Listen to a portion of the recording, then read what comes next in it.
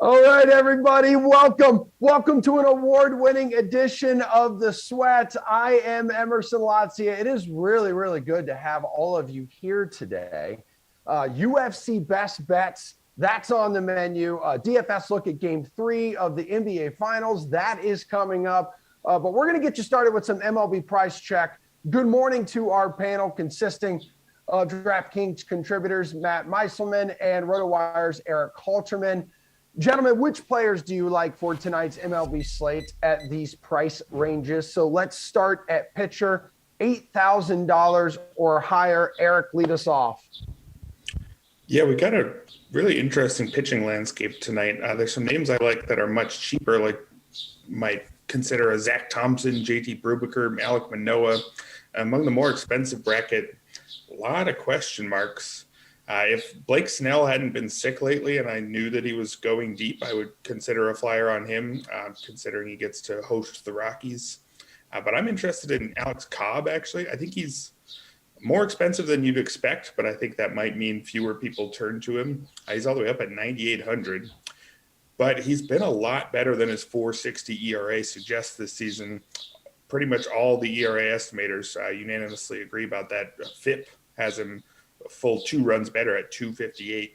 Among pitchers who have thrown at least 60 innings this season, he's third highest in ground ball rate at 58.4%, one spot ahead of famed ground ball artist Dallas Keuchel. He also has the highest strikeout rate among those pitchers who have gotten ground balls at least 50% of the time, up at 27.3%. So that combination of not allowing much contact and keeping that contact on the ground should lead to a much better result than he's gotten so far, especially because he also is walking guys at a below average clip. So he's doing pretty much everything right, just hasn't gotten rewarded for it yet. Had some shaky starts recently, allowing 5 or more earned runs in 3 out of 4 starts in June, but he dominated the Orioles his last time out. So I think I like him a lot here, and I like him a lot in really most of his matchups, even though that ERA might say otherwise. All right, Matt. So who you dropping some change on there in the pitching department? So I'm on the same page as far as the pricing dynamics are concerned. If Blake Snell had been on the slate, and also if he was healthy, I think that's a question mark too. But a healthy Blake Snell at 8,300 at home against the Rockies would have been by far the best option. So now with him off the table, most likely, I think the best play is probably not to pay up at pitcher because like Eric was saying, there are guys in the 7K range that are just better plays. But if we have to spend up, and I think it might make sense to spend up to be contrarian, that's probably the best reason to do it. I think Alex Cobb is a decent choice. I think Wade Miley could be really, really low owned. And he's not a pitcher with a ton of upside. He doesn't really strike a lot of guys out. And it feels kind of gross recommending him. But this could be a slate where just not having a pitcher that blows up is good enough. Even though it's a large slate, the pitching is not very good, and just having a pitcher that gets you 15 or 20 points might be best case scenario. So Miley's facing a below average Brewers offense. He's been really good this year at limiting hard contact. So even though he doesn't get a lot of strikeouts, I think he can kind of just grind his way to a 6-inning game, 7-inning game where he only gives up a run or two, maybe gets the win bonus. So I'm not very excited about this pick, and I do think paying for pitchers that are cheaper is the better way to go, but Miley could be one of the better contrarian options at the higher end. All right, Matty, how about a hitter over 5K now? Yeah, I think Shohei Ohtani could be really low owned here because he's going lefty-lefty against Marco Gonzalez. And there are some other teams that should be pretty popular. The White Sox, the Phillies, a little bit cheaper. And I think Ohtani is just not very affordable. And I still think that people look at lefty-lefty and say, yeah, I don't really want to do that on this slate. I'd rather play Ohtani when he's going against a right-handed pitcher. But Ohtani's been almost as good versus lefties as he's been versus righties. He's just an elite hitter across the board. So I'm not really dissuaded by the matchup against Gonzalez. And the other thing about platoon splits is that it depends on the type of pitcher. And generally, the more changeups and the more soft tossing a guy is, the less that split matters. I think we see platoon splits matter more when you have a guy who throws a slider, maybe sidearm pitcher. The more over the top, the more changeups you see. The platoon split doesn't matter as much. The ball's kind of coming just straight over the top, down the middle. Gonzalez is a fine pitcher, but I mean, anytime we can get Ohtani when other people don't have him, I think that's a situation to take advantage of. Okay, Eric, what do you do here, man? Yeah, I like Matt Olson at 5,400. Sometimes it's pretty simple. He's the ninth most expensive first baseman. He's the second highest scoring first baseman. That already tells us he's a good value. We'd have to look for reasons why we'd expect him to be lower scoring than usual today, and I think I'd expect him to be higher scoring than usual today. He'll get the platoon advantage against Jordan Lyles, who's exactly the type of pitcher I want to pick on with my power hitters. He gives up a lot of contact, just an 18.5% strikeout rate, and a lot of that contact is in the air. He gets ground balls at just a 35% clip. So very much the type of pitcher that I would expect to see some homers against. And Matt Olson gives a ton of homers. And, he's got as much power as ever this season. 13.8% barrel rate is about a tick above where he was over his first 5 seasons combined. But more interestingly, he's dramatically cut his strikeout rate. It sat at 31.4% last year. He's cut it almost in half to 16.5% this season. So he's suddenly this all-around force at the plate, giving him a 283 average, which is pretty close to backed up by a 273 expected batting average. So he's a guy who I'm thinking of as in an entirely new tier this year after he was that low average, high power slugger the last few seasons. So I think that top tier price, isn't even quite a top tier price for Olson. I think it should be. And he's behind a bunch of other names. So I think this is a guy I want almost all the time, and especially tonight. All right. Well, now I need a value bat you like, Eric. I will cheat and give you 2. And that's because I really want to pick on the Tigers rookie righty Matt Manning, who has plenty of potential, but he's just not ready yet. I'm not really sure what he's doing in the majors. Had an 8.07 ERA and 7 AAA starts, but they promoted him anyway, and he's technically better. 7.94 ERA. Congrats to him through his first 4 MLB starts. But getting a strikeout rate of just 7.4% just shows that he's nowhere near where he needs to be to start putting major league hitters away. So I'm interested in a couple of rookie outfielders for the Twins who will get the platoon advantage against him. Alex Kirilloff at 3,800 and Trevor Larnach at 2,800. Kirilloff, he's priced more because he is the better prospect. They have very similar numbers, actually. 265 average with a 444 slugging for Kirilloff, and 262 average with a 440 slugging percentage for Larnach. Kirilloff, though, has really exciting expected stats. He's underperforming his expected batting average by about 50 points and his expected slugging by over 150 points. His 316 XBA and 599 expected slugging suggests that he's already hitting the ball like some of the best sluggers in the game. And he really was a very highly rated prospect, expected to hit for both power and average. So I'm interested in him, especially until his results catch up to those expected numbers. I think we're going to keep seeing bargains on him. Larnach, on the other hand, isn't quite the same prospect. He does have strikeout issues. He's striking out more than 30% of the time this year, but he has enough power and a good enough eye to make up for that, especially at a sub 3,000 price against, again, a pitcher who's striking out 7.4% of opposing batters and has an ERA around 8. So load up on, I think, as many Twins as you can, but especially those 2 rookies. Matt, how about some wood in the value department? So I think for cash games, the obvious spots are probably the Twins and then also the Phillies going into Fenway against Garrett Richards. So Brad Miller was actually the slate's highest scorer last night. He's 3,200. I would imagine he's in the lineup again after a performance like that. Probably will be pretty popular too. And then we've got Real Muto, 3,800, McCutchen, Segura, Gregorius, all cheap. I think Bryce Harper's still even too cheap at 5,000. But for GPPs, this is going to be a very chalky spot, I would have to imagine. So for a value pivot, I'm looking to the Yankees going into Houston against Jake Odorizzi, who might be a somewhat popular choice because of the Yankees' struggles recently and also what we've talked about, just the lack of high-end pitching options on this slate. But the Yankees are not that expensive. Judge is 5,000. Stanton and Sanchez are a little cheaper. And then we get down to like Luke Voit, 3,600, Gleyber Torres, 3,200. I still think the Yankees are underpriced, and at some point, maybe they don't make it all the way back and win the division. Maybe they don't even make the playoffs, but the Yankees will turn it around offensively. These hitters are just too talented, and we saw them put up a bunch of runs on the Mariners a couple nights ago. But these prices, I think, are well too low, and I also don't see them getting that much ownership. So I think this is one of my favorite spots to attack on the slate. All right, let's bring it home here over on the DK Sportsbook. Matt, what is your favorite bet of the night around Major League Baseball? Talk to me. So I'm kind of looking at this afternoon game. The Cubs lineup has been different day to day because they've been dealing with a lot of injuries lately. And I'm not a fan of Wade LeBlanc generally, and I don't really love the Cardinals. I don't think they're a very good team. But if we see another Cubs lineup today where there's no Wilson Contreras, maybe Bryant and Baez have been dealing with injuries, this could be a chance to take advantage of a lineup that comes out where the Cubs maybe still are missing a bunch of their key players. So in that scenario, I like the Cardinals, but that's more of a wait and see. The other one that I'll give is I think that the White Sox are just getting too much love in general right now. Soon this will change. Eloy Jimenez is due back. I think he started a rehab assignment either yesterday or maybe it'll be today. But for the time being, this team has a couple good hitters: Jose Abreu, Tim Anderson, and after that, it's a bunch of known names. And I think maybe there's a couple average hitters there, but a lot of bad ones too. So I kind of like the Orioles. I'm a little tentative to say that. I just think the White Sox, generally speaking, are an overrated team right now until they get healthier. Okay, Eric, how about you, man? I'm liking the Phillies at plus 110 over the Red Sox, and I don't think that's because I'm still mentally processing the fact that I saw Brad Miller hit 3 home runs at Wrigley last night. I'm still not really sure what that means for the fabric of reality.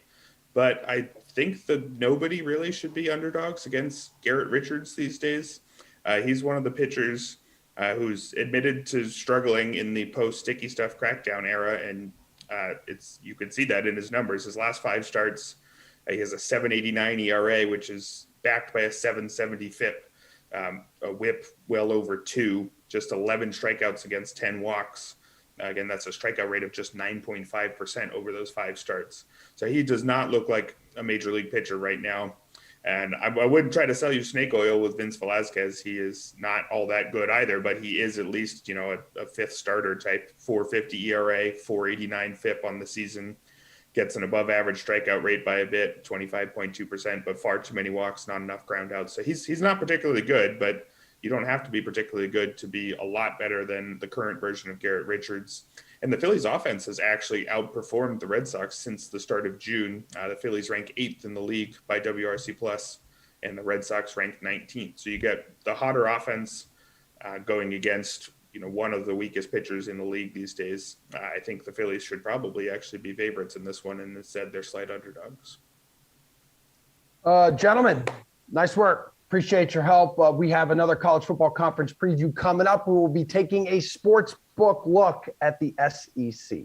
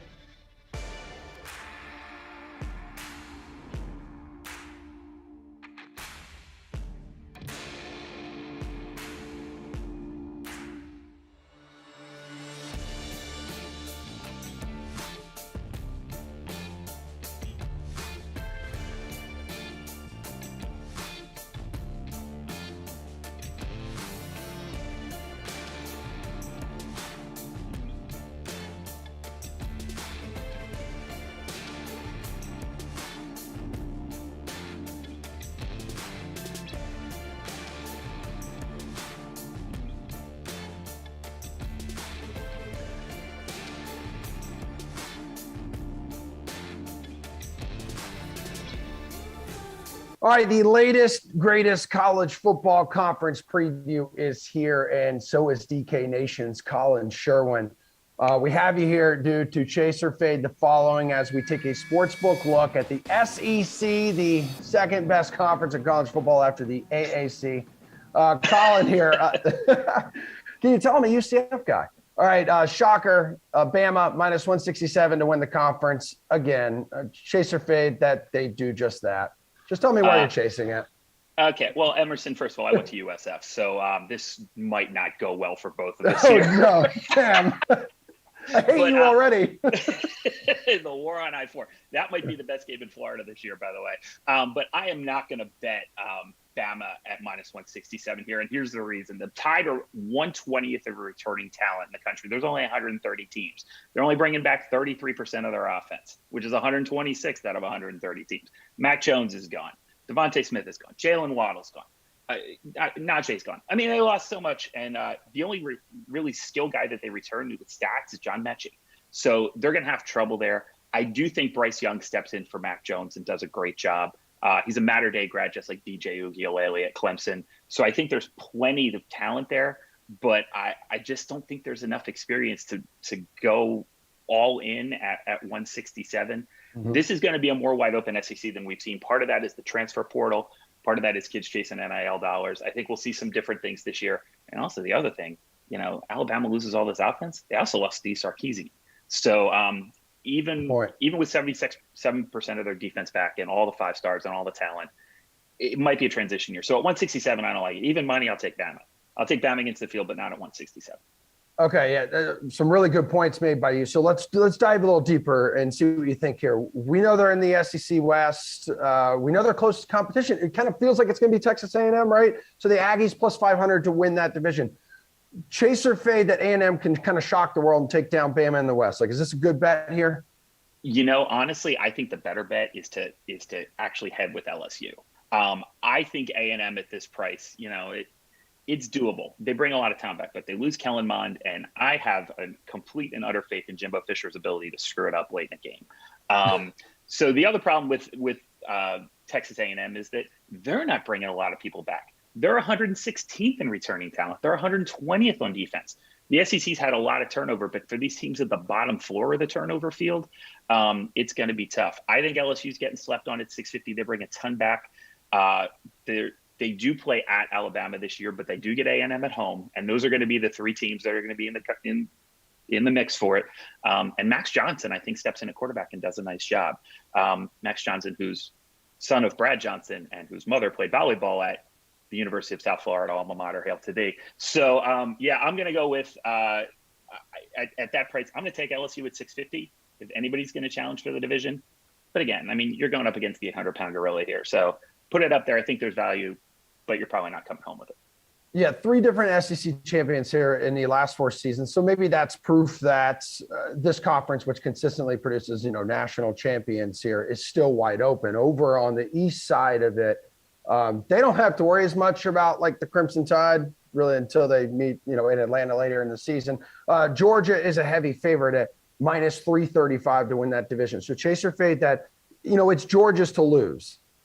It is Georgia's to lose, but only because of the schedule. So if we had schedule parity in the SEC East this year, I'd actually take Florida at plus 320. I think they return only 5 starters on each side of the ball, but there's plenty of depth. Dan Mullen has started to get his kids in. He's recruited a little bit better every single year that he's been there, and those kids are starting to get to the point where they're going to be able to get on the field. They're 12th on overall talent in the country. Problem is their normal crossover game is LSU. That's always a challenge. But now they get Alabama in week 3 at home as well. And that's just too much to handle. So now you would need to beat Georgia in Jacksonville, and then you would have to have Georgia lose another game for them to get over the hump. Mm. So if I'm doing it, I'm going with Florida. There's a lot of reasons to fade Georgia this year. JT Daniels is an injury risk. They have talent return issues. I think Daniels is a really talented quarterback when he's on the field. But I don't know if at this price, it's just too much to get over the hump. And then take Florida and Georgia and then throw everybody else out the window, because I don't think anybody in the SEC can compete this year. Yeah, Georgia still has one of the best running back rooms in the country as well. Yes. Back over just to Bama real quick. Win total set at 11.5. So chase or fade that, they hit the over here. So one of my favorite bets for years was because they would set this line at 10.5, and I just go over Alabama. It was just like snap. Don't even think about it. They're not losing twice. Don't worry about it. This year, it's a little bit trickier. So they get Florida at week 3 on the road. That's going to be a little bit tricky. Miami to open, I think they'll be okay. But Florida in the swamp, and especially because that Miami game is in Atlanta, so it's a neutral field, which is basically going to be like an Alabama home game. You also got to worry about Texas A&M week 6. And then LSU, they do get LSU at home in week 10. So the game at Texas A&M in week 6, I think, is the key. This is a stay away from me. The price is even money if you want to do over and think they run out undefeated. But the under, you got to pay a little 125. That sounds about right to me. They're the favorite. They should be the favorite for a reason. They have more talent than everybody. They have the process. I can't wait to see the NIL deal that they signed with their kids. Is every car dealership for 3 states starts putting these kids in massive amounts of money to just increase what Alabama's Death Star is. But I'm not sure that this is at the right price. So for me, there's a bet that I always made at 10.5. I'm going to let it go at 11.5. Yeah, man, that parking lot outside the stadium now is going to be loaded with some of the nicest cars like you've ever seen. It's going to look like an NBA game. Guys are going to be walking in fly suits, Bentleys, everything. It's going to be unbelievable. I can't wait to see it. I am so excited to see what these players do this season. Derek King is going to make more money in college than he ever is in the pros, I think, this year. Yeah, it's almost like Cam Newton did. All right, so finally, let's get your bold prediction for the SEC this season. So I was at Game 5 of the Stanley Cup on Wednesday night. My beloved Tampa Bay Lightning took down the cup, and I was fortunate enough from a person who was on the ice who gave me a piece of the net. Look at this thing. This is an exclusive, a Sweat exclusive. I have a piece of the net from Game 5 of the Stanley Cup. This is normally the thread with which about 4 or 5 SEC coaches enter the season about to get fired. Every single year, you see such massive turnover. There were 4 coaches fired in the SEC last year. There will be no coaches fired. Every coach that starts 2021 will be the head coach to start the 2022 season. So there you go. There's my bold prediction. No SEC coaches get fired in the next 365 days. That conference having patience with its head coaches? What are you talking about? It seems crazy, but if you look at every individual case, the only guys that could be kind of on the bubble who aren't in year 1 or year 2 or like just mandatory keeps are Dan Mullen and Kirby Smart. They're not getting fired. So I think all 14 come back. All right. Love it. Loved having you here, Colin. We appreciate you as always, dude. We can talk 2017 national champion UCF like another time. UFC is next. Massive weekend ahead.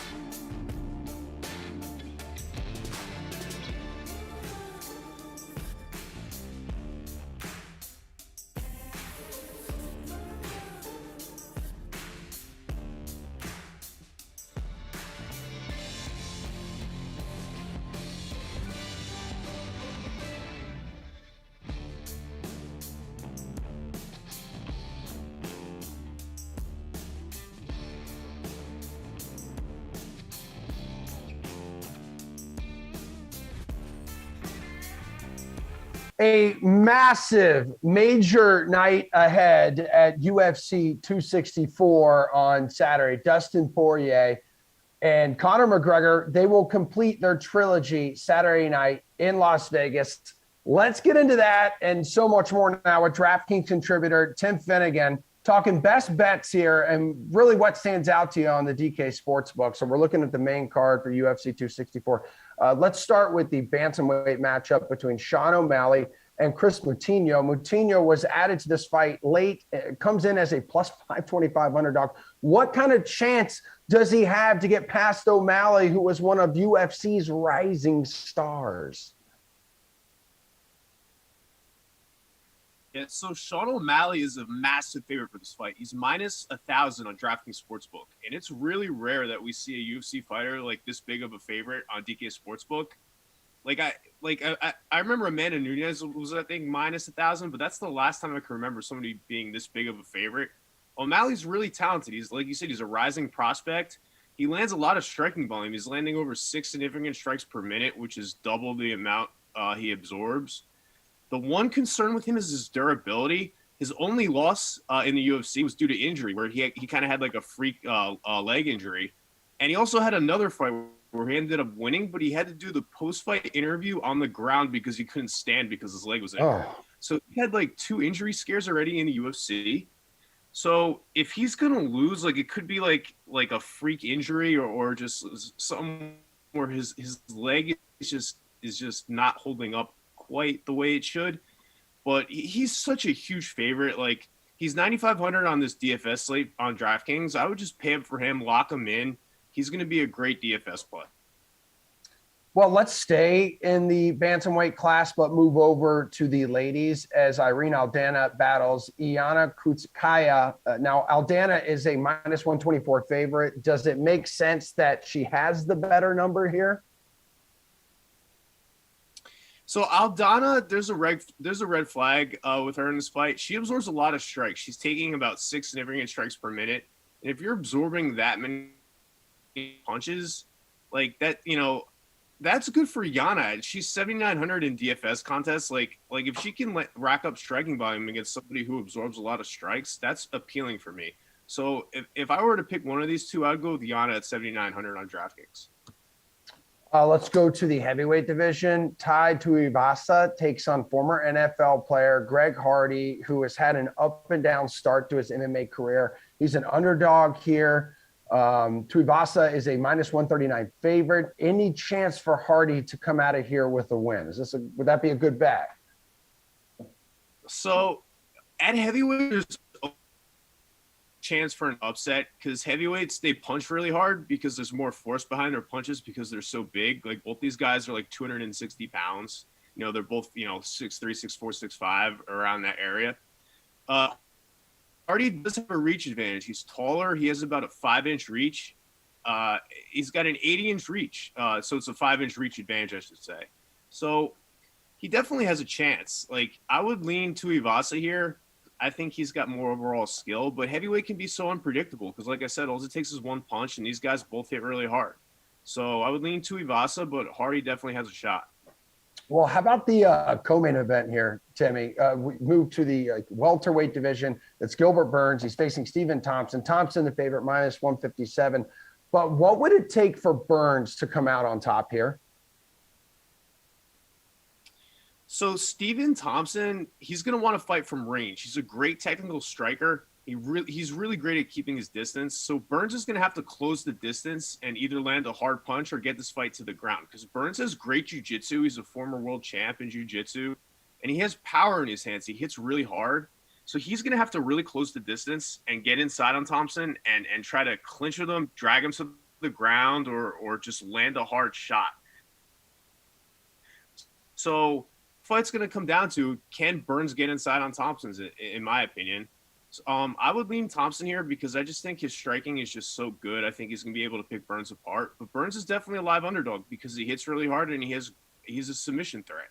So I think Thompson is 8,500 in DFS contests. I would look at him if you're looking for like a decent mid-tier play.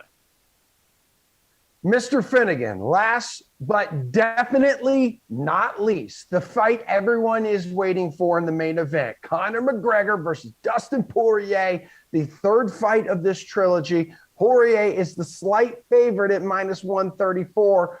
Who takes the rubber match in this rivalry? So So Conor McGregor, before his last fight against Dustin Poirier, he was training for a boxing match with Manny Pacquiao. It was gonna be like a charity fight.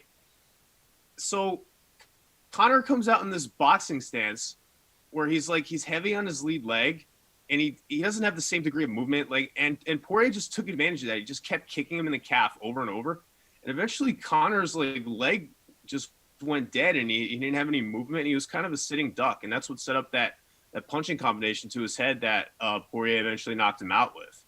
So Conor just didn't have the same bounce in his movement. If you watch his first fight with Poirier, he was attacking from all these unpredictable angles. He was throwing all these crazy kicks, and he was so fast. And in this last fight, he was just kind of stationary and kind of slow. And Conor knows this, and he says he's worked on his mistakes in his training camp. He says he's fixed his mistakes. I think if McGregor protects his leg this time around, he's going to be in good position to bounce back, because I just think he has more overall skill on the feet. Poirier does have better cardio, so if this fight goes into the later rounds, like maybe Poirier could eke out a decision late or a knockout late. But I expect Conor to really look great in this fight. I expect him to win. I would go with I think McGregor via TKO is plus 140 on DraftKings Sportsbook. That's a bet that's appealing for me at plus money.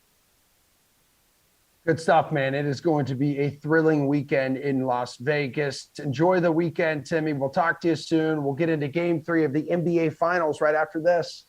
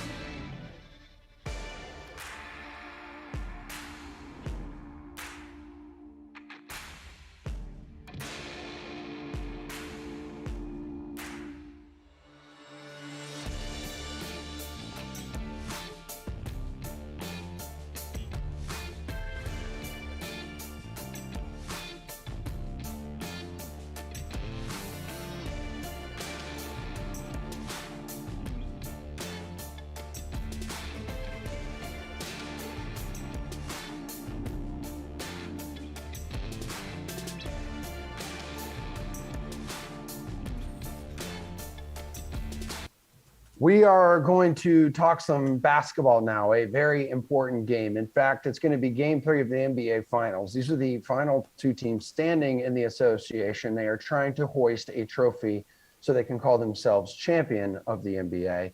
Kenny Ducey, DraftKings contributor, here to help us with some Showdown picks, your top plays for the Showdown contest for game 3. Who will you be using as your captain on Sunday night? This is 1.5 times the salary, but Kenny, 1.5 times the points you receive in return. And 1.5 times the fun. I thought that's what you were going to say. Yeah. Emerson, it is. It's almost double the fun, but not quite. I like Drew Holiday here as my captain. I'm going to fire him up again. I said last night that he was my favorite play at the captain. $8,800. His price is really, really good in the flex, but it's even better in the captain spot where it's just 13.2K. Look, I think that this guy still has a great game to play. I think that the Bucks, there's a reason that they're the favorites at the DraftKings Sportsbook, and Drew Holiday should be the guy that leads them to this victory. You know, you definitely want to get Giannis in your lineup. There's no doubt about it, but I don't want to spend all that money when I think there's a guy here that's going to score 50 or 60 fantasy points. Holiday has managed to have great or decent nights. 41 DraftKings fantasy points isn't too shabby. Last night, and it was because he had the 7 assists, 5 rebounds, he had 2 steals, and he didn't really still score that many points. Drew Holiday's only gotten to the free throw line here. He's been the only one of 2 Bucks to get to the free throw line, not named Giannis.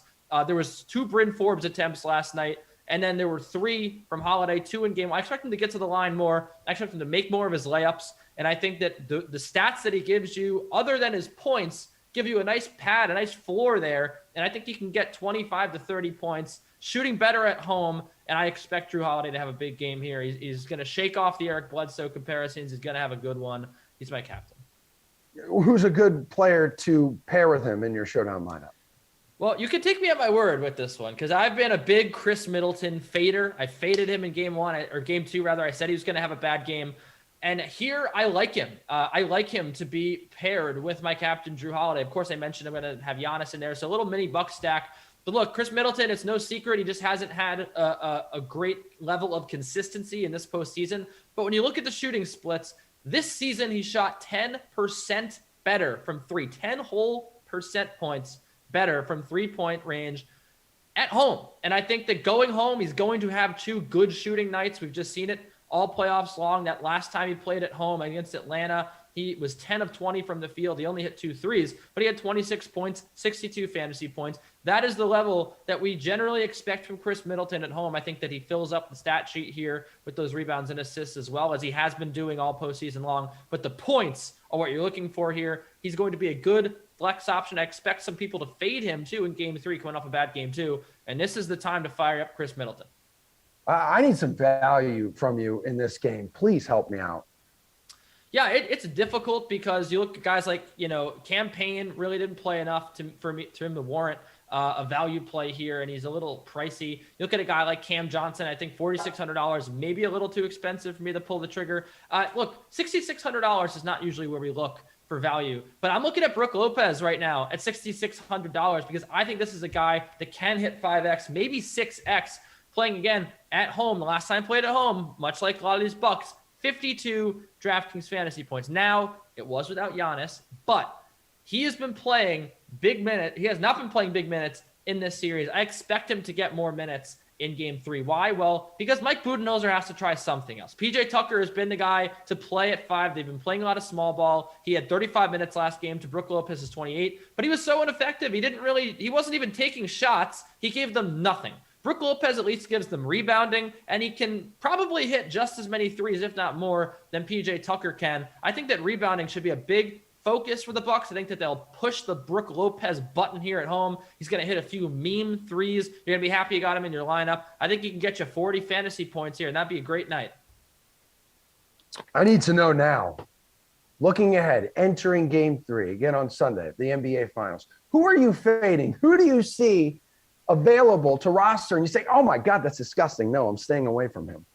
I don't know if it's disgusting, Ooh, but Devin Booker, 10.6K is a lot of money, Emerson. It's a lot of money for a guy that didn't even hit 5X on a 10.6K salary. He was $10,000 in game 2, and he only had 48 DK fantasy points. So he had a great real life game. Everyone is real excited about how many threes he hit, but he didn't really have an efficient game scoring the basketball other than his 3-point shots. He didn't really do anything else on the stat sheet, just 11 assists and rebounds. And to me, I think this is a guy that does have a low floor here. I think he had a great night. He had a great game 1 against the Clippers, and then he disappeared in that series.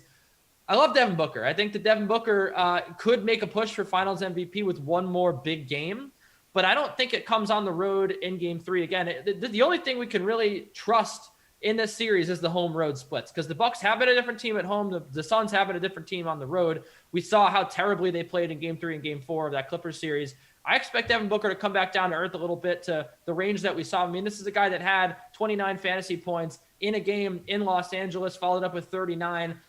If he was like $8,000 or $9,000, maybe it's a different story, but all of this money, almost $11,000, I can't recommend him. Switching over to the sportsbook side, is there one bet that has caught your attention? It catches your eye. You can't take your eyes or your mind off of it ahead of game 3.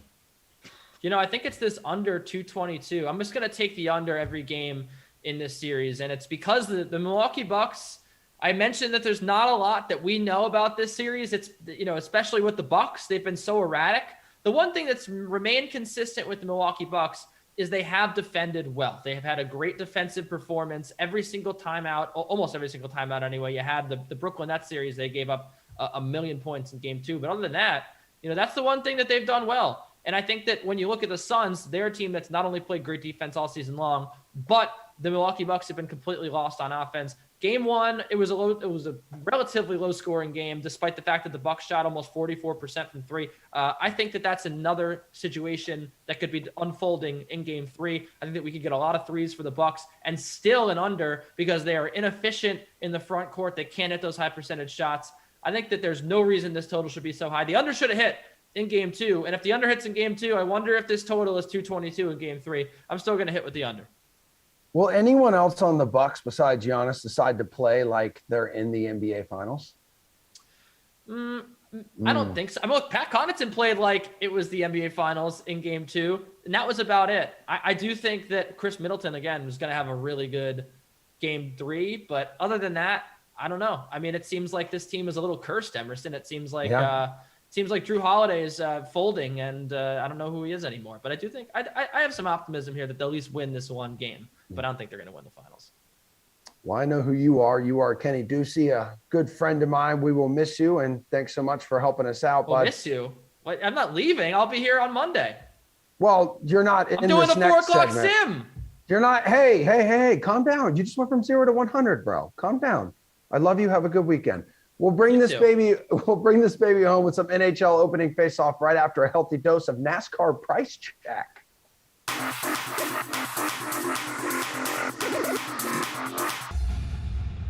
Welcome to the Price Check. I'm Pierce Dietrich. Let's look at the salaries for Atlanta, whose salary jumped up this week. Kevin Harvick, $8,600 up to $10,900. Atlanta is one of his best tracks, but this hasn't been the same Harvick this season. He was fast in the first Atlanta race, but he had nothing for Kyle Larson. Kyle Larson, $10,500 up to $12,000. He had the best car in the Atlanta race, led 83% of the laps in that race. It's basically what he does every single week. Alex Bowman, $8,100 up to $9,400. He finished third in the first Atlanta race because A, it was a cooler temperature day with higher grip on the track, and B, his pit crew is amazing. Whose salary dropped this week? Michael McDowell, $7,600 down to $5,900. He was a top 20 driver in the high downforce package last season. He's a top 20 driver in the high downforce package this season. Martin Truex Jr., $10,300 down to $9,000. His team just missed the setup in the first race. This should be a hot, slick racetrack that suits his style. Joey Logano, $9,800 down to $8,800. He got lapped in the first Atlanta race. What else needs to be said?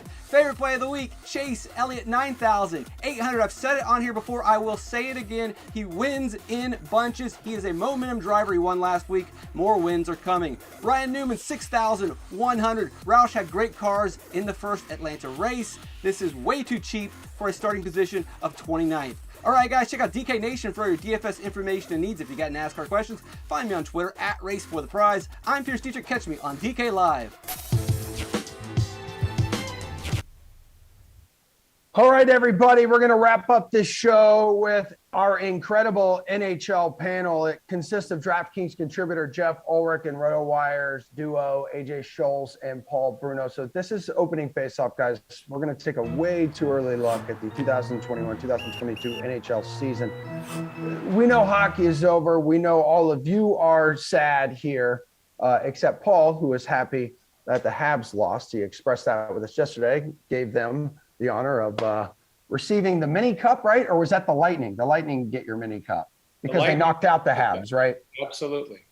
Okay, awesome. Let's remedy our sadness here by looking ahead to the next hockey season. So in terms of early favorites for the 2021-2022 season, it's the Avalanche, not the Lightning, who are current cup favorites for next season. Colorado plus 500, Tampa plus 700 for the three-peat. Do you think the odds makers got it right, Paul?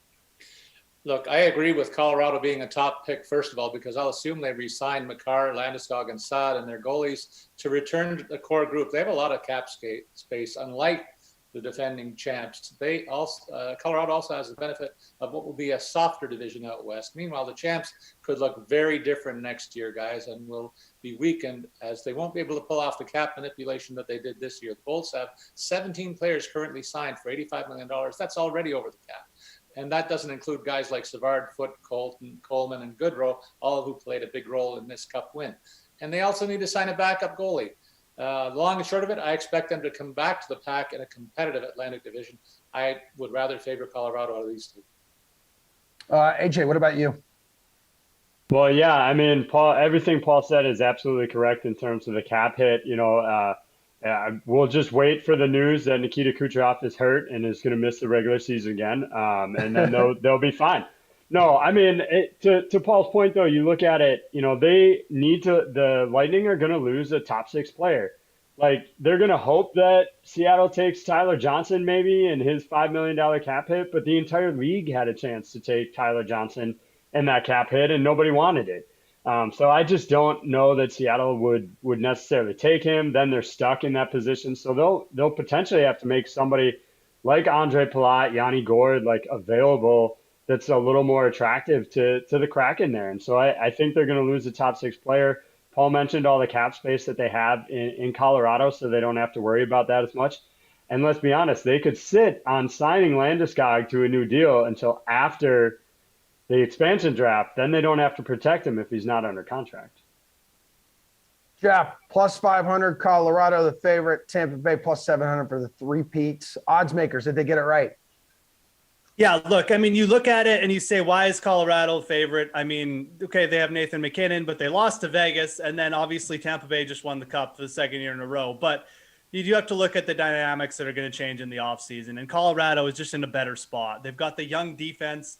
They're going to be able to bring all these guys back. They're going to do it. They're going to be smart about it, like AJ said, in my opinion. And Tampa, it's also just a story of 2 divisions. Tampa got by, their division this year, but they also, they didn't win the division, and they got Kucherov back for the playoffs. Like, it just worked out so perfectly for Tampa Bay last year. I don't see that happening again. They're in the tougher division. I agree with this. I do think the odds makers got it right. I think Colorado should be the slight favorite over Vegas. So.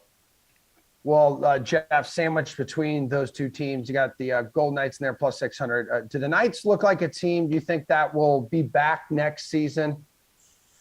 Oh, they're definitely going to be back. Look, I mean, all you have to do is look at the Pacific Division and look how weak it's going to be next year.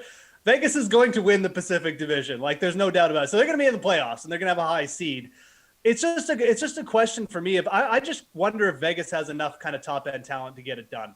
I mean, I like their top 2 lines. I think Mark Stone is really good, but when you match it up against like Tampa Bay's top line and then Colorado's top line, like, it does kind of stick out a little bit that maybe they're just a little bit underwhelming in that perspective from the elite teams. But this is a team that could definitely add a little bit of something on the bottom 6 as well. I think they have a little bit of room to improve. So I think Vegas is going to be back. But if you're asking me who I'd take, like, I'd just take Colorado at plus 500. I really do feel like they're the more elite team. They do need to get their goaltending figured out, and they need to have their goaltenders be healthy for a year. But other than that, I still would rather bet on the Colorado, even though you're getting slightly worse odds. Okay, AJ, how you feel about the Golden Knights? I agree with Jeff. Between the 2, I would rather take Colorado as well. But for me, the Golden Knights are 1 top center away from being a complete team. They've got $6 million in cap space. That'll bring you in a top center. Push everything down a row there. Chandler Stevenson better off in a second line role. They need somebody who can play with Pacioretty and Stone, and that's really their only glaring error. They've got solid defensemen, guys that are contribute offensively. The top 2 lines, like I said, with that one kind of glaring error, are really good, and they've got one of the best goaltending tandems in the league. So if they bring in that top 6 center, I would expect you'll see that maybe their odds could even, improve. They could drop closer to that plus 500 with Colorado with an addition there. Paul, I mean, Golden Knights, like every team, should be applauded really for making it through a hectic season, but they don't make banners for effort unless you're the Predators here. So plus 600 for the Golden Knights. They going to be back? Yeah, they will. They have 18 players signed and $6.1 million to sign 5 more players. They've got less work to do than the other 2 clubs this offseason. The only key free agent that's unsigned for them is Alec Martinez. They may be forced, though, to move one of their bigger ticket guys, and it might be their goalie. And I wonder how upset AJ might be with that. Maybe he'll go back to Pittsburgh, though, buddy. But in any case, Vegas will be a top contender in the West once again, regardless. All right. Speaking of the Golden Knights here, though, we all know they made the Stanley Cup final in their first season of existence. It was really impressive. It was a great story. The next NHL expansion team, that's going to be the Kraken here, guys. They're going to see their lineup kind of start to take shape July 21st. That's the expansion draft. Obviously, no information yet as the draft has yet to happen. I think teams still have another week here to release their protected list. But Could Seattle be set up for a great first season like Vegas, or do you think other teams have kind of figured out the formula after last expansion draft? Paul, you're shaking your head yes. I think the Kraken will definitely be a competitive club in year one, guys. They won't start with a loaded roster like Vegas per se, but I do expect they'll come up with a lineup that should be better than all the Western clubs, except for maybe Edmonton and Vegas in that division. I still count the three California clubs as non-contenders looking ahead. So that means they have to beat one out of Calgary or Vancouver. I see them certainly doing that and possibly finishing ahead of both and qualifying for that playoff spot in year one. Jeff, can you see Seattle being competitive in year one? For all the reasons Paul just said, yes. I mean, they're in the dynamite division to start your franchise in. The specific division is not good. Hashtag not good. Yeah, they're going to have to face Connor McDavid, and they're going to have to face, the Vegas Golden Knights, but they legitimately could be like the fourth best team in this division starting off. So it's going to be really interesting. I like it. I think that there's going to be some bigger names. Like we already mentioned, Tampa might be throwing someone out there like a Poulat. So I do think they're going to put together a pretty interesting roster as well. I think they have a legit shot to sneak into as like a bottom seed in the playoffs as well. So going to be very interesting. The West is going to be wide open again. Damn, AJ, can you give me a reason they're not going to be good at all? Well, it's because they're not going to get the same deals and capital that Vegas was able to squeeze out of everybody else. Everybody's wisened up to that. They're just going to let their guys go and let it be the end of the day. Look, we all knew that Vegas was going to take Marc-Andre Fleury. Everybody and their grandmother knew that they were going to take him. And yet Pittsburgh still gave a 2020 second round pick to them to just make sure. We're not going to see those deals. They're not going to have all this extra capital. We might see one or two, but it's just not to the same level. They're not going to be able to then take those picks and those guys and shuffle them around in the same way that Seattle did to load up their roster even more. I just don't see them getting that sort of leverage. These guys are right. The Pacific is bad, but the Golden Knights also had that unfortunate event in Vegas that kind of gelled them together right at the start of the year and really help them kind of rally around. Hopefully we don't see something similar like that in Seattle. So I just don't see them making the playoffs this year. I think you're going to see a kind of disconnected team that doesn't have that same leadership, that same rallying point, and that is not going to be as stacked. Well, there are no odds out yet for this, but Connor McDavid would most likely be the favorite for the Hart again next season. It seems like for the near future, the MVP is just going to be his to lose each year. Who else, though, AJ, is a potential early Hart Trophy favorite for next year? I think there's three guys that make the most sense as potential options here if you want to fade McDavid in this one. And that starts with Nathan MacKinnon first and foremost. I think he is probably the biggest challenger there. Obviously, Austin Matthews is going to be a name as well. He'll continue to compete for the Rocket, I would imagine, every year.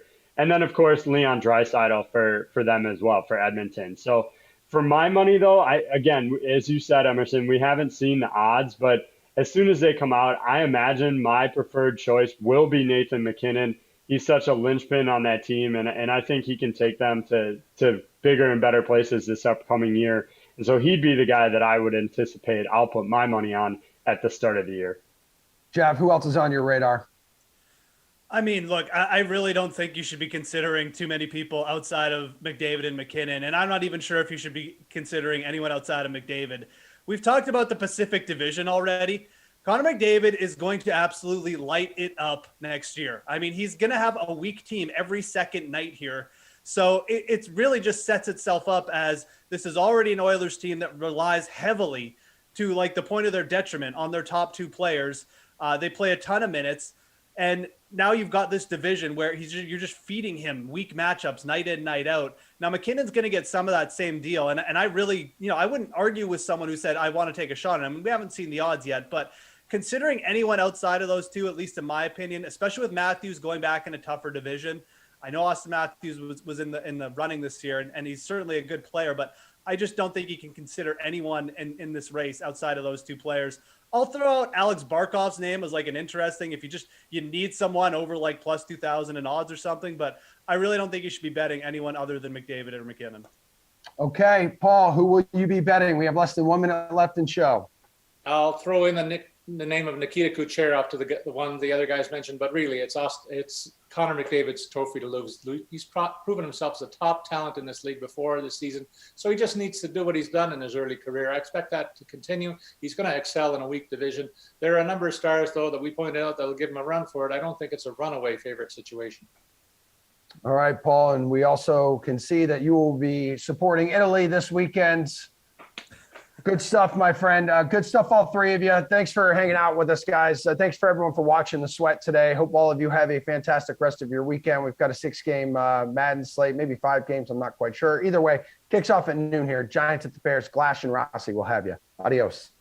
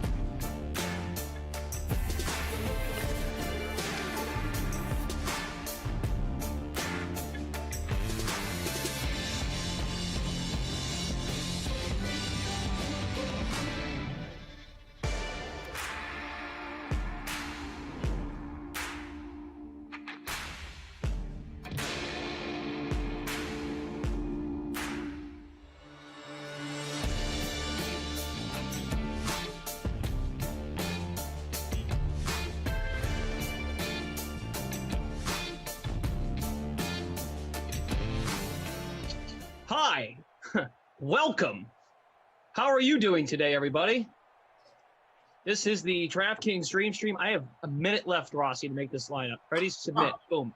Got it. Okay. Hi. We've got the Giants and the Bears. The Bears. To start off the Dream Stream. Not 6 sims today. Not 6, not 5, not 4, not 5, not 6. Everyone remember that? LeBron? Remember that? The decision? Not 2. You know what? Still hate him for it. Sorry. Sorry, dude. Don't be sorry to me. Apologize to LeBron. That's what I thought he was watching. Oh. 4 sims today. The early classic. It's here. Giants at the Bears. Jason Rossi, Brendan Glasheen. We have the Drew Stack on production. Tate from Ops. Hi, Tate. Good to see you again, Tate.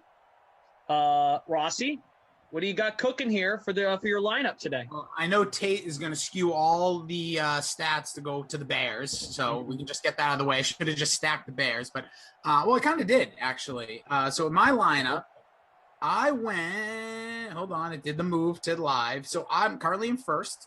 I have the Bears defense, Allen Robinson, Mitchell Trubisky, Madden Mitch. Get those last, 2 months of putting him in your lineups because he'll be a backup when we turn over. We don't know when. Golden Tate, Saquon Barkley, and I captained, and this is the reason I'm going to win this contest, Ted Ginn Jr. Teddy Ginn, feel like he's going to burn this Giants date. Okay. It's okay. I'll take it. I'll take okay. Okay. I put Mr. Trubisky in the captain spot. Nice. Barkley and Cohen, both in my lineup. David Montgomery, only $3,400 today. Like that call. Golden Tate is in there. And really, just David Montgomery. Just scored a touchdown, and then you deliver. Yep. Golden Tate and a kicker, Graham Gano. Oh! Glash, I like your lineup more than mine because you really dressed it up. Yeah, I mean, you can't go wrong with Trubisky and the captain. Sometimes Saquon's like weird in these sims where I'm just like, dude, you just don't. Yeah, I don't trust him. Don't deliver. Now he's been great lately. 4 touchdowns in each of his 4 touchdowns over his last 3 games. Yep. So you got that going for you. The chat is locked in, ready to go. I love it. Whoa. Everyone's in saying hi. Hi. Good moods, good attitudes on a Friday. I like it. This is good. Rossi, the last time we were together, I was calling the game off this one little screen, trying to figure out my life. You were calling the game from a 30-second delay, so it was great. It was a week ago today, last time we were. Still trying to figure out my life, but with 2 monitors, things are looking up. Love that. All right. Monitor guy. Yeah. Who isn't these days? Are you? Do you have 2? No, I'm a 1. Well, here's what I have, Glash. I have the monitor for the game, and I have my iPad for Twitch and some of the other outlets. I have so I use multiple screens. It's just not computer screens. Okay. That's why sometimes you see this. That's just because I'm blind. Glasses are on the way, though. There was a chip when the glasses were being made, Glash. My glasses were chipped in production. So it's going to take me about another week to get the official pair on my face. Oh, they were Chip Perkinsed. Good call, I guess. That guy's been missing, but maybe he's just chipping glasses, making things tougher for Mr. Rossi. Poor guy.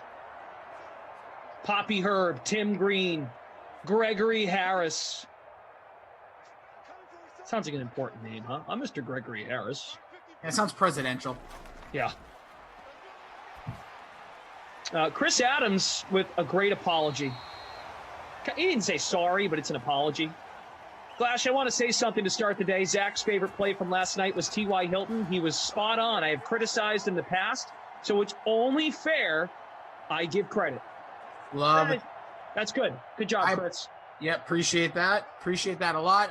That's the thing. When we make calls, whether it be me, Glash, ZT, Ducey, or whoever, Lamarca, yeah, you can always criticize. Easy to criticize, but it's really nice to give a little credit when they are right. So good on you. It's true. Accountability. Emerson's forehead. I have 3 screens, way better than 2. I'd recommend it, Clash. Space is kind of a problem. See, I'm in the bedroom. Oh, But all right. I mean, you want to send it to me, please. Bossman captained Mitchell Trubisky, 16% owned. Mitchell Trubisky, of course, the new backup quarterback of the Buffalo Bills. It's going to take some time to get used to. You're going to be like, oh yeah, Mitchell Trubisky's in Buffalo. Forgot about that guy. yeah. Are we really going to miss this guy? Maybe in Simland. Simland for sure. I still have a feeling they're going to work him. He's going to play. Not like a lot, but there's going to be something. And I know Josh Allen's an MVP. I don't know if there's an injury, if it's the 17 games, that maybe there's a sore elbow on a Sunday when they have a short turnaround on a Thursday night game, something. It's just there's something weird that I feel like fits. Like, I don't feel like Mitchell Trubisky is a backup quarterback yet in his career. I know he is technically by team, but I feel like he could still be a starter in this league. Yeah. Well, seeing the move, we talked about this a lot yesterday. There's your man, Ted Ginn. Get some. We talked about this a lot yesterday, just the movement at the position throughout the league this particular offseason. I mean, look at all the... Ducey and I were going on and on about Marcus Mariota. He loves Mariota. Loves him. So, not to interrupt, but I just want to bring this up because yesterday, me and ZT and our sim, the big talker was like, who are going to be... Somebody asked a great question. Donald was in there. And he said that who are like surprise quarterbacks for next year? And the whole chat was like Mariota. Mm-hmm. I'm like, I get that would be a surprise because technically on July 8th, now July 9th, not the starting quarterback for the Raiders, but could take over. And I guess that's where people were going. But I was just so taken aback by like how many in the chat. It was like a very, very loud majority. Yeah, I mean, maybe Trubisky's like the next Mariota, and maybe some folks would think that's disrespectful to Mariota, but Trubisky's been in the league a few years less than Mariota. Maybe he's like that next guy where he backs up for a couple years and it all opens up for him because folks are curious what's there. And that's really what it comes down to with Mariota. We're all curious of what he might give and might be able to provide at this stage as a backup for these handful of years. We all saw it a little bit when they played against the Chargers on that Thursday night game. Yeah. He looked good. He did. Oh, come on, Montgomery. Oh, you got to turn the corner there. The goal line offenses, I'm telling you, they're very suspect. You can't base it off of anything like, oh, once they get down here, run it up the middle, pitch it to the outside. There's just nothing really seems to gel if they don't just try to jam it right up the middle on the first play. I'll give you an example of a guy. Sorry, Rossi, I interrupted you. No, you're good, dude.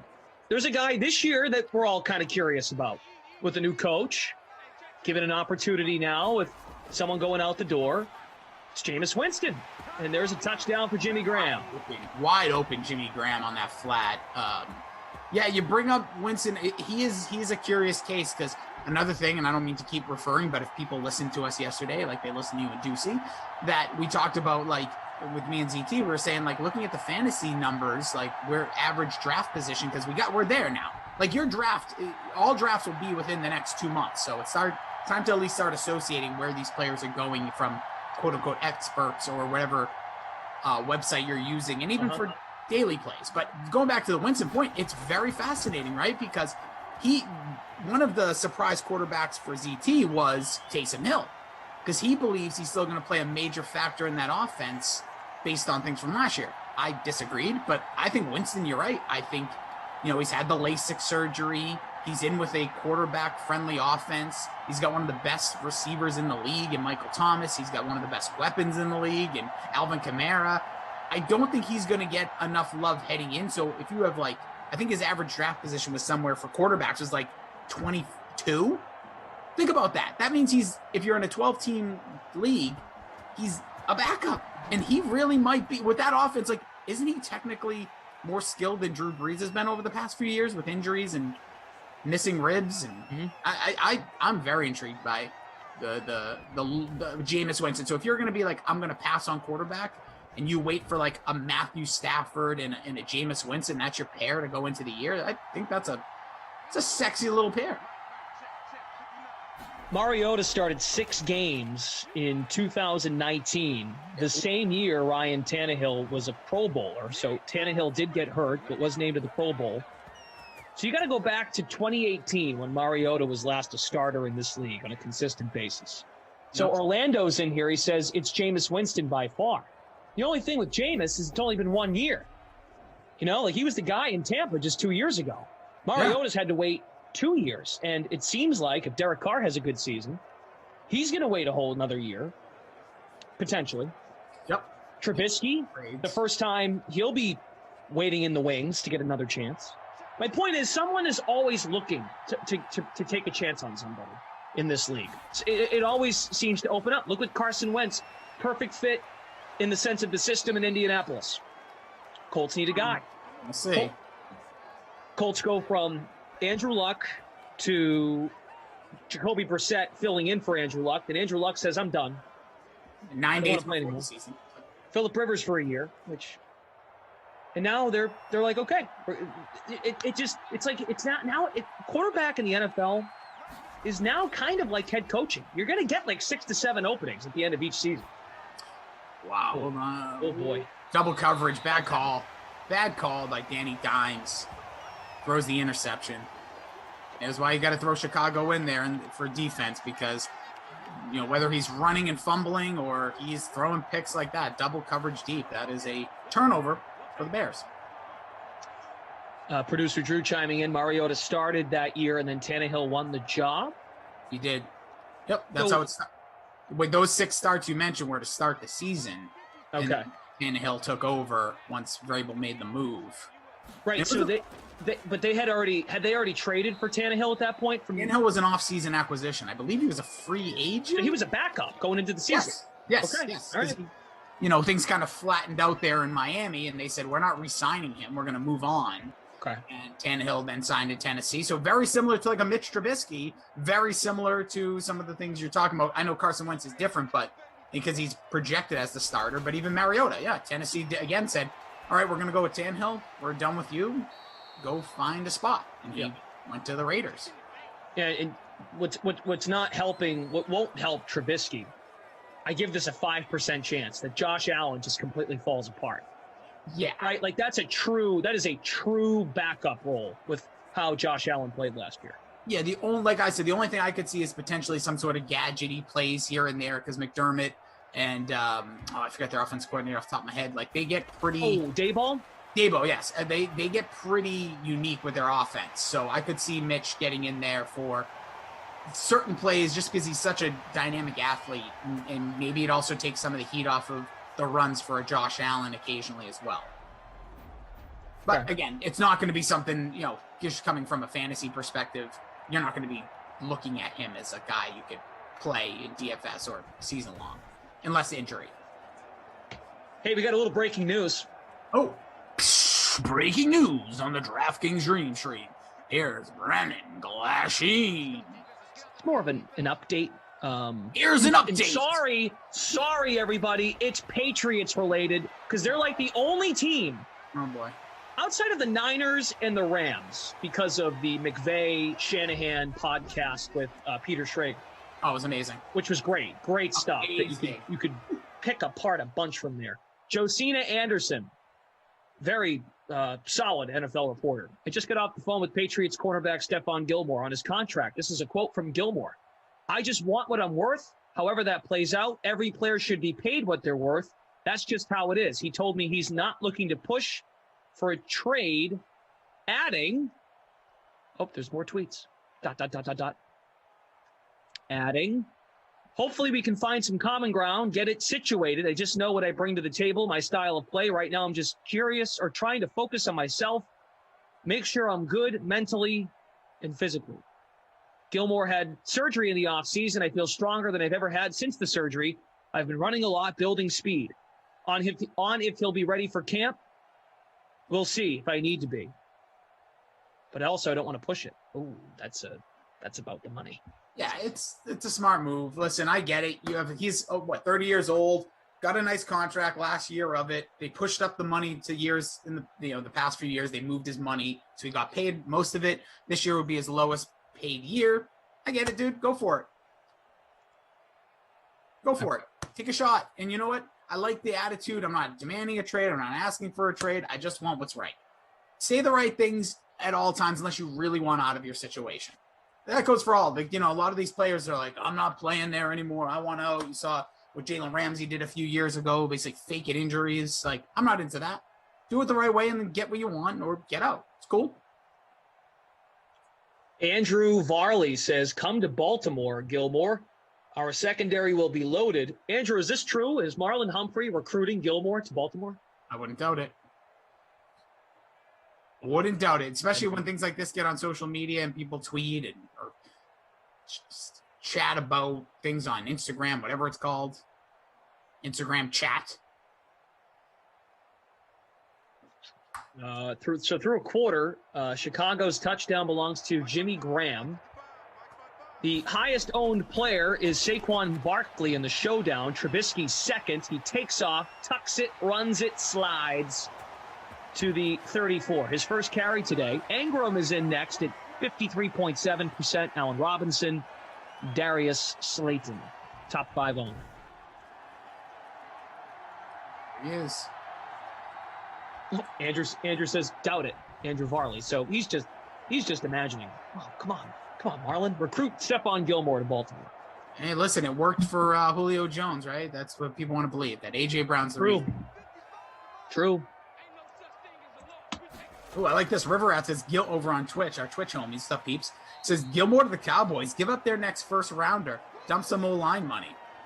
I'll take a first. If Gilmore's on the Patriots and we get a first rounder, and it's the Cowboys, sign me up, baby. Sign me up. It would be, I don't think it's necessarily the right move because the Cowboys have just paid out the nose for like good players, but not great players outside of the running back, because I know the running back is great, but historically you don't pay running backs. And David Montgomery. Here's the thing, Glass, since he's gotten paid, he hasn't been that great. Who? Ezekiel Elliott. Right. Since that contract was signed a year early, he was pretty good 2 years ago, but it's like fantasy numbers more than the on-field, everything that he brought the years prior. And last year was just a weird, I get the whole year was weird, but their whole offensive line has now changed over, and you really start to see what makes some of these running backs great. And we all know it. You need to have at least a good offensive line, and Cowboys have been kind of, holding the ship up as best they can, because that has become a kind of little bit of a dumpster fire in that offensive line from injuries and retirements. Right, exactly. O-line, they paid DeMarcus Robinson a lot. They paid Dak a lot. We'll see what that looks like. We'll see how it plays out with Dak. Maybe it ends up being a great home run contract. Yep. So my point is, if Gilmore was like 3 years younger, I think that makes a lot of sense. But that would be so Jerry Jones. Ooh, he's been good. He won Defensive Player of the Year a couple years ago. Let's just throw a bunch of cash at him. Because, that's the idea, right? You're going to trade a pick. You want to give him a contract. Yep. So, yeah, I personally believe the Patriots are going to pay Gilmore. And that's not because if you go through the history of these Belichick holdout-ish situations, he either finds a way to get rid of them or he ends up signing them because he knows what players are worth. And we've seen in the past when because as Matt B points out, Gilmore's due $7 million because of the way they restructured the contract to pay him last year more money. Mm-hmm. It's like he's not a $7 million. He's a double-digit $1 million player. So they're going to find a way to probably pay him, get the year done, maybe add a second year if they like him, or he's gone, or they will trade him. I don't think this will be maybe Glash. It's one of those holdout, wait the 8 weeks, get him in there and let him play the second half of the year or whatever that is now with the 17 week. I don't know where that. I don't get paid. Good question. Nate says Gilmore's welcome to Minnesota. Rock Forever says players need to stop wanting new contracts when they already have one, because they will be doing this every year because the price of contracts always go up. So, Rock Forever, who's your team? Who do you root for? Because you could pretty much go through every NFL team where the other thing happens, where coaching staff / executive, GM, president of operations, they ask players all the time to take pay cuts to help maneuver the salary cap. Yeah, contracts are. I understand. That's why I disagree with that take, because it's like, well, wait a second. If you have players throughout the course of a team's history that take a little bit less to help you get other players in the building, then why is it that a player on the other side can't ask for more money in the midst of a contract? Yeah, like if you're going into a contract year and you've played really well, you say, hey, let's work this out. Let's get the bigger deal done. Like this Josh Allen's kind of like, it's kind of being not talked about as much, but he's the current guy right now. He's next up for the quarterbacks. And everything that's coming out of Buffalo is like, yeah, we'll take care of him. Like we see Mitch Trubisky wanted that and was not taken care of. Didn't even get his 5th-year option picked up. A guy like Daniel Jones going into a pivotal 3rd year on a 4-year with a 5th option. Like these guys, if Daniel Jones balls out this year, you bet he's going to be like, I'm not playing this 4th year without the guarantee and the more money. I just think that, that if you play over your contract, especially in your position, you got to go for it. And you only have one shot. In the NFL, there's really, how many third big contracts the players get? It's usually the rookie, you get the one big deal, and then if you're like a generational talent, you'll get a third. But if you go across the league, it's usually just that 1 second contract that you get some good money, and then that's it. Yep. So I don't mind at all when players do that. And they have to be, let's be clear too, like, to use another example, when it's like N'Keal Harry on a rookie contract not being used properly and has his agent bark to everyone that he wants out, that I can't, like, that's whininess. Like, come on, dude. But when you're an all-time great player, or I don't know about all-time, but when you're like you're a defensive player of the year, I don't blame you. Yeah, he's probably a top 5 corner of the generation. Like, yeah, you go for it. Take the shot. And if it works, great. If he gets paid, I think my guess is he does not want to leave the Patriots. He sees the success he has in that system and the position he's put in, being a number 1 on a top, half of the league defense. Like, that's a good position to be. But at the same time, Tampa Bay wants him. Oh, okay. Or Kansas City. If I remember correctly, didn't Gilmore take a cut last year, the year before, to help them kind of maneuver the cap? What he did was he moved money. So they paid him more last year, but his cap hit actually dropped. They reconfigured. So that's the thing with football. Baseball does this too, but don't even get me started on baseball contracts. It should be called sweet feet the way Saquon ran that. He moved money forward in his overall contract. So he got paid more per year, but his cap hit was less. This year, it's like $7 million flat cap hit, amount of money he makes. So yes, he adjusted things. Is the best way to put it. Yep. Okay. You know how these contracts are, dude. Like I don't. You can maneuver it all the time. Oh, right across. Ooh, nice touchdown, Golden Tate. That's our guy. Beautiful. By the way, very interesting call on the Sims part. Obviously, he was in Danny Dimes closer with his ratings here because on the top of the screen, I think it's Shepard out there. There was like a linebacker that went to go cover him. They did a switch at the end, but either way, just easy money touchdown there for the New York Football Giants. Giants are 7-8 in our 2021 simulated season, which is coming down to the wire. What did we say before we hopped on here? It's week 16. It would be week 17. Right? I thought it was 16.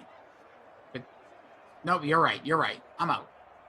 You got to add one more now this year. So there's 18 weeks because of the... Yeah, the bye. Drew, the bye. You're right. I'm also a big dummy. Lunkhead.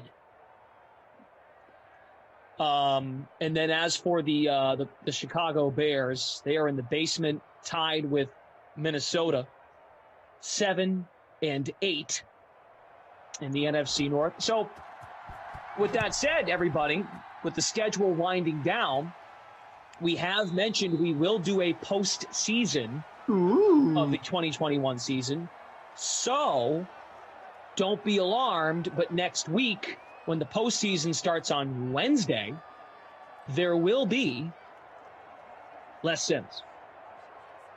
Boo. I know. All Glash's fault, too. He picked it.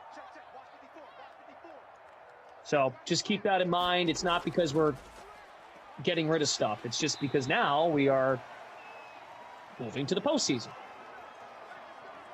Which that's how it would go in a real season, right? So That's how it just goes. so you guys know. So you're not like, oh, what the heck? And this has nothing to do with cornhole or frisbee.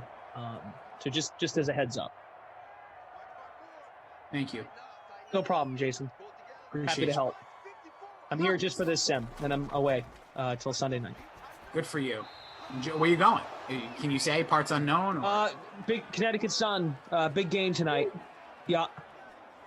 Connecticut Sun wrapping up the first half of the season before the Olympic break. Rossi, I won't be there again until August 17th. That's big break. That's really bizarre to just say on July 9th, I won't be doing my job until August 17th. That's a long time. Obviously, the Olympics, very important, very great. And they have who's going to the Olympics from the Sun? I thought I was looking at this the other day. Do they have anybody? No Olympians from Connecticut. I thought I saw something. Maybe I was misreading. They're going to the All-Star game. The All-Star game is in Las Vegas next Wednesday. Oh, that must have been it. That's got to be it.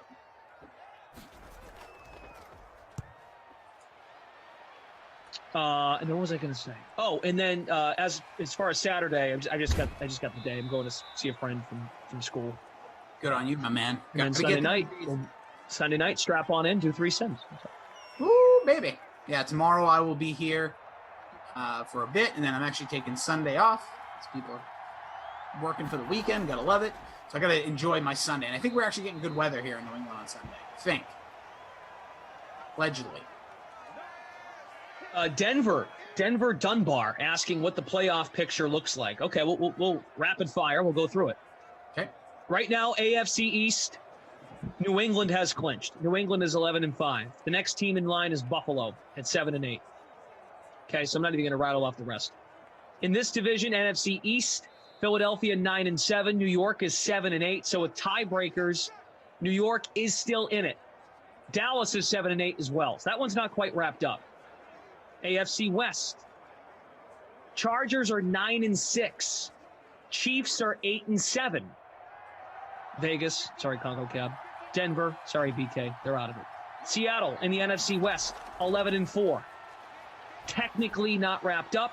San Francisco is 9-6. They're pretty much the only team that can catch them. So no Rams, no Cardinals. And also, these teams could make the wild card. So some of those teams, right? So those are things to keep in mind. I'll go faster. AFC North, Baltimore, Cleveland, both 8-7. So it feels like it's going to come down to those two teams. Green Bay's got a comfortable lead in the NFC North at 11-4. Surprises me. Aaron Rodgers. I guess he has enough help to go 11-4 in simulator. Tennessee is 10-6 in the AFC South. Next best is Houston at 8-7. Still can't get over the Colts at 4-12. That's the worst record in the league right now. Wow. And then NFC South. Of course, Drew Brees is still the quarterback in New Orleans. Down goes Daniel Jones. They are going to probably punt. In the NFC South, New Orleans is 10-6. Collins. Atlanta is 9-6. And Tampa is 9-7. So that's still interesting. 3-team race there.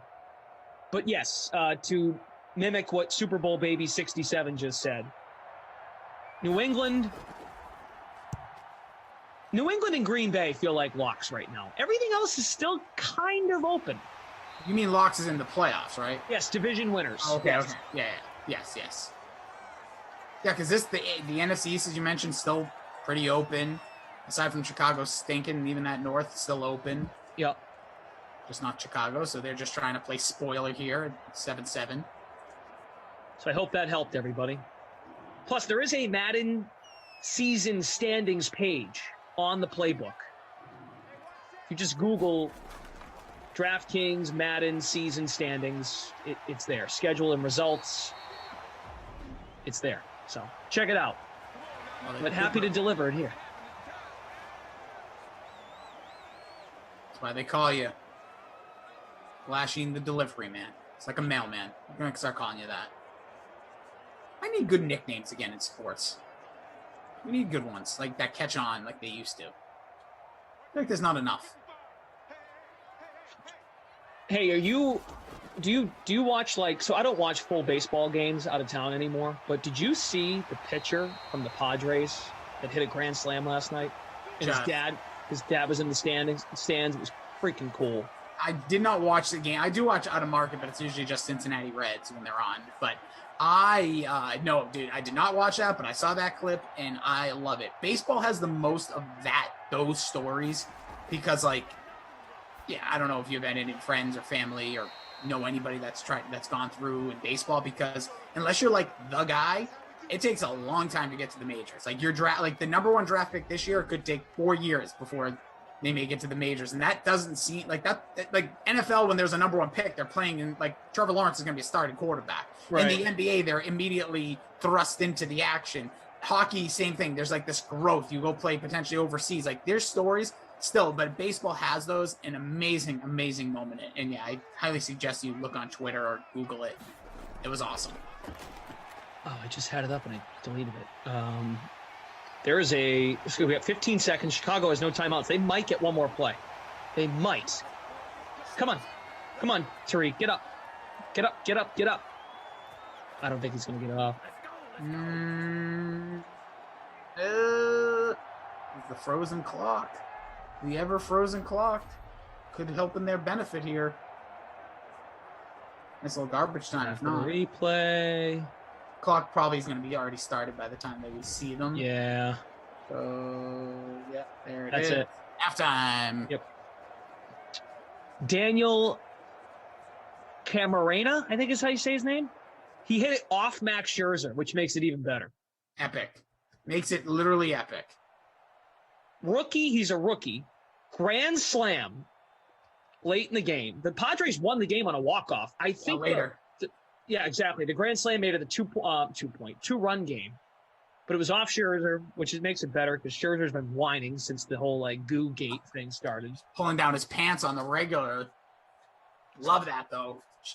Hey, as a reminder, here at DraftKings, we do stuff with Major League Baseball, but it's out there. So, but it was just made it juicy, Every time I open up my DraftKings app, there's that logo right there in front of me, and I love it. I am a big baseball guy. If you guys don't mind, hit that like button for us. Good, there's a good energy in the sim. Really good start to the day. I know it's only 7-7, but some good banter here in Simland. Engram and Cohen, both your leading receivers with 4 catches each, 28 yards for Engram, 35 for Cohen. Jason Rossi has 7 completions for 69 yards to go along with being sacked 4 times. He's going to wear an ice pack for the second half. Got to keep the shoulder healthy. I got you, Miguel. I hit you on that one. Ollie on Twitch says, I'm liking Tate. See, the ops team members are only liked, not for their personality, but how quickly and accurately they update scores. Are you okay with that, Tate? Oh, he may have been talking about Golden Tate, but I like to make it about Tate for months. I'm a big Tate fan. I love ops in general, but it's so true. It's like everything in the sim. If your teams are doing well, love the sim. Team isn't doing well, sims stink. Ops, great credit when they're flying and doing things. When ops is behind a play or two, they're the worst. Oh, Leafy. Yeah, tough day for Leafy. I have a mini Leafy upstairs. Rainy days like this, blow. That's a good Leafy. Good Leafy. Go lefty too. I'd switch. Yes, you are. Good Leafy. Just gonna do like the high school when quarterbacks, like when they practice, they go like this. It's all about that delivery. Follow through. Hit your targets. Bounce the cat. Leafy looks like it's losing weight. It's a she. Take it back. Glash is sitting closer to the monitor. Did say it's. Oh, just saying. Did not say hits. To give respect to Bounce. Rossi, you a UFC guy? No, I'm gonna be honest.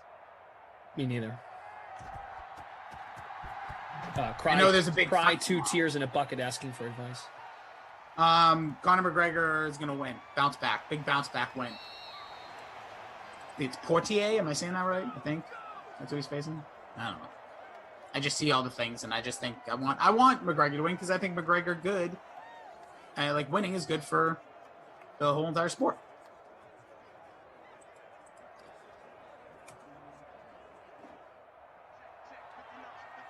Emerson's forehead. You need a plant, Rossi. I have one. Do you want me to bring it down? Sure, we can have a plant party. All right, hold on. I'm gonna get my plant. Friday plant party. Saquon Barkley to the 28. Reed Tees, did you know? Popping on YouTube. You've returned to the dark side. I just used a Bane voice for Star Wars. It's probably not the right reference, but whatever. Is it Houston? Ezra? She looks healthy. Yeah, she's great. Leafy's getting tall. That's right, must be. There's a first down. Sterling Shepard. Nice catch in traffic. Let's go. Let's make a surge here, folks. To 100 likes. Cry 2 tears in a bucket. Maybe the producers can help me here. Who is an MMA person on our broadcast team? I know someone who was here, but no longer with us. And by no longer with us, he doesn't work at DraftKings. Greg Ehrenberg. Tim Finnegan, good call, Drew. You want to go cry 2 tears in a bucket? MMA-related topics? Look up Tim Finnegan on the DK playbook. Same place you'd go for your Madden info. Good call. Tim does a good job. Thank you, Tim.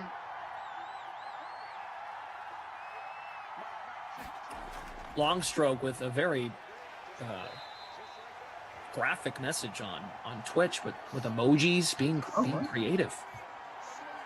Koff texted me last night at 1 a.m. Why? I was asleep. Koff said, what did Koff say? Let me pull it up real quick.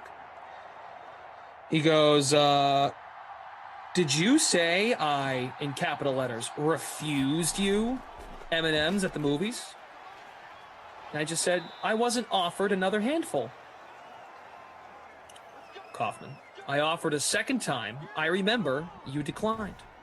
I said, it's a memory I refuse to adjust. What in the world? What's going on with you two? We're still talking about this movie date. Yeah, listen, when you get a good time with the bro, you got to talk it out. You got to keep that memory alive. I think we're both damaged. We've been damaged for a while. That's for sure. Yeah. Saquon. Oh, little slip and slide action to the 1. It didn't quite break through, and this is where I get nervous because we are in full-blown caca territory. I think the movie. I said this yesterday or the day before. The movie. I'm hurt. I'm hurt by how much it sucked. Oh, spoiler. Oh wow, Rossi, you've got the plant right up and close to you, huh? Yeah, I used to do. Oh, there he is, Saquon. Making easy money there. See, that's what I mean. When you have the 1st and goal from the 1, just jam it up the middle. You don't play these games with pitching it. Gotta love it. But yeah, I have not heard a lot of good things about this movie. I'm not a fast guy, but I keep up with things, but a lot of people are not loving it. Queenie says calling it a memory is kind of weird. What does she mean? No, I know what she means because I didn't know how to word it. Maybe I should have said story. It's a story I refuse to adjust. That might have been better, but it's kind of a bad story. But it's a memory because it's in the past, right? Isn't that how it works? Oh. Maybe I'm just simple. Or dumb. Kareem says 2 handfuls of M&Ms is too many. No, not true. He had a crap ton of my popcorn. Least he could have done is after, we should have done like a snake draft. He offered his M&Ms right away. So I would kind of forget that he offered them to me. Then he had a couple handfuls. Well, the popcorn then spilled on his lap. That counts as a handful. Probably was more than 1 handful. Wait, did you poured it on his lap? When he gave me the box of M&Ms, the first time and the only time, did this, right? Sprinkled them onto my hand. And when I gave him back, he reached over, and that's when he hit the popcorn and fell on his lap. Oh. Lap corn. Yeah, be careful there. Hey, Trubisky, nice throw. There's your man again, Ted Ginn. And Ted, listen, he gets it done in these sims. I'm just looking for that one breakout long touchdown. Hey, Kyle. Hi. Hi, Kyle. Mom says hi. I'm not going to say who it is. Hi, Kyle's mom. Do I think the Sun will beat the Dream tonight? I do. Then again, the Sun just lost to Indiana, the worst team in the league, the other day on a 2-game trip. So trap game? Yeah, it was a 2-game trip during the holiday weekend. So they were at Washington, then went to Indiana. Yeah, it might have been one of those things where they were looking ahead. Indiana. They had 1 win on the season going in. And, yeah, Connecticut got beat. They didn't play well offensively. One of their worst days offensively of the season. So I expect to bounce back. They're all still kind of talking about it, like we're ready to bounce back from that loss. And Connecticut's a really good rebounding team. Hey, there's a WNBA contest up on the site, so I don't want to give away too much information, or you guys might cheat. I've been so bad, Rossi. I've made these WNBA contests. They're only $1. I've been in a few of them. It's embarrassing because I get in, I'm like, oh yeah, I'm like calling the games, and I haven't seen every team yet in the league like live, but God, it makes me look bad, But whenever there's a Connecticut Sun team playing, it's like, oh, okay. I disagree with that though. Just because you are work for the team, from a broadcast standpoint, doesn't mean you have to be an expert. In DFS, very different. I know. Yeah, it's like that's a whole different. You don't know the shared minutes, and I don't think you should feel bad about that. If anything, you're helping other people make money by losing. True. You're not selfish like Koff. Allen Robinson, first down to the 39. Bears down 7. Let's go. Barkley and Tate have the touchdowns for the Giants. Not Tate from Ops, Golden Tate. And Chicago's score belongs to Jimmy Graham. So right now we have 18 of a potential 25 in the contest. That's awesome. I made it for 25. I think I created it first thing this morning. We got to 25 on Wednesday. There was 3 games Wednesday. So I figured, all right, we'll stick to 25. It's crazy how much your mind gets screwed up in the sense that you're like, oh, wow, 30 feels like way bigger than 25. When I'm looking at the thing and I'm seeing the entries. Was it Phil or how many spots left? Is it Phil? No. There's 7 spots open right now. Okay, so Kate Murray's asking how to get in. It's in the DK Sim Family and Friends. Just go to it. If you're on a desktop, click on the Sport of WNBA. If you're just like me and simple and just scroll through because the contest closes at what time? It's tonight, right? It's 7 o'clock. 7 o'clock lock. 2 games at 7. There's 1 at 9, and I think 1 at 10. I'll double check. Yeah, so it goes in chronological order. So it would be about 6 hours and 18 minutes away. So scroll down to find it. 2 7 o'clock games. I'm going to get in. Also, I want to mention this too. And it's actually, I can mention it because it won't interfere with a sim. Ooh. But you should still watch the Dream Stream, we got big disc energy on a Friday. So we are on, you have to have cable, but we are on national TV tonight. We are on CBS Sports Network tonight. Ooh, big deal. This is the second or third time. Because you were on there before. Third, so it's weird how they map out the schedule. Our first 2 were on CBS Sports Network. Then we just went to Twitter, Facebook. We were local on Nesson. That's why I did the interview with Emerson. Yep. The league has 4 partnerships: ESPN, CBS, Facebook, Twitter. And then they just kind of, they divvy it up. And by divvy it up, they just kind of try to find the sexy matchups. And sure. It's just how it plays out. There's really no rhyme or reason to it. But we're on CBS Sports Network tonight. Indiana, New York is on NBA TV. Phoenix and Seattle, that's a good matchup. That one's on ESPN tonight at 9. And then Las Vegas and Minnesota is 10:30 on ESPN3. I need a dart throw for my last spot. I'm going in this contest. I'm going with S. Jones for 3,300. Spoiler. Here you go. It's my big call. In on it. Just entered. Queenie, do I do my own makeup? I do. Very versatile, Splash. I slap a little makeup on. I didn't wear any makeup, though, last time I was there because when I was in Florida, I got a little tan, so the makeup shade looks weird.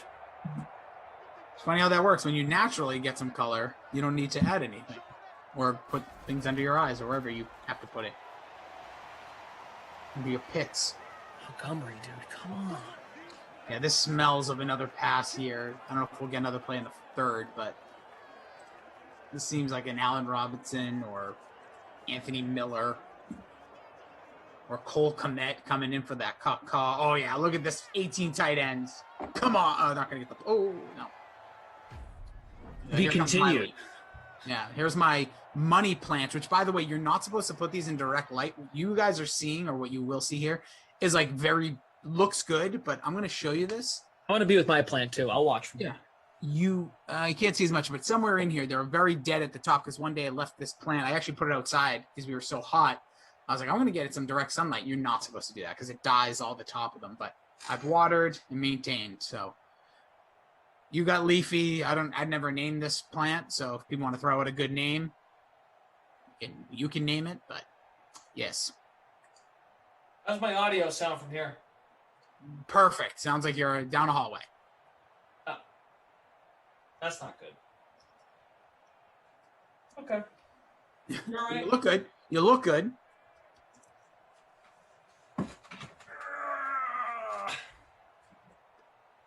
CJ71, no.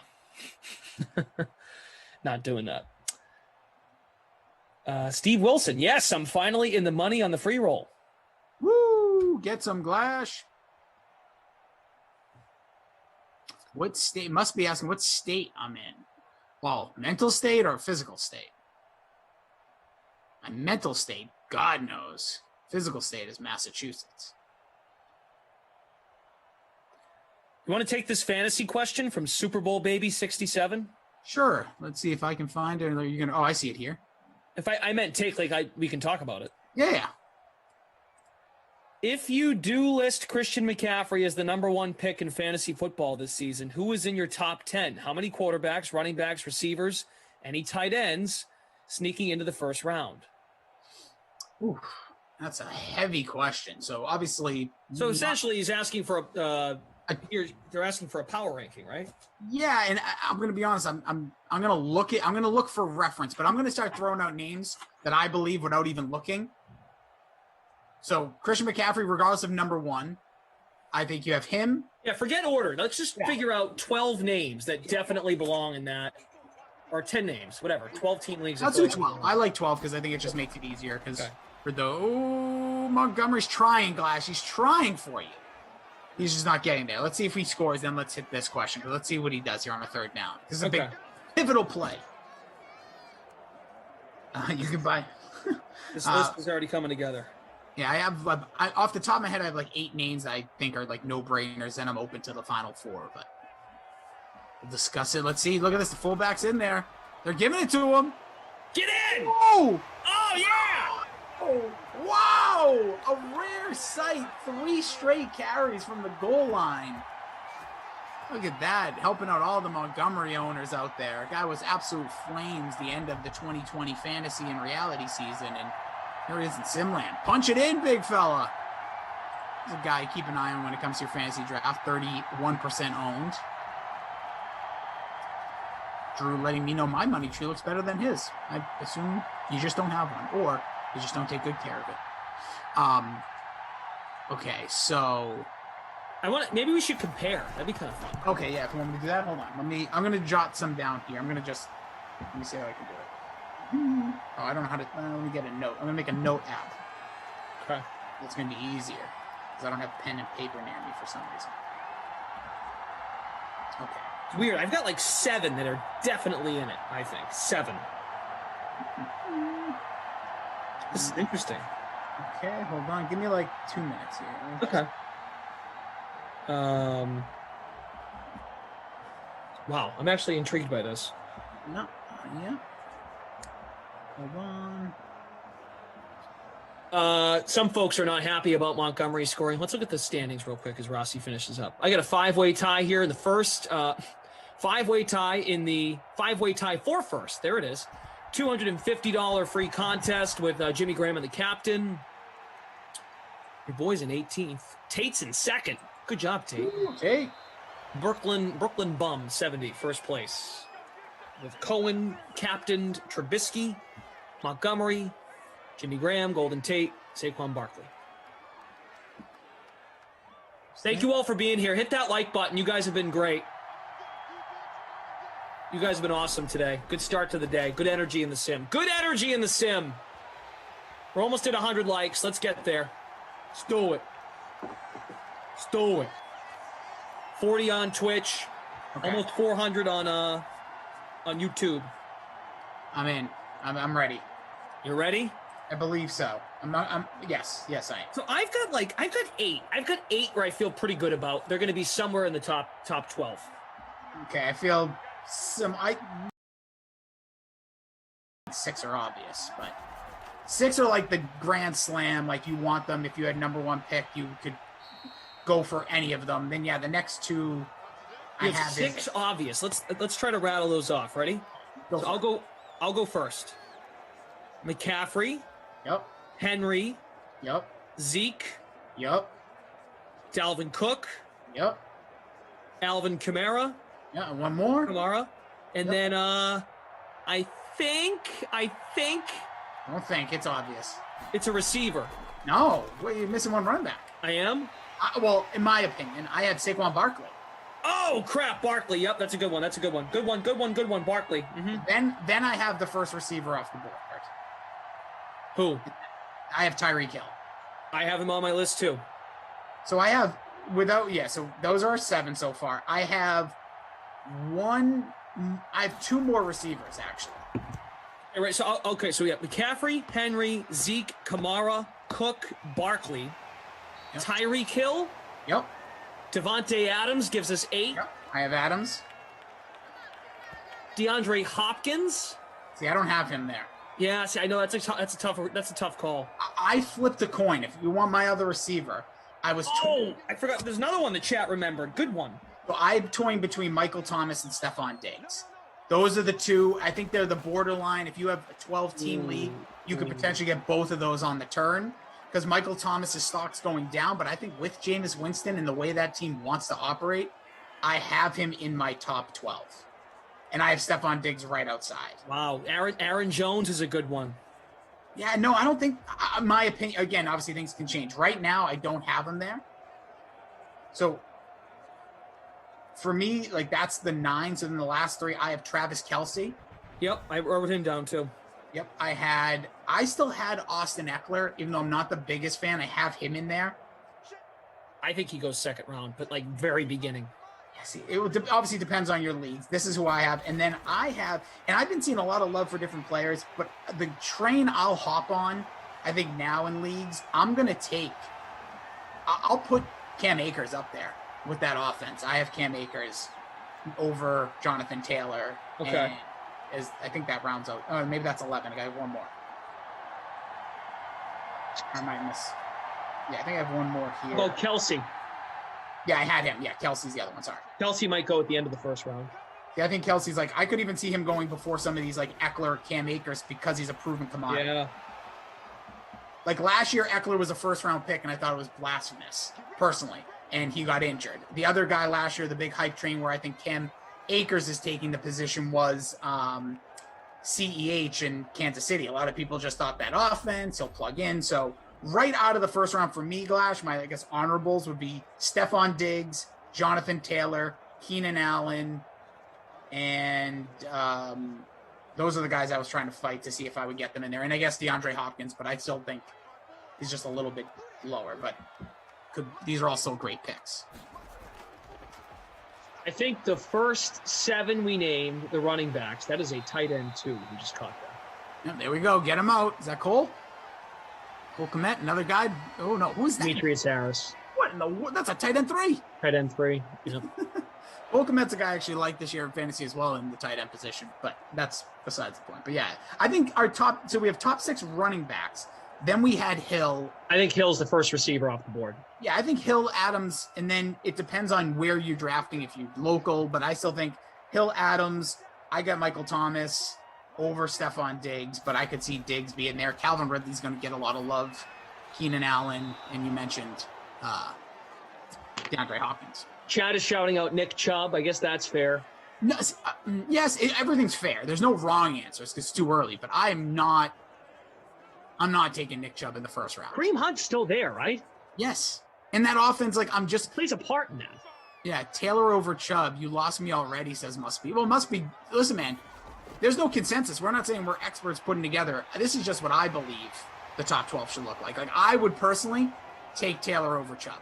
Call me crazy. Must be is just a gotcha guy. Gotcha, moron. Like you can't. Why can't you just be nice for a change? Must be. I give you the benefit of the doubt a lot. Richard says Justin Mean, Jefferson. Yeah, Justin Jefferson is going to have a better season than Diggs. I like the idea, Richard. If I'm drafting, if you have the 8th pick, you're not taking Justin Jefferson over, or let's say the 11th or 12th pick. You're probably going to take Diggs just because he has that connection, and you saw what him and Josh Allen, they elevated each other. Right. The 2019 and 2020 receiver drafts, you know what they tell you? If you have a top 8, top 10 even pick, take the running back, man. There are not enough good ones in fantasy football. You've got to take the running back. So McCaffrey, Henry, Zeke, Kamara, Cook, Saquon Barkley, Aaron Jones, I would throw up there. You said Akers, Jonathan Taylor, Nick Chubb, Austin Eckler. I think that's not like, if you have like the 9th pick and you take Jonathan Taylor, I don't think that's a bad pick at all. You can get depth at receiver. Oh, without a doubt. Someone you know in your your buddies, work leagues, someone's gonna take Tyreek Hill at like 6 or 7. Someone's gonna take like Patrick Mahomes. That one drives me nuts. Yeah, I actually get excited when people take quarterbacks in the first 2, 3. Oh yeah, because they're morons. But my older brother, he's like, my older brother used to work at Bose, and he had the 5th pick. He takes Mahomes. I'm like, what are you doing? Like, what a waste of a pick. Waste of a pick. Like Mahomes is gonna like give him a shout out or something. Yeah.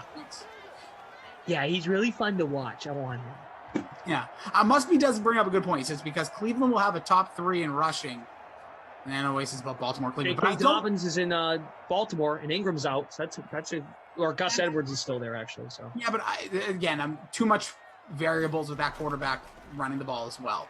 Like he's the one I could understand if people jump on. Ooh, Patrick Mahomes, no. Like Lamar, okay, because you're going to get the dual situation there. You're going to get a lot of points pending your league scoring.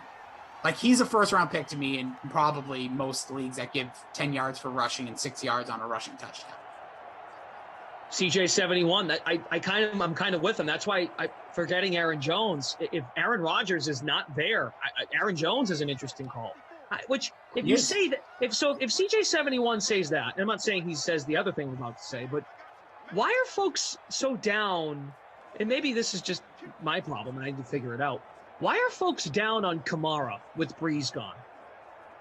The only reason is because when Breeze wasn't in that offense, I know it was Taysom Hill, but he was really, really down in his numbers. Like his numbers were True. What about when Bridgewater was in?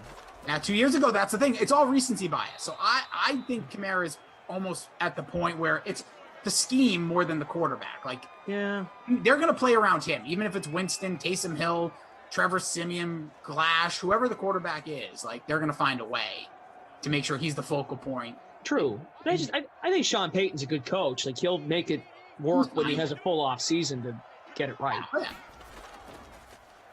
Solomon says Breeze is a short pass wizard, which Taysom Hill, we don't know if he's really that good of a passer, and Jameis Winston is not that. Could be. Well, I agree. I think Kamara is still pretty good, where he can make it work. I mean, you guys might be right. Yeah, listen, they had to make some sacrifice on the offensive line due to the cap as well, so that's a little bit of an issue. We'll see with some of the people they brought in. But I'm no hesitation. 3rd pick, let's say it's Christian McCaffrey and Derrick Henry. Well, I'm going to probably keep Derrick Henry in my family or my friends league, but let's just use that theoretically. Which, by the way, Henry, you're staying in my family. He is. He's my guy in my friends league, which is big stakes. Which I was really questioning because we move up around when you draft them. I took him 2 years ago in the 3rd. Yep. Last year for a 2nd, so it was the last year. I'm like, I'm not keeping him as a 1st-round pick. And then I thought about it. I'm like, who am I taking? Who's better than Derrick Henry? Like maybe 2 guys. Anywho, yeah, I would without hesitation. Kamara would be a top 3-4 pick. Like I think I would take him over Zeke right now. I don't trust. Like I know both situations are kind of fluid and changing, but Alvin Kamara to me, we've seen a 6 touchdown game the end of last year. Like in the playoffs. Like, that doesn't just happen. That's because they realize he's our guy. If we're going anywhere this season, it's him. Okay. Good. This was a really good little conversation here because it gets you thinking. Hey, it's here. Like, a lot of folks, I know we can all relate here as commentators and production crew. Folks are taking vacations, and you might be taking one later in the month. You come back, it's like, oh, training camp's here. The first training camp in the NFL, 2 of them, Pittsburgh and Dallas, open 12 days. Yeah, love that. One of those will be with camera crew. So get excited for Hard Knocks with the Cowboys. But yeah, I think like hearing the name Aaron Jones, who I didn't even have on that list or even honorable, like it's forgetful on my part. So like if he slips, like I'm telling you, you're in that turn position 10 or 12, depending on your league, 14. Like Aaron Jones is there, more than likely. You can team up in Aaron Jones with a Keenan Allen, and how nice does that look? Yeah, good call.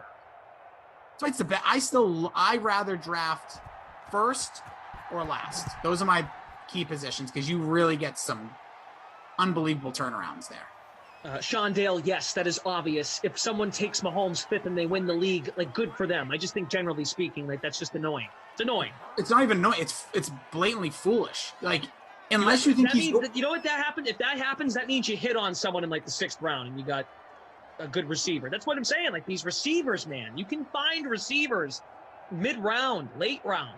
Honestly, I'd rather see somebody take Travis Kelce over a quarterback because the separation in the position.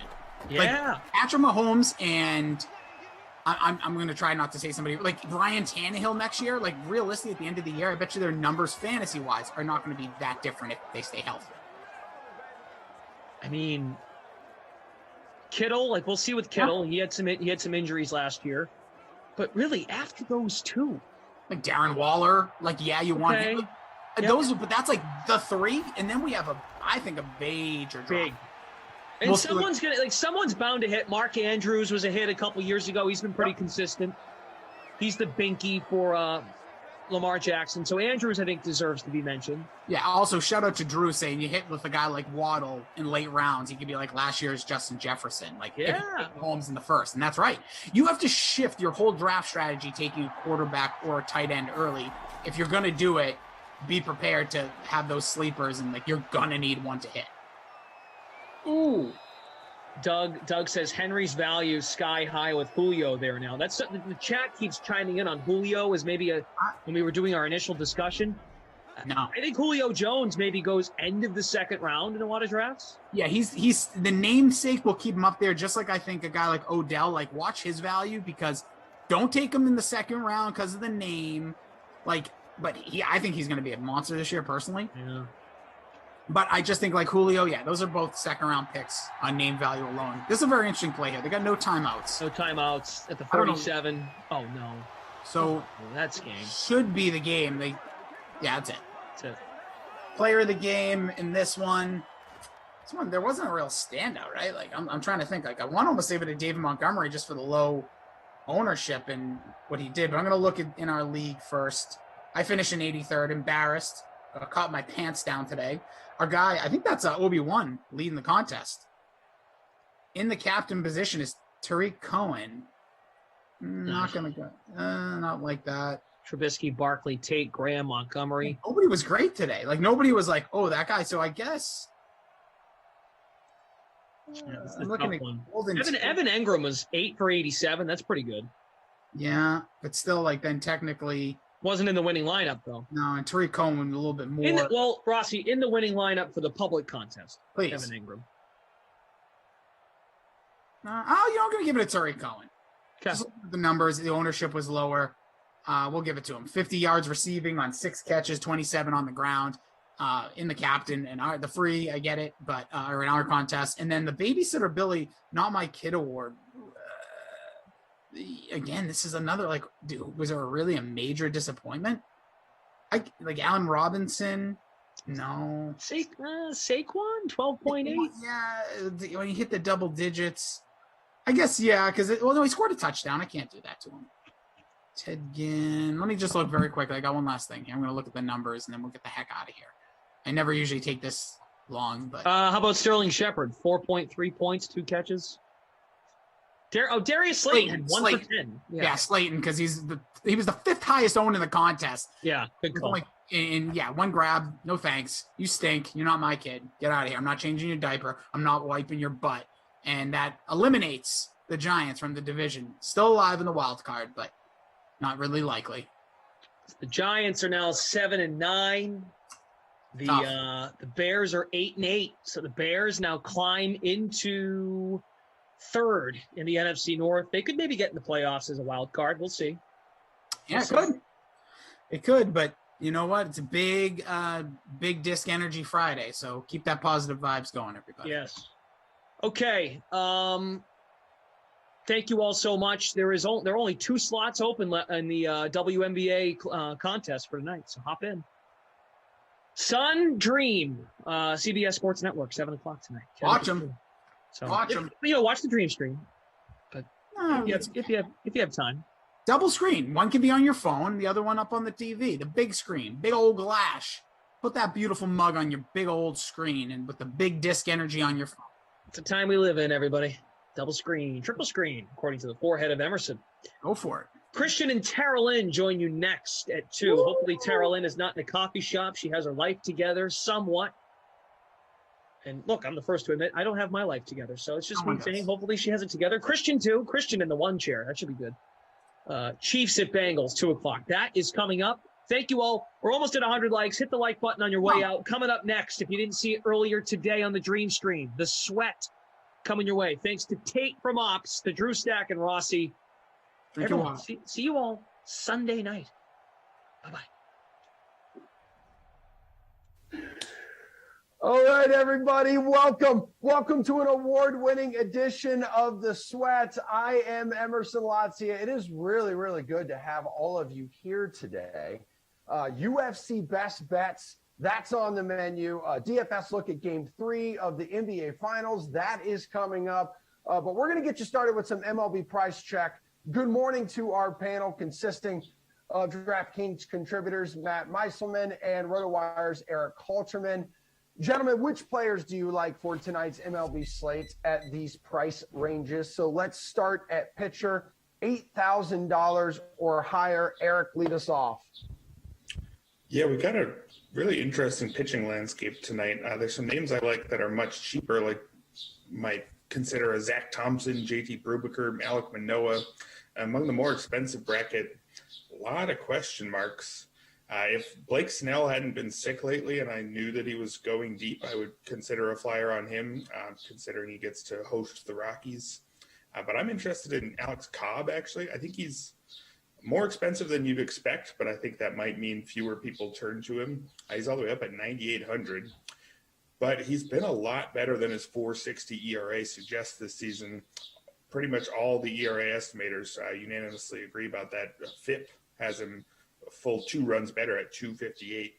Among pitchers who have thrown at least 60 innings this season, he's 3rd highest in ground ball rate at 58.4%, 1 spot ahead of famed ground ball artist Dallas Keuchel. He also has the highest strikeout rate among those pitchers who have gotten ground balls at least 50% of the time, up at 27.3%. So that combination of not allowing much contact and keeping that contact on the ground should lead to a much better result than he's gotten so far, especially because he also is walking guys at a below average clip. So he's doing pretty much everything right, just hasn't gotten rewarded for it yet. Had some shaky starts recently, allowing 5 or more earned runs in 3 out of 4 starts in June, but he dominated the Orioles his last time out.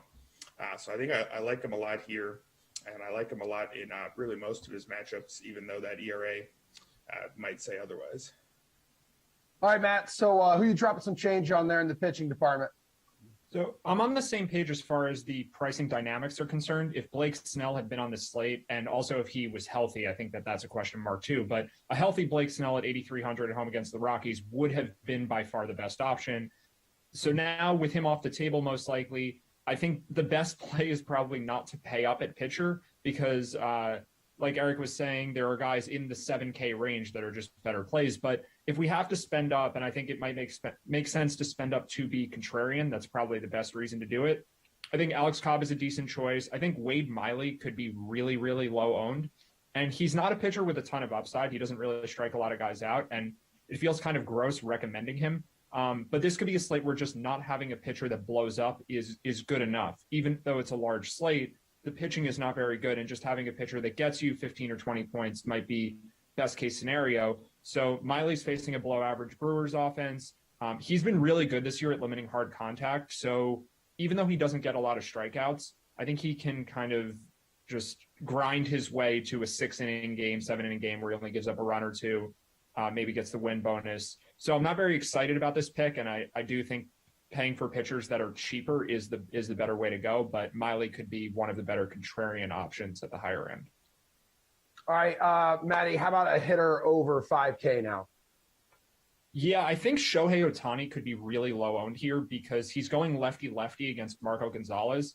And there are some other teams that should be pretty popular. The White Sox, the Phillies, a little bit cheaper.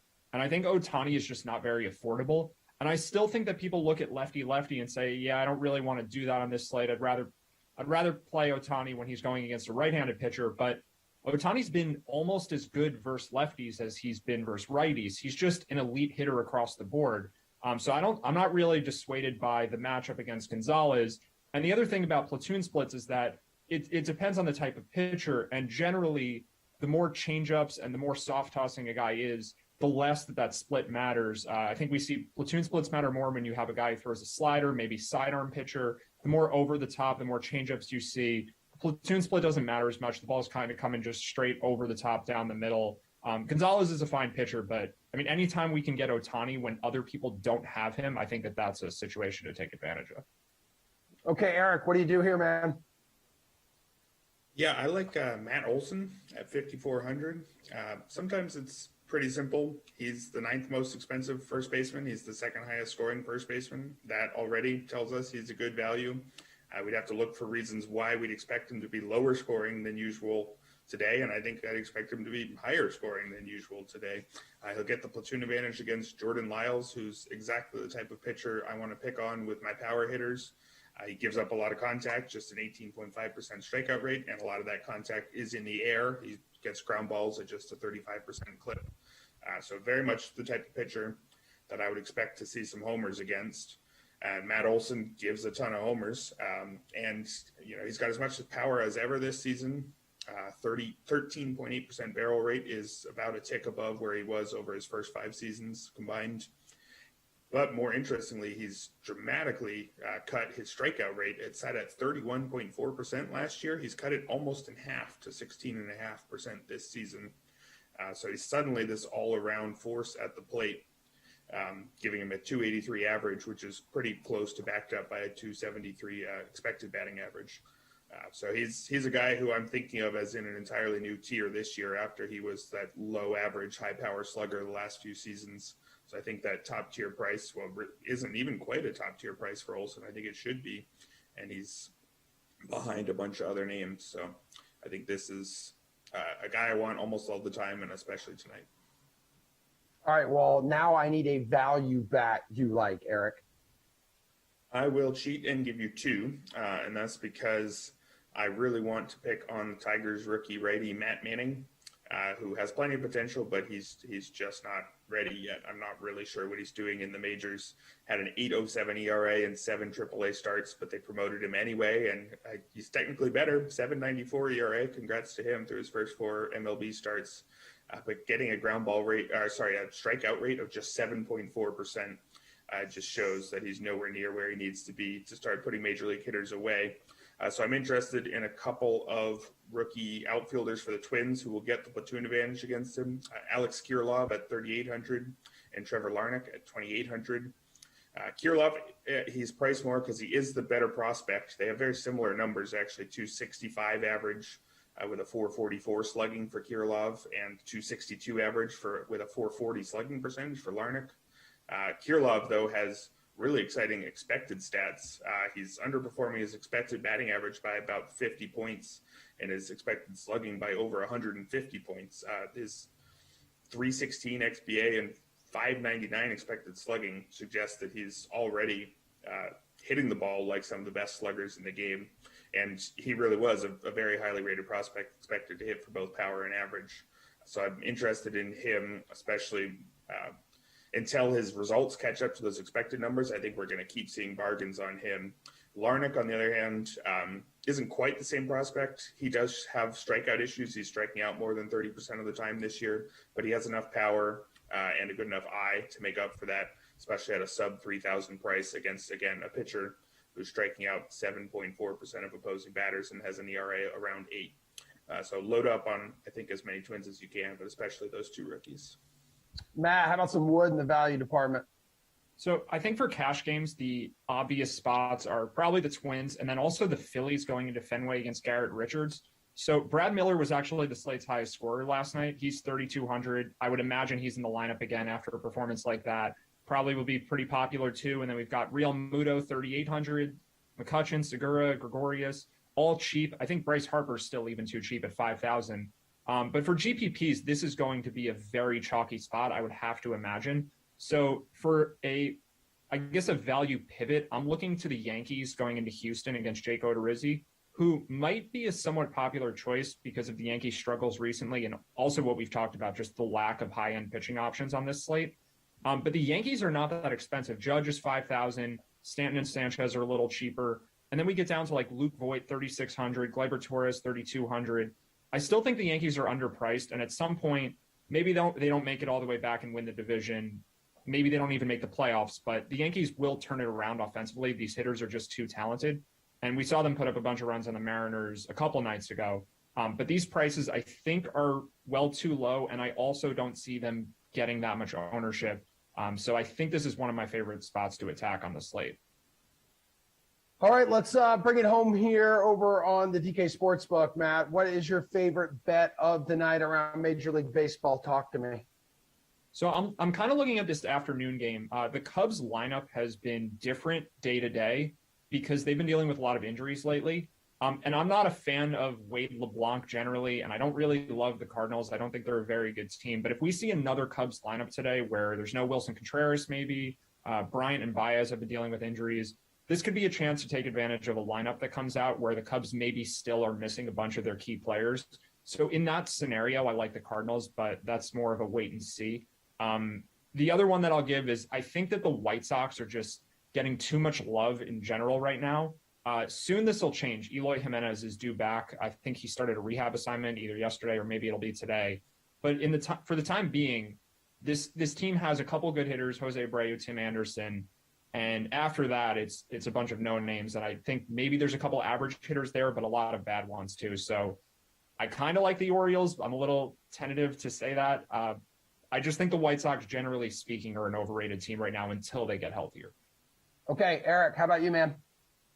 I'm liking the Phillies at plus 110 over the Red Sox, and I don't think that's because I'm still mentally processing the fact that I saw Brad Miller hit 3 home runs at Wrigley last night. I'm still not really sure what that means for the fabric of reality. But I think that nobody really should be underdogs against Garrett Richards these days. He's one of the pitchers who's admitted to struggling in the post-sticky stuff crackdown era, and you can see that in his numbers. His last 5 starts, he has a 7.89 ERA, which is backed by a 7.70 FIP, a WHIP well over 2, just 11 strikeouts against 10 walks. Again, that's a strikeout rate of just 9.5% over those 5 starts. So he does not look like a major league pitcher right now. And I wouldn't try to sell you snake oil with Vince Velasquez. He is not all that good either, but he is at least, a 5th starter type, 4.50 ERA, 4.89 FIP on the season, gets an above average strikeout rate by a bit, 25.2%, but far too many walks, not enough ground outs. So he's not particularly good, but you don't have to be particularly good to be a lot better than the current version of Garrett Richards. And the Phillies offense has actually outperformed the Red Sox since the start of June. The Phillies rank 8th in the league by WRC+, and the Red Sox rank 19th. So you get the hotter offense going against one of the weakest pitchers in the league these days. I think the Phillies should probably actually be favorites in this one, and instead they're slight underdogs. Gentlemen, nice work. Appreciate your help. We have another college football conference preview coming up. We will be taking a sports book look at the SEC.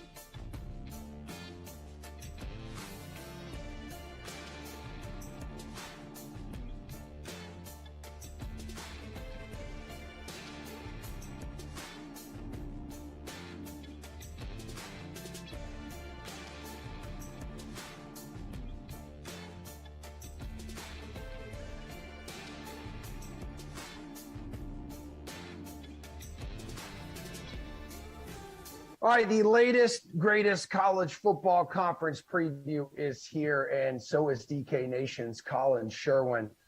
We have you here due to Chase or Fade the following as we take a sportsbook look at the SEC, the second best conference in college football after the AAC. Colin here. Can you tell I'm a UCF guy? All right, shocker, Bama minus 167 to win the conference. Again, Chase or Fade that they do just that. Just tell me why you're chasing it. Okay, well, Emerson, first of all, I went to USF, so this might not go well for both of us Oh, here. no, damn. I hate you already. The war on I-4. That might be the best game in Florida this year, by the way. But I am not going to bet Bama at minus 167 here, and here's the reason. The Tide are 1/20th of a returning talent in the country. There's only 130 teams. They're only bringing back 33% of their offense, which is 126th out of 130 teams. Mac Jones is gone. Devontae Smith is gone. Jalen Waddle's gone. Najee's gone. I mean, they lost so much, and the only really skilled guy that they returned with stats is John Mechie. So they're going to have trouble there. I do think Bryce Young steps in for Mac Jones and does a great job. He's a Mater Dei grad, just like DJ Uiagalelei at Clemson. So I think there's plenty of talent there, but I just don't think there's enough experience to go all in at 167. Mm-hmm. This is going to be a more wide open SEC than we've seen. Part of that is the transfer portal. Part of that is kids chasing NIL dollars. I think we'll see some different things this year. And also the other thing, Alabama loses all this offense. They also lost Steve Sarkisian. So even with 77% of their defense back and all the 5 stars and all the talent, it might be a transition year. So at 167, I don't like it. Even money, I'll take Bama. I'll take Bama against the field, but not at 167. Okay, yeah, some really good points made by you. So let's dive a little deeper and see what you think here. We know they're in the SEC West. We know their closest competition. It kind of feels like it's going to be Texas A&M, right? So the Aggies plus 500 to win that division. Chase or Fade that A&M can kind of shock the world and take down Bama in the West. Like, is this a good bet here? Honestly, I think the better bet is to actually head with LSU. I think A&M at this price, it's doable. They bring a lot of talent back, but they lose Kellen Mond, and I have a complete and utter faith in Jimbo Fisher's ability to screw it up late in the game. So the other problem with Texas A&M is that they're not bringing a lot of people back. They're 116th in returning talent. They're 120th on defense. The SEC's had a lot of turnover, but for these teams at the bottom floor of the turnover field, it's going to be tough. I think LSU's getting slept on at 650. They bring a ton back. They do play at Alabama this year, but they do get A&M at home, and those are going to be the 3 teams that are going to be in the mix for it. And Max Johnson, I think, steps in at quarterback and does a nice job. Max Johnson, who's son of Brad Johnson and whose mother played volleyball at the University of South Florida, alma mater, hail to thee. So, I'm going to go with at that price. I'm going to take LSU at 650 if anybody's going to challenge for the division. But again, I mean, you're going up against the 800-pound gorilla here. So put it up there. I think there's value, but you're probably not coming home with it. Yeah, 3 different SEC champions here in the last 4 seasons. So maybe that's proof that this conference, which consistently produces, national champions here, is still wide open. Over on the east side of it, they don't have to worry as much about like the Crimson Tide really until they meet, in Atlanta later in the season. Georgia is a heavy favorite at minus 335 to win that division. So Chase or Fade that, it's Georgia's to lose. It is Georgia's to lose, but only because of the schedule. So if we had schedule parity in the SEC East this year, I'd actually take Florida at plus 320. I think they return only 5 starters on each side of the ball, but there's plenty of depth. Dan Mullen has started to get his kids in. He's recruited a little bit better every single year that he's been there, and those kids are starting to get to the point where they're going to be able to get on the field. They're 12th on overall talent in the country. Problem is their normal crossover game is LSU. That's always a challenge. But now they get Alabama in week 3 at home as well. And that's just too much to handle. So now you would need to beat Georgia in Jacksonville, and then you would have to have Georgia lose another game for them to get over the hump. So if I'm doing it, I'm going with Florida. There's a lot of reasons to fade Georgia this year. JT Daniels is an injury risk. They have talent return issues. I think Daniels is a really talented quarterback when he's on the field. But I don't know if at this price, it's just too much to get over the hump. And then take Florida and Georgia and then throw everybody else out the window because I don't think anybody in the SEC can compete this year. Yeah, Georgia still has one of the best running back rooms in the country as well. Yes. Back over just to Bama real quick. Win total set at 11.5. So Chase or Fade that they hit the over here. So one of my favorite bets for years was because they would set this line at 10.5, and I just go over Alabama. It was just like snap, don't even think about it. They're not losing twice. Don't worry about it. This year it's a little bit trickier. So they get Florida at week 3 on the road. That's going to be a little bit tricky. Miami to open, I think they'll be okay. But Florida in the swamp, and especially because that Miami game is in Atlanta, so it's a neutral field, which is basically going to be like an Alabama home game. You also got to worry about Texas A&M week 6. And then LSU, they do get LSU at home in week 10. So the game at Texas A&M in week 6, I think, is the key. This is a stay away from me. The price is even money if you want to do over and think they run out undefeated. But the under, you got to pay a little 125. That sounds about right to me. They're the favorite. They should be the favorite for a reason. They have more talent than everybody. They have the process. I can't wait to see the NIL deal that they signed with their kids. Is every car dealership for 3 states starts putting these kids in massive amounts of money to just increase what Alabama's Death Star is. But I'm not sure that this is at the right price. So for me, there's a bet that I always made at 10.5. I'm going to let it go at 11.5. Yeah, man, that parking lot outside the stadium now is going to be loaded with some of the nicest cars like you've ever seen. It's going to look like an NBA game. Guys are going to be walking in fly suits, Bentleys, everything. It's going to be unbelievable. I can't wait to see it. I am so excited to see what these players do this season. Derek King is going to make more money in college than he ever is in the pros, I think, this year. Yeah, it's almost like Cam Newton did. All right, so finally, let's get your bold prediction for the SEC this season. So I was at Game 5 of the Stanley Cup on Wednesday night. My beloved Tampa Bay Lightning took down the cup, and I was fortunate enough from a person who was on the ice who gave me a sweat exclusive. I have a piece of the net from Game 5 of the Stanley Cup. This is normally the thread with which about 4 or 5 SEC coaches enter the season about to get fired. Every single year, you see such massive turnover. There were 4 coaches fired in the SEC last year. There will be no coaches fired. Every coach that starts 2021 will be the head coach to start the 2022 season. So there you go. There's my bold prediction. No SEC coaches get fired in the next 365 days. That conference having patience with its head coaches? What are you talking about? It seems crazy, but if you look at every individual case, the only guys that could be kind of on the bubble who aren't in year 1 or year 2 or like just mandatory keeps are Dan Mullen and Kirby Smart. They're not getting fired. So I think all 14 come back. All right. Love it. Love having you here, Colin. We appreciate you as always, dude. We can talk 2017 national champion UCF like another time.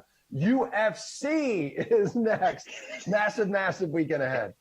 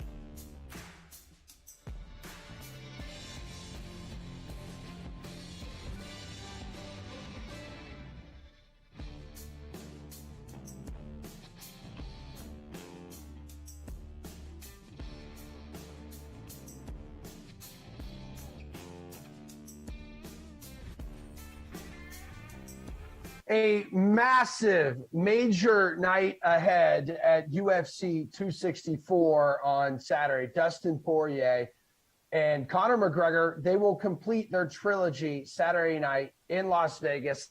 Let's get into that and so much more now with DraftKings contributor Tim Finnegan, talking best bets here and really what stands out to you on the DK Sportsbook. So we're looking at the main card for UFC 264.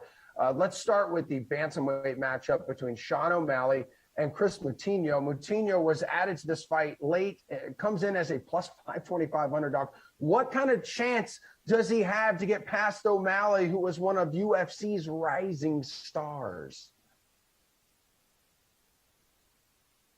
Yeah, so Sean O'Malley is a massive favorite for this fight. He's minus 1,000 on DraftKings Sportsbook, and it's really rare that we see a UFC fighter like this big of a favorite on DK Sportsbook. I remember Amanda Nunes was I think minus 1,000, but that's the last time I can remember somebody being this big of a favorite. O'Malley's really talented. He's like you said, he's a rising prospect. He lands a lot of striking volume. He's landing over 6 significant strikes per minute, which is double the amount he absorbs. The one concern with him is his durability. His only loss in the UFC was due to injury, where he kind of had like a freak leg injury. And he also had another fight where he ended up winning, but he had to do the post-fight interview on the ground because he couldn't stand because his leg was injured. Oh. So he had like 2 injury scares already in the UFC. So if he's going to lose, like it could be like a freak injury or just something where his leg is just not holding up quite the way it should, but he's such a huge favorite. Like he's 9,500 on this DFS slate on DraftKings. I would just pay up for him, lock him in. He's going to be a great DFS play. Well, let's stay in the bantamweight class, but move over to the ladies as Irene Aldana battles Iana Kutskaya. Now, Aldana is a minus 124 favorite. Does it make sense that she has the better number here? So Aldana, there's a red flag with her in this fight. She absorbs a lot of strikes. She's taking about 6 significant strikes per minute. And if you're absorbing that many punches, like that, that's good for Yana. She's 7,900 in DFS contests. Like if she can rack up striking volume against somebody who absorbs a lot of strikes, that's appealing for me. So if I were to pick one of these two, I'd go with Yana at 7,900 on DraftKings. Let's go to the heavyweight division. Tai Tuivasa takes on former NFL player Greg Hardy, who has had an up and down start to his MMA career. He's an underdog here. Tuivasa is a minus 139 favorite. Any chance for Hardy to come out of here with a win? Would that be a good bet? So at heavyweight, there's a chance for an upset because heavyweights, they punch really hard because there's more force behind their punches because they're so big. Like both these guys are like 260 pounds. They're both, 6'3", 6'4", 6'5", around that area. Hardy does have a reach advantage. He's taller. He has about a 5-inch reach. He's got an 80-inch reach. So it's a 5-inch reach advantage, I should say. So he definitely has a chance. Like I would lean Tuivasa here. I think he's got more overall skill, but heavyweight can be so unpredictable because, like I said, all it takes is one punch, and these guys both hit really hard. So I would lean Tuivasa, but Hardy definitely has a shot. Well, how about the co-main event here, Timmy? We move to the welterweight division. It's Gilbert Burns. He's facing Stephen Thompson. Thompson, the favorite, minus 157. But what would it take for Burns to come out on top here? So Stephen Thompson, he's going to want to fight from range. He's a great technical striker. He's really great at keeping his distance. So Burns is going to have to close the distance and either land a hard punch or get this fight to the ground because Burns has great jiu-jitsu. He's a former world champ in jiu-jitsu, and he has power in his hands. He hits really hard and try to clinch with him, drag him.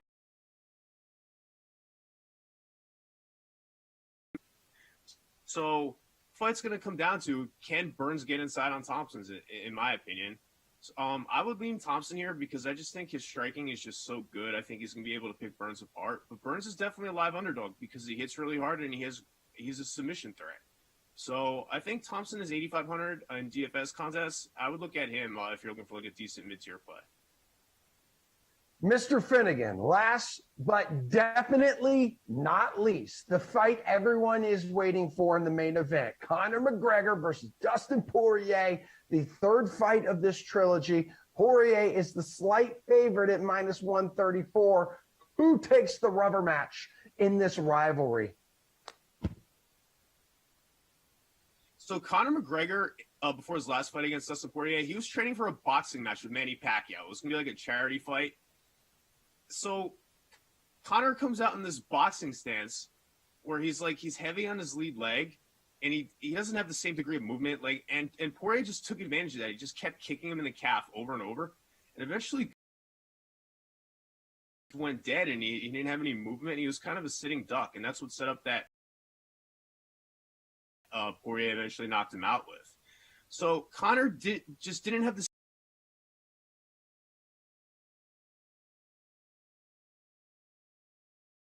angles. He's throwing all these crazy.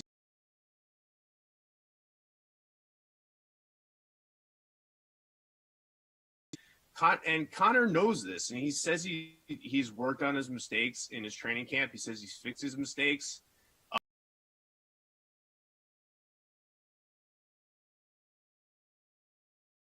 Because I just think he has more overall skill on the feet. Poirier does have better cardio, so if this fight goes into the later rounds, like maybe Poirier could eke out a decision late or a knockout late, but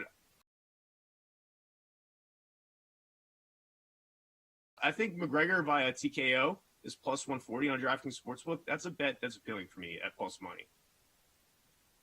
Good stuff, man. It is going to be a thrilling weekend in Las Vegas. Enjoy the weekend, Timmy. We'll talk to you soon. We'll get into Game 3 of the NBA Finals right after this.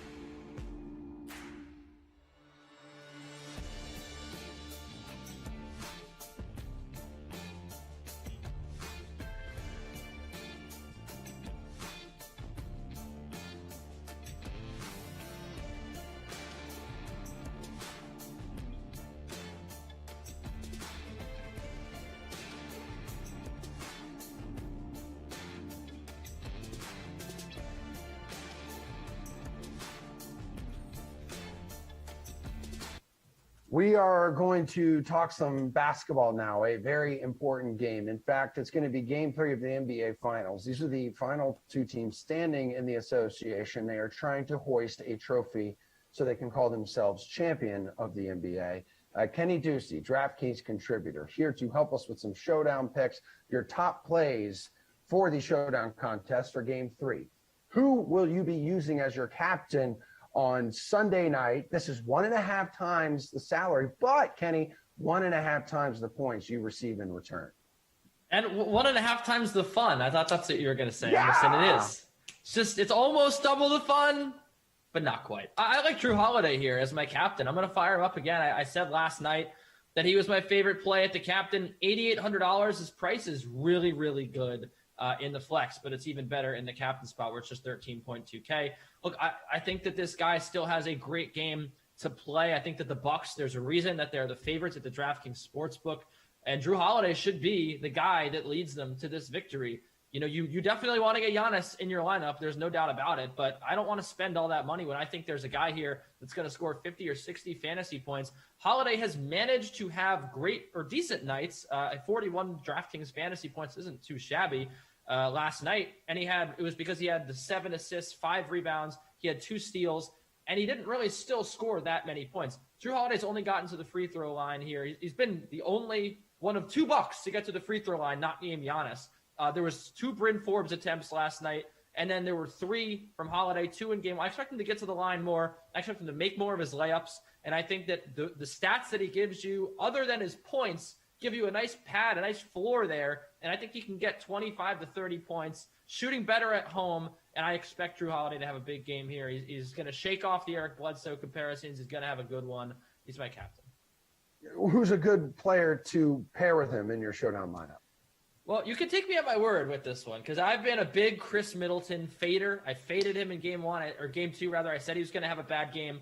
And here I like him. I like him to be paired with my captain, Jrue Holiday. Of course, I mentioned I'm going to have Giannis in there. So a little mini buck stack. But look, Chris Middleton, it's no secret. He just hasn't had a great level of consistency in this postseason. But when you look at the shooting splits, this season he shot 10% better from 3. 10 whole percent points better from 3-point range at home. And I think that going home, he's going to have 2 good shooting nights. We've just seen it all playoffs long. That last time he played at home against Atlanta, he was 10 of 20 from the field. He only hit 2 threes, but he had 26 points, 62 fantasy points. That is the level that we generally expect from Chris Middleton at home. I think that he fills up the stat sheet here with those rebounds and assists as well as he has been doing all postseason long. But the points are what you're looking for here. He's going to be a good flex option. I expect some people to fade him too in game 3 coming off a bad game 2. And this is the time to fire up Chris Middleton. I need some value from you in this game. Please help me out. Yeah, it's difficult because you look at guys like, Cam Payne really didn't play enough for him to warrant a value play here, and he's a little pricey. You look at a guy like Cam Johnson, I think $4,600, maybe a little too expensive for me to pull the trigger. Look, $6,600 is not usually where we look for value, but I'm looking at Brook Lopez right now at $6,600 because I think this is a guy that can hit 5X, maybe 6X, playing again at home. The last time played at home, much like a lot of these Bucks, 52 DraftKings fantasy points. Now, it was without Giannis, but he has been playing big minutes. He has not been playing big minutes in this series. I expect him to get more minutes in game 3. Why? Well, because Mike Budenholzer has to try something else. PJ Tucker has been the guy to play at 5. They've been playing a lot of small ball. He had 35 minutes last game to Brook Lopez's 28, but he was so ineffective. He wasn't even taking shots. He gave them nothing. Brook Lopez at least gives them rebounding, and he can probably hit just as many threes, if not more, than PJ Tucker can. I think that rebounding should be a big focus for the Bucks. I think that here at home, he's going to hit a few meme threes. You're going to be happy you got him in your lineup. I think he can get you 40 fantasy points here, and that'd be a great night. I need to know now, looking ahead, entering game 3, again on Sunday, the NBA Finals, who are you fading? Who do you see available to roster and you say, oh my God, that's disgusting. No, I'm staying away from him. I don't know if it's disgusting, Ooh, but Devin Booker, 10.6K is a lot of money, Emerson. It's a lot of money for a guy that didn't even hit 5X on a 10.6K salary. He was $10,000 in game 2, and he only had 48 DK fantasy points. So he had a great real life game. Everyone was real excited about how many threes he hit. But he didn't really have an efficient game scoring the basketball other than his 3-point shots. He didn't really do anything else on the stat sheet, just 11 assists and rebounds. And to me, I think this is a guy that does have a low floor here. I think he had a great night. He had a great game 1 against the Clippers, and then he disappeared in that series. I love Devin Booker. I think that Devin Booker could make a push for Finals MVP with one more big game. But I don't think it comes on the road in game 3. Again, the only thing we can really trust in this series is the home road splits because they played in game 3 and game 4 of that Clippers series. I expect Devin Booker to come back down to earth a little bit to the range that we saw. I mean, this is a guy that had 29 fantasy points in a game in Los Angeles, followed up with 39. If he was like $8,000 or $9,000, maybe it's a different story, but all this money, almost $11,000, I can't recommend him. Switching over to the sportsbook side, is there one bet that has caught your attention? It catches your eye. You can't take your eyes or your mind off of it ahead of game 3. I think it's this under 222. I'm just going to take the under every game in this series, and it's because the Milwaukee Bucks, I mentioned that there's not a lot that we know about this series. It's, especially with the Bucks, they've been so erratic.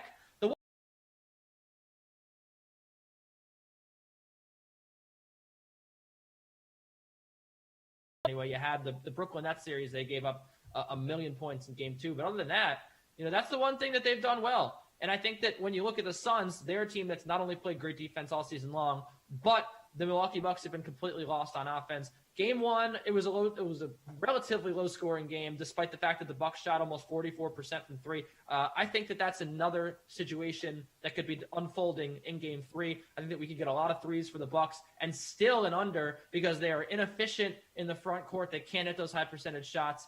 I think that there's no reason this total should be so high. The under should have hit in Game 2, and if the under hits in Game 2, I wonder if this total is 222 in Game 3. I'm still going to hit with the under.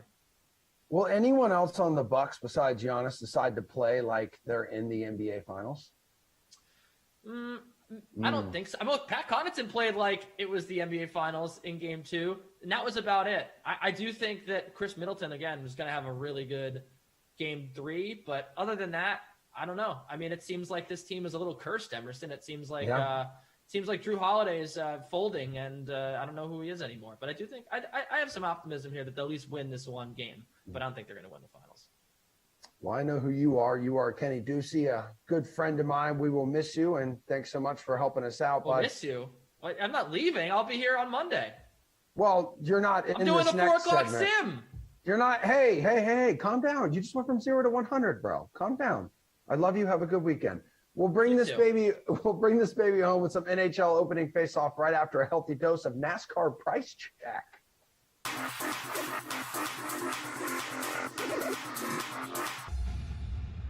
Welcome to the Price Check. I'm Pierce Dietrich. Let's look at the salaries for Atlanta, whose salary jumped up this week. Kevin Harvick, $8,600 up to $10,900. Atlanta is one of his best tracks, but this hasn't been the same Harvick this season. He was fast in the first Atlanta race, but he had nothing for Kyle Larson. Kyle Larson, $10,500 up to $12,000. He had the best car in the Atlanta race, led 83% of the laps in that race. It's basically what he does every single week. Alex Bowman, $8,100 up to $9,400. He finished third in the first Atlanta race because A, it was a cooler temperature day with higher grip on the Dow, $7,600 down to $5,900. He was a top 20 driver in the high downforce package last season. He's a top 20 driver in the high downforce package this season. Martin Truex Jr., $10,300 down to $9,000. His team just missed the setup in the first race. This should be a hot, slick racetrack that suits his style. Joey Logano, $9,800 down to $8,800. He got lapped in the first Atlanta race. What else needs to be said? Favorite play of the week, Chase Elliott, $9,800. I've said it on here before. I will say it again. He wins in bunches. He is a momentum driver. He won last week. More wins are coming. Ryan Newman, $6,100. Race this of 29th. All right, guys, check out DK Nation for your DFS information and needs. If you race for the prize, I'm Pierce Dietrich. Catch me on DK Live. All right, everybody, we're going to wrap up this show with our incredible NHL panel. It consists of DraftKings contributor Jeff Ulrich and RotoWire's duo AJ Scholes and Paul Bruno. So this is opening face-off, guys. We're going to take a way too early look at the 2021-2022 NHL season. We know hockey is over. We know all of you are sad here, except Paul, who is happy that the Habs lost. He expressed that with us yesterday, gave them the honor of receiving the mini cup, right? Or was that the Lightning? The Lightning get your mini cup because they knocked out the Habs, right? Absolutely. Okay, awesome. Let's remedy our sadness here by looking ahead to the next hockey season. So in terms of early favorites for the 2021-2022 season, it's the Avalanche, not the Lightning, who are current cup favorites for next season. 700 for the three-peat. Do you think the odds makers got it right, Paul? Look, I agree with Colorado being a top pick, first of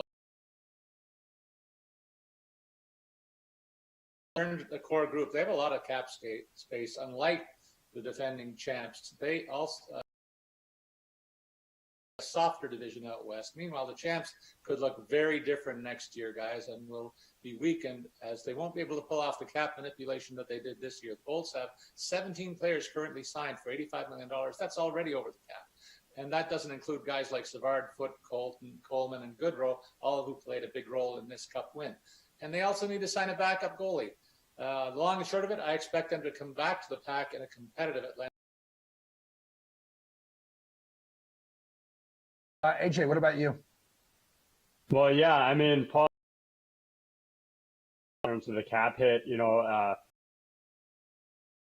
that Nikita Kucherov is hurt and is going to miss the regular season again, and then they'll be fine. No, I mean, to Paul's point though, you look at it, they need to. The Lightning are going to lose a top 6 player.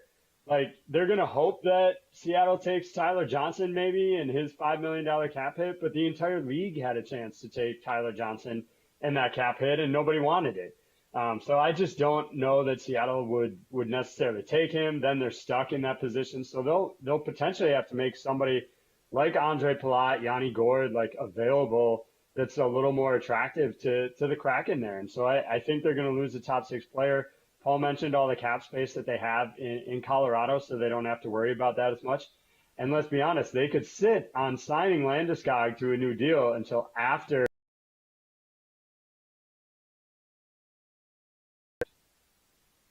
Jeff, plus 500 Colorado. Repeats. Odds makers, did they get it right?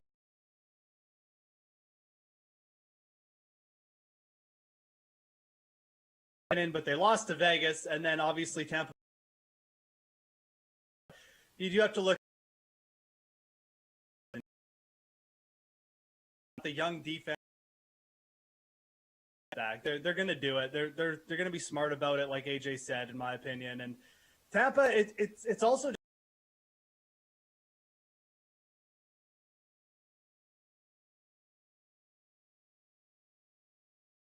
worked out so perfectly. I think Colorado should be the slight favorite over Vegas. So, well, Jeff, sandwiched between those two teams, you got the Golden Knights in there plus 600. Do the Knights look like a team? Do you think that will be back next season? Oh, they're definitely going to be back. Look, I mean, all you have to do.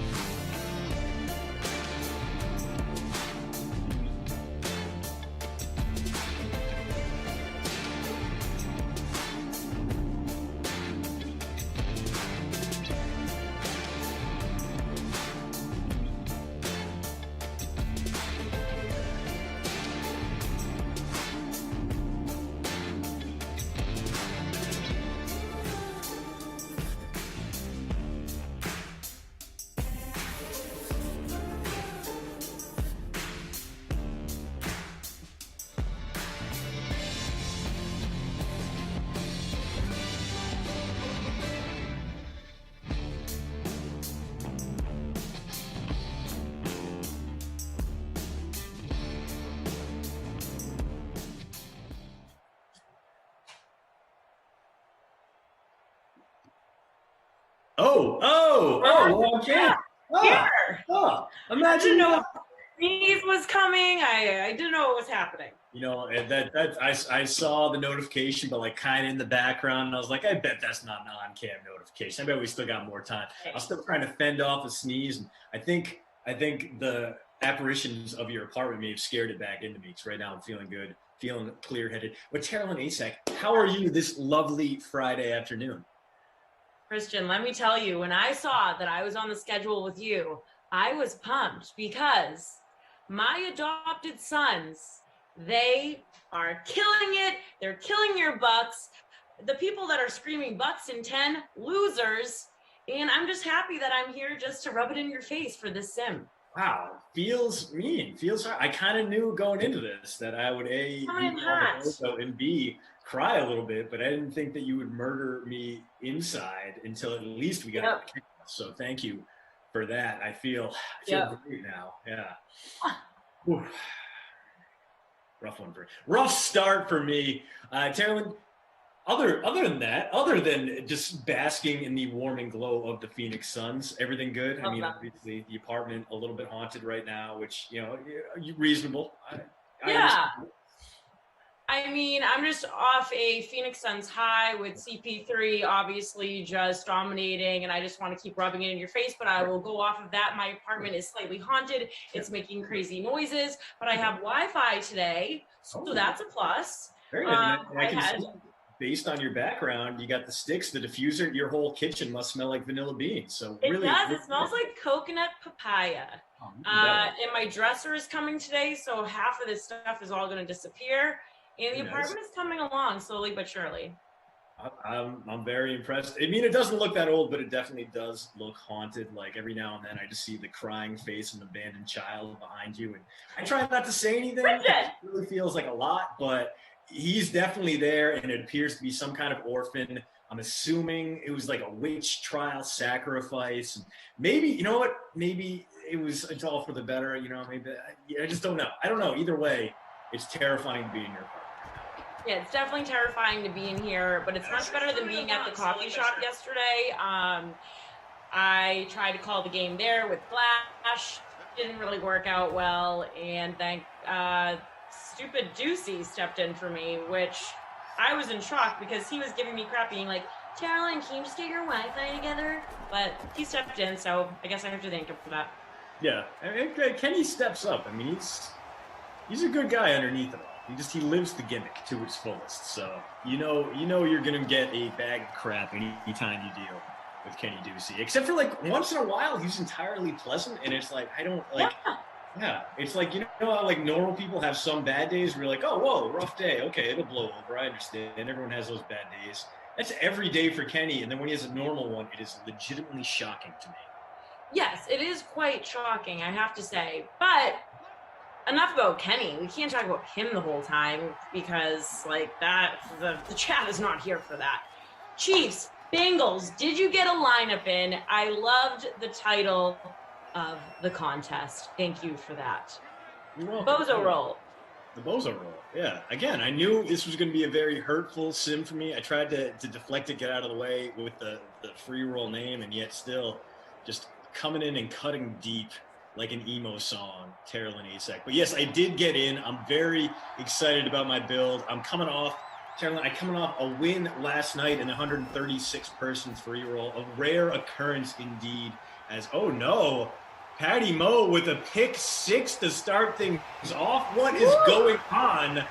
The Bengals off to a rousing start here, and that Bengals defense, not unexpectedly, not very high owned. 2.33% of you in the free showdown got them in there, and you are profiting for now. I mean, it's different when they give up 60 points, but still. I regret everything. I kept going Bengals, Chiefs, Bengals, Chiefs. And then I went Chiefs. And I should have went with my gut, which was the Bengals. So congrats to everybody that has Bengals in your lineup.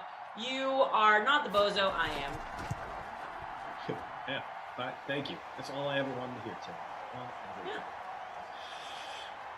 So an awful start for a guy in my lineup, and an awful start for the Bengals skill players out there because they don't even get a possession out of that. They just cede more time to the Chiefs. But I have Patrick Mahomes as -1 point in my lineup right now. I have Tyreek Hill. I have Travis Kelce. In order to afford all those guys, I had to pay down somewhere. That meant AJ Green, failed Bengal last year, had his worst season as a pro, at least worst season in which he was mostly healthy. He is my captain, Tara Lynn. He was cheap. He's like 6,600 in the flex. Pretty affordable for a guy who gives you like 11 plus per game. I grabbed him too. Our lineups are basically the same, except I have Mixon in there, and I didn't even realize that I put him in there because still, whenever I go to make a lineup, keeps asking me, will refresh the page and asking me for my money. I am not the highest paid employee. That is Emerson. Please ask him for his money. So I don't know. I have to talk to somebody in HR about that. Like, do you think he would make a deposit to your account if you just asked? I think he would. Yeah, I feel like he would, because Emerson treats me like his little sister, and I feel like I would just be like, "Can I please have money, big bro?" And I feel like he would. So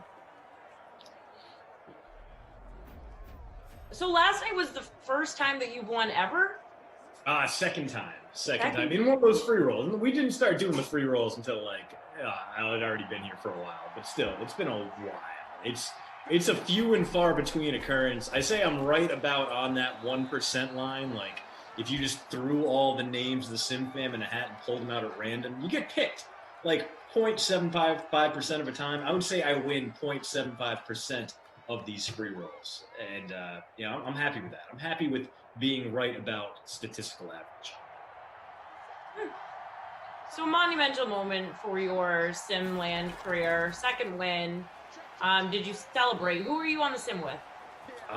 It was me and Koff. So, Koff fed it. Koff finished second to last. So it was a dichotomy right there. Really made me feel good about myself. Really pumped me up. And then, of course, I had to go watch Giannis try to take out an entire Suns team by himself, which was a little less optimistic. Can I just ask, where were Giannis's teammates last night? Drew Holiday missed 8 layups.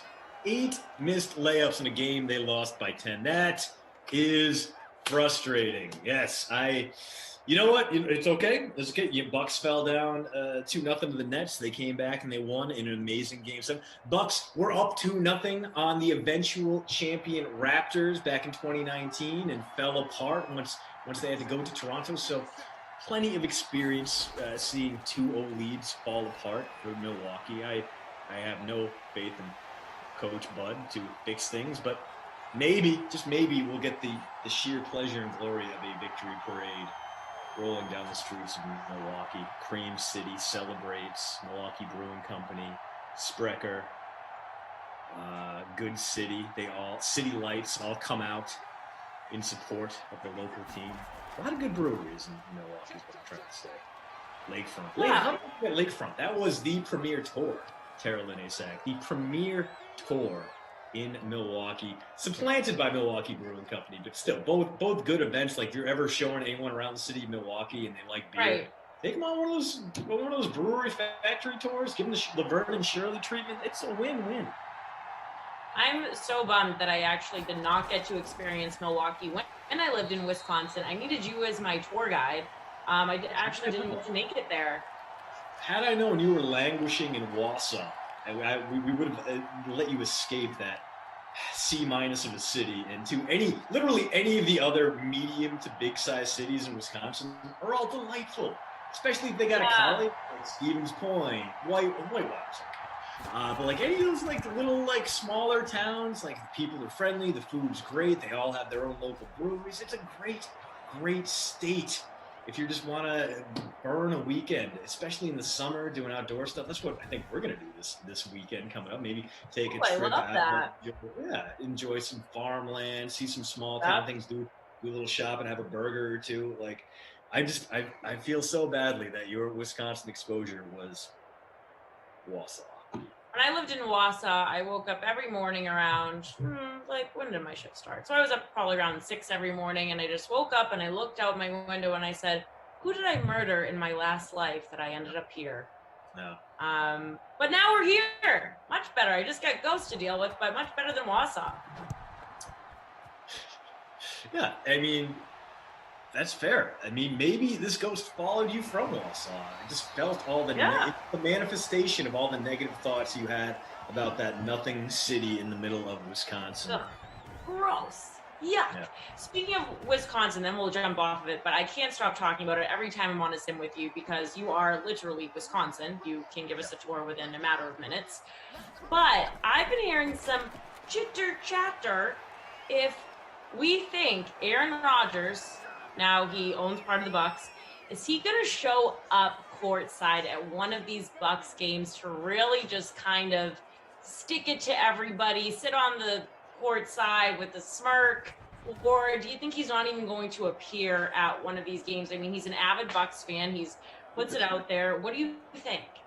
I mean, he's had faith in the team for a while. Like he and Ryan Braun, I think they're both in that investment group. I think he'll be there. I mean, it's not like he's shying away from the media. He just played a high-profile golf match, 3 days ago. So, yeah, I think it's a safe bet he'll be there with Shailene Woodley, and he'll play coy. Lisa Walters, whoever is on sideline duty, will come up and ask him a question about, what do you think? And then at the end, try to sneak in like, oh, hey, and what are you going to do in training camp? And he's going to be like, I'm more into I guess we'll have to find out. Exactly. Oh, you'll have to wait and see. I don't know why I gave him old-timey villain voice, but sure. Yeah, that could be him. You could decide to go that way. It would be a choice. So, yeah, I think he'll be there. I think he'll play coy just like he did at the matches. Oh, no! Dueling interceptions now as the Chiefs. Well, it was effectively an arm punt for Rashad Breeland. And Kansas City going to take over in decent field possession at the Bengals, 39.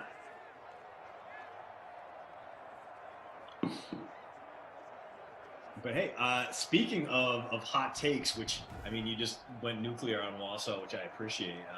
Brian C. would like to know if you have a hot take for this upcoming season. I'm assuming that's football season, but really, I appreciate any and all hot takes. I mean, we've talked Celtics in the past, and I'm sure you have some Udoka hot takes or otherwise. So just, this is a safe space now. I mean, unburden yourself of your hottest takes, and maybe that's what will, finally get the apparition to lead. Maybe that's the unfinished business. Maybe that spirit has very strong thoughts on the Patriots quarterback position. I just don't know. I listen to a lot of Boston sports radio, and they have been going in on, it's not necessarily like a hot take on my part, but having Udoka now as the Celtics head coach, and then we have Brad Stevens, just talking interview-wise, they're both a little... Wow, that was a beautiful dance. Do you want to call that? Very nearly had the DeMarcus Robinson vulture-adjacent touchdown there. Instead, this could be Clyde Edwards-Helaire time, although he is not great at the goal line. And for me, I got the Ricky Seals-Jones in there. I put him in over Anthony Sherman. So hopefully we get a little vulture time now that the Chiefs facing first and goal here. It won't be Seals-Jones or Sherman, though. It won't be a run either. Oh, wow. Kelsey, touchdown. Wow. Lead. Yes,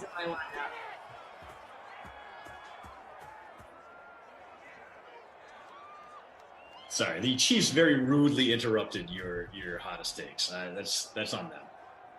You know, a lot of those players on the Chiefs, they come off very arrogant. So, like, why would I think less that they wouldn't interrupt me? But so Boston Sports Radio, they're kind of annoyed lately that we have Udoka and Brad Stevens as our speakers for the Celtics, because they're both a little dry and they're both kind of reserved when they talk to the media, which is fine. I don't think that people should be out there giving all of their secrets and pouring it out. We have to have kind of that Bill Belichick mysteriousness. Yeah. But I'm excited for Udoka to take over. I think that this is what this team needed, more chemistry. Jason Tatum seems excited. I did hear whispers, though, once Tatum goes to the Olympics, maybe some of those players might try to get into his head. So, hot take, I don't know if Tatum's just going to peace out from the Celtics after after going to the Olympics and talking to his boys that he grew up with, that he's playing with in the Olympics. I get Udoka is supposed to come in and change everything, but I don't know if I see longevity with Tatum as a Celtic. Really? Wow. That is a hot take. He's a guy I obviously want there ever, but yeah. He's got that big money extension, so he'd have to kind of force his way out. He got that max deal, which he absolutely deserved. I feel like all these players now too, it's just that time in our lives. They're very vocal, and when they want to go, they want to go. You don't see people really suck it up anymore, even when a lot of money is on the table. Players have more agency than ever. I mean, they can force a trade out. And yeah, if Udoka doesn't turn things around there, if the Celtics can't be a contender, I can see him being upset. But, I like that core too, Tatum and Brown. I mean, those two kind of single-handedly proved they're capable of pushing the Celtics to the postseason. And I think having Horford back's going to help out a little bit, but who the hell knows, since he basically had a DNP last season. Because he's just like, you know what, Thunder, you figure your stuff out. I'm just gonna sit here and collect my checks, which I appreciate the hustle, Big Al. Son of Tito. I've been so confused with this Celtics team ever since Kyrie and the Gordon Hayward injury and all of the little drama that we heard in the locker room with Marcus Smart, and I'm like, this team just needs to get it together. And I can't even picture Jason Tatum coming in as young as he is and being like, oh, well, dang it. This is kind of tough to be here. But I don't know, Bradley Beal, they are best friends, and he talks about him to the media all the time, how close they were and how they grew up together, how cool it is that they're playing in the Olympics together. That storyline alone, I mean, come on. That's pretty incredible. I don't know if there's going to be some chatter there. They were very vocal about Blake Griffin not coming to the Celtics. I don't know. The locker room just seems so dicey to me. Hopefully Udoka can get in there and get some sort of chemistry and bond with these players that they've been needing for a while. Yeah, I thought it was unusual to promote Stevens up from coach to GM. That's not a move you see all the time, but they're obviously coaches who handle both roles. I mean, he's kind of like Bill Belichick in two phases right now, except without the success or the rings. But I like Stevens as a head coach. I thought he definitely did seem to have that ceiling there, but a good developmental guy. And the fact that he's been able to bring talent up from prospect to all-star does give me hope that he's going to be able to find the guys in the draft that, like Danny Ainge did on and off, and be able to find the undervalued free agents that this team's going to need to bring in with the MLE, because not a lot of cap room when you have those big extensions lingering there for Tatum, for Jaylen Brown. You got Horford's big salary, although it's less than, they did clear about $14 million in cap space by moving on from Kemba Walker and bringing Horford in. So it's going to be very interesting to see what their offseason looks like. Very much looking forward to this upcoming NBA draft. Very excited for my Commodores, Terrell and Asag, even though we lost our best big man to the transfer portal. Scottie Pippen Jr. is coming back for at least a third year, entered the draft, didn't hire an agent, pulled back a little bit, which is a good idea because he didn't get a lot of luck, didn't have a lot of love in the mock drafts, wasn't even like a top 75 prospect. So hopefully he'll be back, and my Commodores will at the very least have a winning record again. It's been a long time, Tara. I did not know that you're like an avid Commodore fan. I am. Grad school, yeah. It was a big shift too, right? Because I grew up in Rhode Island. Where's the college football team in Rhode Island? My dad and I had Brown University season tickets. They cost $40, and games were awesome. No complaints. Saw some Ivy League champions, but not exactly high level football. Go to a D3 school in Pittsburgh. No one really cares about sports there, and then all of a sudden, I'm in SEC country. I get to see great teams, national champions, Terrell and Ace. I come in and beat the living crap out of my Commodores. I got to see number one team go down twice in Memorial Gym, back-to-back years. Florida with Al Horford down as number one. Next year, Tennessee, our arch rival, number one Tennessee, going down in Memorial Gym. Just a wonderful time. Probably the pinnacle of Vanderbilt athletics to that point. And how could I forget, we won a national championship, our first national championship in women's bowling while I was there. So I don't want to say to all the Vandy fans, you're welcome, but you're welcome. You're welcome. Welcome. What a speech. You should literally be a rep for the state of Wisconsin for people just wanting to go on tours or checking out breweries, and apparently for the Commodores. So knowledgeable, Chris. I know. Always very just stunned every time we do a sim together because I'm like, I need to step up my knowledge here. See. I should be more of a. I'm going to jump on the Commodores. That's going to be my next team that I'll adopt. I've adopted. It's going to be all hard. Sons. Yeah. I'll adopt the Commodores in the Washington football team. Fair. I mean, Washington football team's going to be fun. The Commodores, maybe they're going to be bouncing back up, but it's, to be fair, most Vandy fandom is just pain wrapped in other layers of other pain. So. Yeah. All right, big third down here for the Bengals trying to respond. A nice strike there. And who do we have? Johnny Five Sticks. Got to have him in your lineup. Dude has been on fire. Well, not lately. He's been kind of on and off, but obviously has that huge high ceiling. And the second game in a row, at least the second game in a row where I've been calling his game, Terrelin. Yep. He has a long breakaway touchdown. That is a 40-plus yarder to put the Bengals back on top. Speed kills here in the Simverse. Oh, I just realized I accidentally copied Germ. Germ also said speed kills. Oh, Germ. Congo Cap, I was there when College Game Day came to Vanderbilt. Probably the only time that will ever happen. We had the "You're blocking the library" signs up there. It was lovely to see. He was actually on the campus of the grad school I attended, Peabody College. Beautiful, bucolic campus there. And Darth, Vandy gym is tricky for visiting men's basketball. Yeah, dude. Dean Douglas, you are right as well. That gym is it's a unicorn because it's the only gym in Division I basketball where the benches are on the end line instead of the sideline. They've been grandfathered in forever, so they get to keep it that way. Also, it's a gym that was basically built as a theater first and foremost, so the sound really echoes, really carries well in there. And the coolest thing is, if you are a student or if you're just on any of the sideline sections, since it was a theater, the court is actually a stage, so the student section seats are below the floor level. So if you're sitting in your student section seats on the bench there, you are basically eye level with everyone's feet. You stand up. You get really great viewpoints that you don't get in any other places. And when the team is good, it gets loud as hell. Loved my time in Nashville.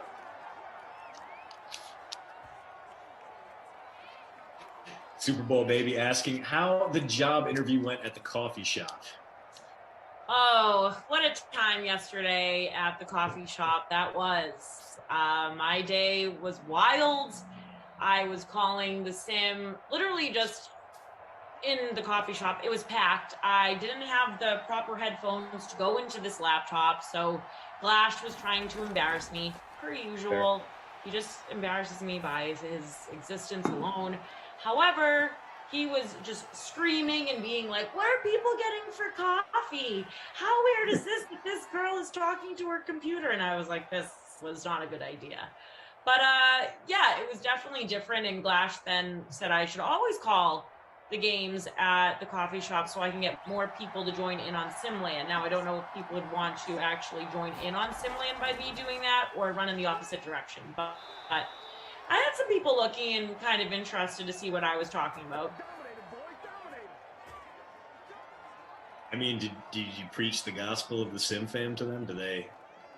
Yeah. Are they I was like, oh, tell me more. The games no, they were just fake, drum and real. Continue. They were just looking and trying to figure out why this girl was talking into her computer and yelling at the other guy that was talking to her, AK Glash.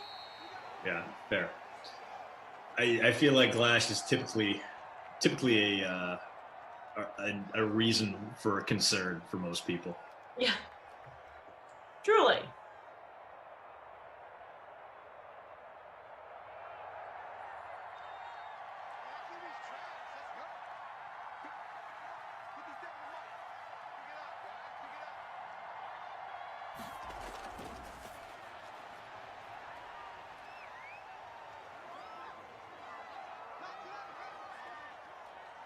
Shout out to the people in the chat. We got 310 people watching right now just over on YouTube. And shout out to the Twitch fam too. I know that you guys don't think we're looking at you. We are. We love Twitch.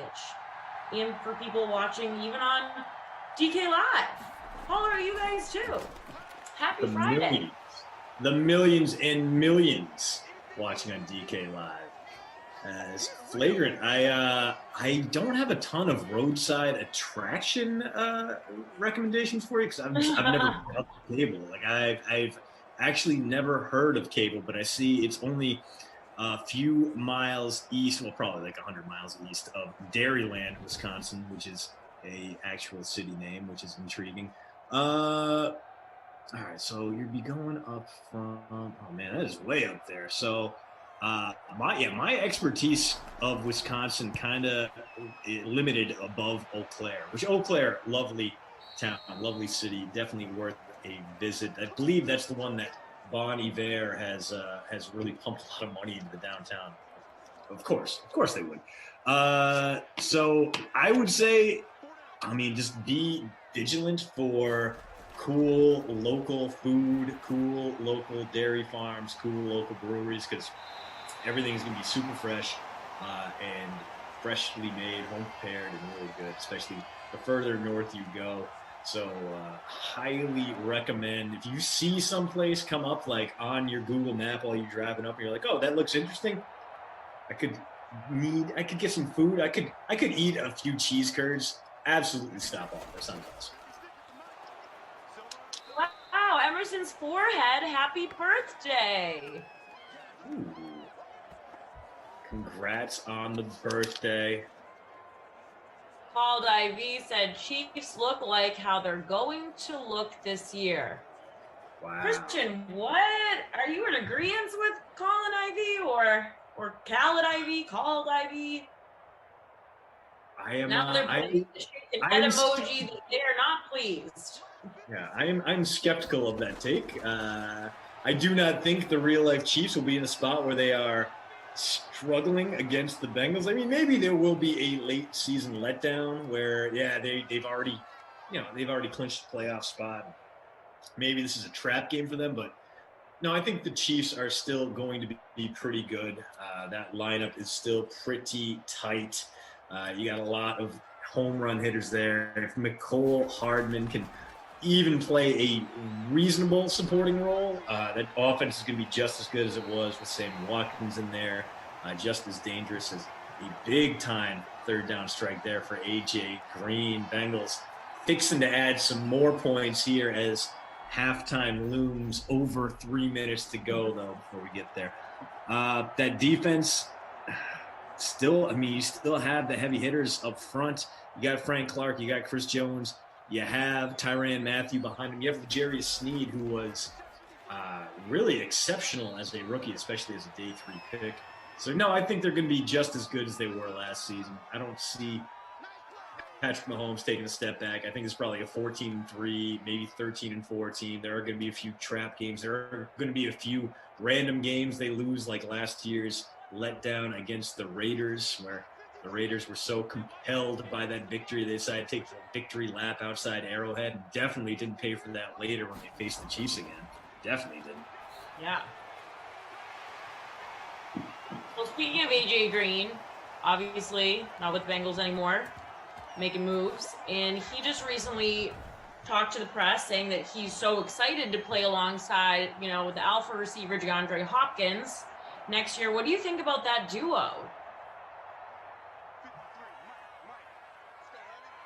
Christian, care about it. What are you a Patriots fan or Packers fan? I'm a Patriots fan. Yeah, I grew up. You're from the East Coast. Okay. Like, and even my Bucks fandom, like, they play the Celtics. I would go Celtics first. Like, my allegiances are hometown for pretty much everything. Like, if the Pirates played the Red Sox, then I'm Pirates. Like that. Okay. Those were the games I went to growing up. Every summer we'd go out to Pittsburgh and watch game of Three Rivers. A couple games of Three Rivers. I've been to way more Pirates games than anything else in my lifetime. It cost me maybe $300 total. I've seen so much terrible baseball, but I am indebted to those Pittsburgh teams for showing me the glory of Jack Wilson. But yeah, I am a Patriots fan, and I love AJ Green. I wanted him so bad to be healthy, and he was just awful last season. He didn't look like the same guy. He never got on the same page with Joe Burrow, and I have a little bit of concern going from one big-armed former Heisman winner to another in Kyler Murray, how that's going to work out. As Green into the end zone, making me feel bad for doubting him. I mean, he's listening to you, Christian. Yeah. Just crap it all over. Prove Andrea wrong right now. Brutal for me, but great for my lineup because he is my captain, and that may, Carolyn, be enough to vault me from third to first. We're gonna have to wait and see. But yeah, I do like Green in a supporting role behind DeAndre Hopkins, and things are so. The one biggest problem with Arizona is that they didn't have a number 2 guy who could really stand up and make plays behind DeAndre Hopkins. Christian Kirk had his minutes, but he's more kind of a gadget guy. And obviously, you have Larry Fitzgerald there, but he's getting older and his efficiency has waned. And I think you are hoping AJ Green can be what Fitz was like in his early 30s. I just don't know if they're going to get there. I like the landing spots. It is a team that's going to throw a lot. From a fantasy standpoint, AJ Green is worth the gamble. But from a football standpoint, I just don't think he's going to have the juice.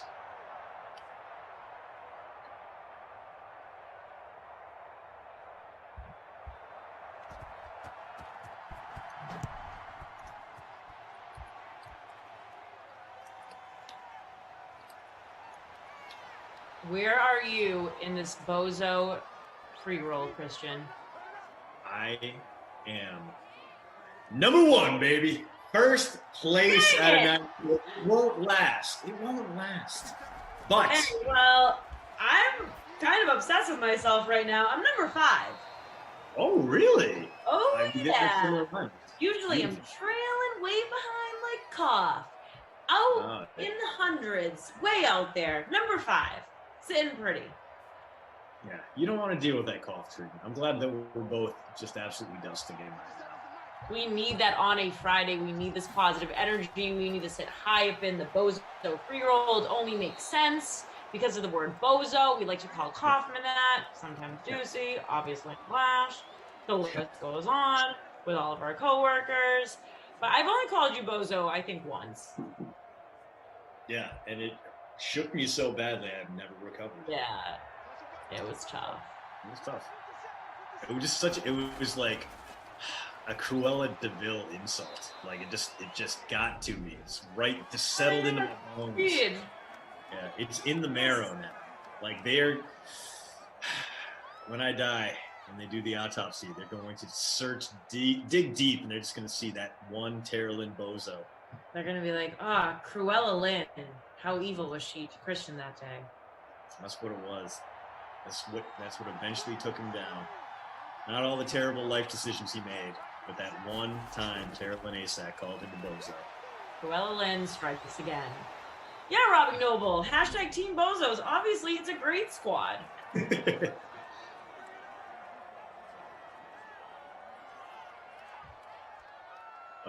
So Chiefs trying to get back into this one, moving the ball like the Chiefs do, and already into, with Harrison Butker, I would give him a 55-yard field goal, even outside, even in the cold winter afternoon of a January day in southwestern Ohio. Terrell, have you ever been to Cincinnati? I've driven through it, and let me tell you, nothing about that drive made me want to stop. Oh.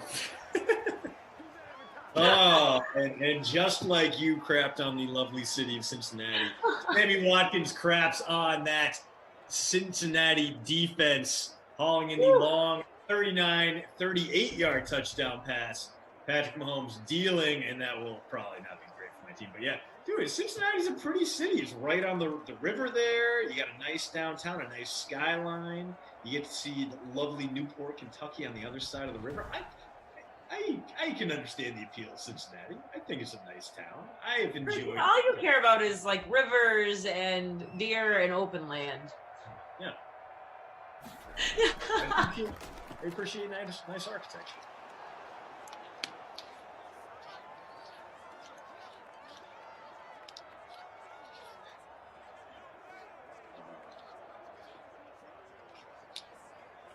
So no one happy with the Sammy Watkins touchdown, it appears. I know, I'm reading the chat, and you guys are going off.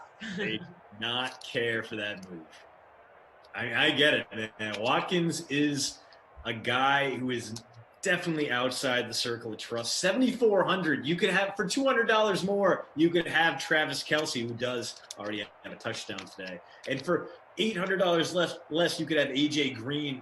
Just from a logical standpoint, Sammy Watkins was a tough nut today, and yet one catch right there gave him double digits alone right there, 15 plus on that touchdown reception if you got him in that captain spot. So if you are one of the few, only 5% of you out there captained him that got him in that top spot, you are laughing all the way to the bank there. Yeah, and Christian is holding down number one. I spoke way too soon. I have fallen to 13. I'm still okay about it, but Christian, are you going to go back-to-back wins?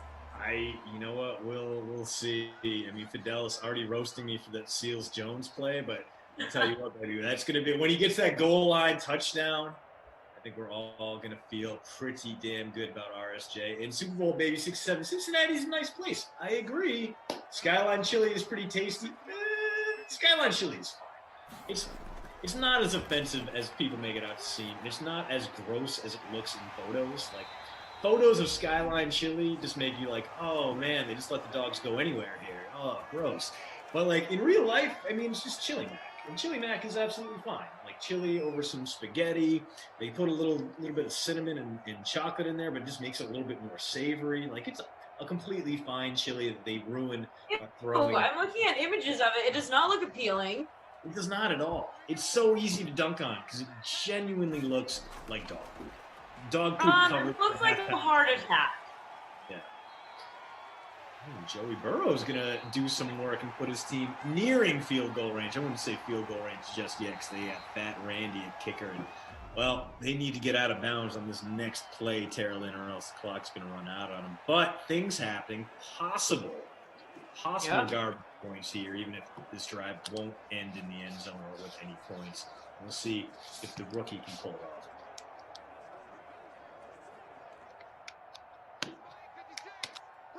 Yeah, but Skyline, I mean, it's a good, cheap option. They had a franchise out in Indianapolis while I was out there too, and like I have family. Oh no, well that will do it for the first half. Is that Chiefs defense stands up, makes you feel a little bit better about the 2 scoring drives they allowed.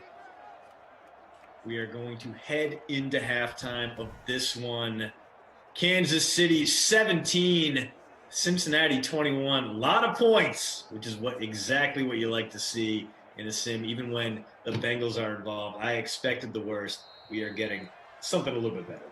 I'm very happy with this turnout so far. Who's hosting the next sim? We'll give you the rundown. I mean, you guys should just really care about us, but I guess I'll talk about the other people. So 4 p.m., we got Cardinals at Cowboys. We get Kenny and Jeff, a.k.a. Moose and the Deuce. 5 p.m., we got the Slate MLB with Bukes and LaMarca. Coming up at 7 p.m., Philadelphia Phoenix versus New York Empire. American Ultimate Disc League. People, check it out. 10 p.m., Falcons at Bills. And Moose and Freeze Pops doing Madden After Dark. Sign me up. How fun. Yeah. Freeze Pop, soon to be a resident of Rhode Island once more, behind the Midwest. And part of me is a little bit jealous, but part of me is also like, it's pretty good out here. It's cheap out here. I mean, he's moving to Pawtucket, which is a city back on the rise, bouncing back up. For a while, Pawtucket was a little bit rough, and now he doesn't even get to go to Paw Sox games. Now they're the Woo Sox. They moved to Worcester because Rhode Island wouldn't build him a new stadium, and McCoy's fine. It's not a bad stadium. Now I guess the only thing there's the Rhode Island State High School Baseball Championships, which broke my heart once upon a time. Harold Nasek absolutely crushed me. Such is life. Through 2 quarters, Tyreek Hill, 6 catches, 63 yards. AJ Green, 5 for 58. Johnny 5 sticks, 3 for 64 and a touchdown. Travis Kelce, 3 for 30 and a touchdown. And Sammy Watkins, the heartbreaker himself, 2 for 45 and a score. And hey, look at that Ricky Seals-Jones play. 1 catch, 4 yards. It's only going up from here. He's going to get there. He's having a better day than Tyler Boyd, I think. I don't know. I haven't looked. Anyway. Coney saying that, Terrelyn, you looking amazing today. Agreed. I mean, this is clearly the prettiest broadcast duo that we could put out there, and we do this for you, BK Sims. We did it for you. We did it. We like to get this duo together because of our hair. We actually take pride in it. So we did it for you on this fantastic Sim Friday. And yeah, the other duos coming up. I mean, they don't have this hair. No, they have no flow whatsoever. No lettuce. Terrible. Glash is trying to get flow. I will give him that. He is trying to grow out the lettuce, but it's not there yet. Not there. He's got some good eyebrow lettuce. I think he's got a good eyebrow flow right now. He's been letting that one grow out. You can tell. You can tell he's put some effort into it. Like Rogaine up his eyebrow, grouchoed himself. So. We can't have Glash ever shave his eyebrows ever again. It was traumatizing for a lot of us, and it still haunts me in my sleep, the picture of him without his brows. No, and one of you out there has the Glash parody account that's just the profile photo is just him with no eyebrows, and it is a troubling reminder of when science goes wrong and when humanity embraces hubris too much, because that actually might be the ghost face I see in your kitchen every now. I think it is. Flash. Now we have a very loyal Sim family. We have new people joining in and watching. Also, welcome if you're new. Join in on the fun. Glad to have you here. If you were around for last year, if you don't know what we're talking about, there's this guy, Brendan Glasheen. He calls Sims. He's pretty famous, and he basically got, I would say he's the biggest cheerleader, I think, for The Sims. He really put his pride and effort into it. But the man shaved his eyebrows last year. If you were here for that, drop it in the chat and tell me, your level of PTSD you had from it, because mine was at a level 10. It was traumatizing to see this man walk around for 2 weeks after with no eyebrows. It was, oof. Yeah, Emerson's forehead, Glash's eyebrows haunting TL. Yeah, they honestly are. Yes, 100%. So Germ sent first time playing Fortnite the picture so he could make that parody account, and it is just a lot to look at. The way it just blanks his face entirely, so you don't know, you can't glean any social cues from Glash without eyebrows. He just looks confused all the time. Yeah. Like a lost puppy.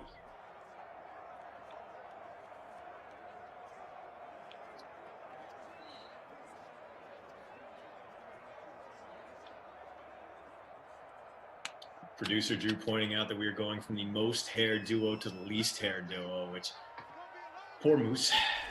But I mean, he's been able to rock the bald cut. I feel like it really works for him. He's doing good work with it. Are there ever people that you see bald? I actually have a friend of mine, and he's bald, and I couldn't picture him having hair. Some people truly do pull off the baldness. I think Moose rocks it. And it stinks if you're one of those people that can't pull it off. Yeah.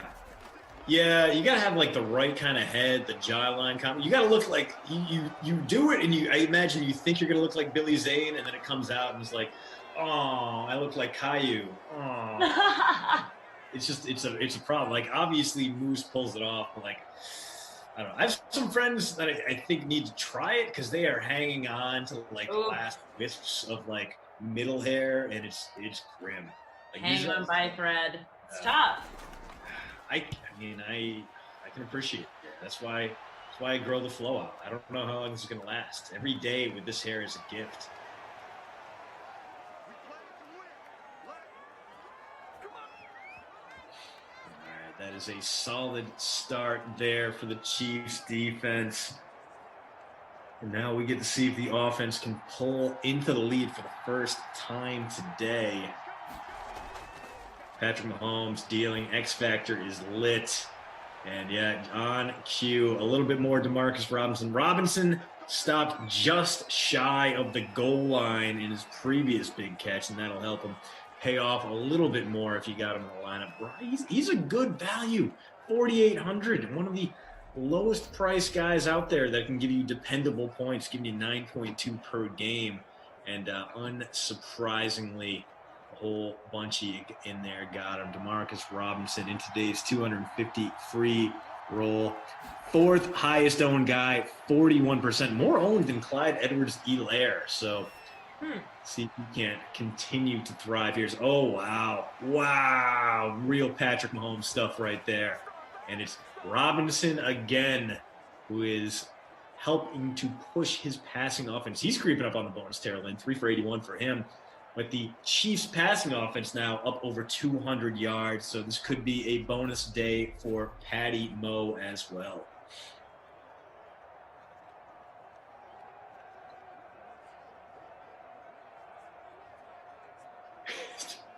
Varner Robinson. Didn't he have to shave his eyebrows, Glash, because the bet on Indianapolis wouldn't get shut out or something like that? No, as producer Drew points out, that was a different bet that somehow involved Glash having to shave himself. He tried to shave a Colts horseshoe in the back of his head when Indianapolis got shut out, and I don't have the receipts from that, but I'm assuming it went horribly. Oh, no, Ricky, you had it. You had it. Oh, that would have been the Ricky Seals-Jones touchdown I was waiting for. Instead, he steps out of bounds just barely, just briefly. Oh. That is tough. I have been murdered inside for the second time today. Okay, so you've been murdered inside for the second time today. I'm sorry about that. You don't deserve it on a Friday, and you just dropped down to 3. Oh, no. Oh, no. Third place for Train Island. Can you get back to number 1? Clyde Edwards-Helaire right there. Breaches the end zone. I don't have it in my lineup, but a whole bunch of you do. 5th most owned guy out there just behind Demarcus Robinson. And look at that. Chiefs back in the lead in this one. Finally where we expected them to be when this game started. Yes. We have Pro Magnon now sitting number 1 in the Christian and Tarlin 2 p.m. Bozo roll by Train Island.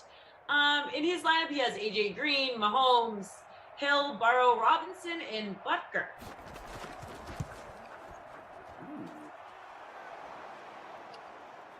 I like it.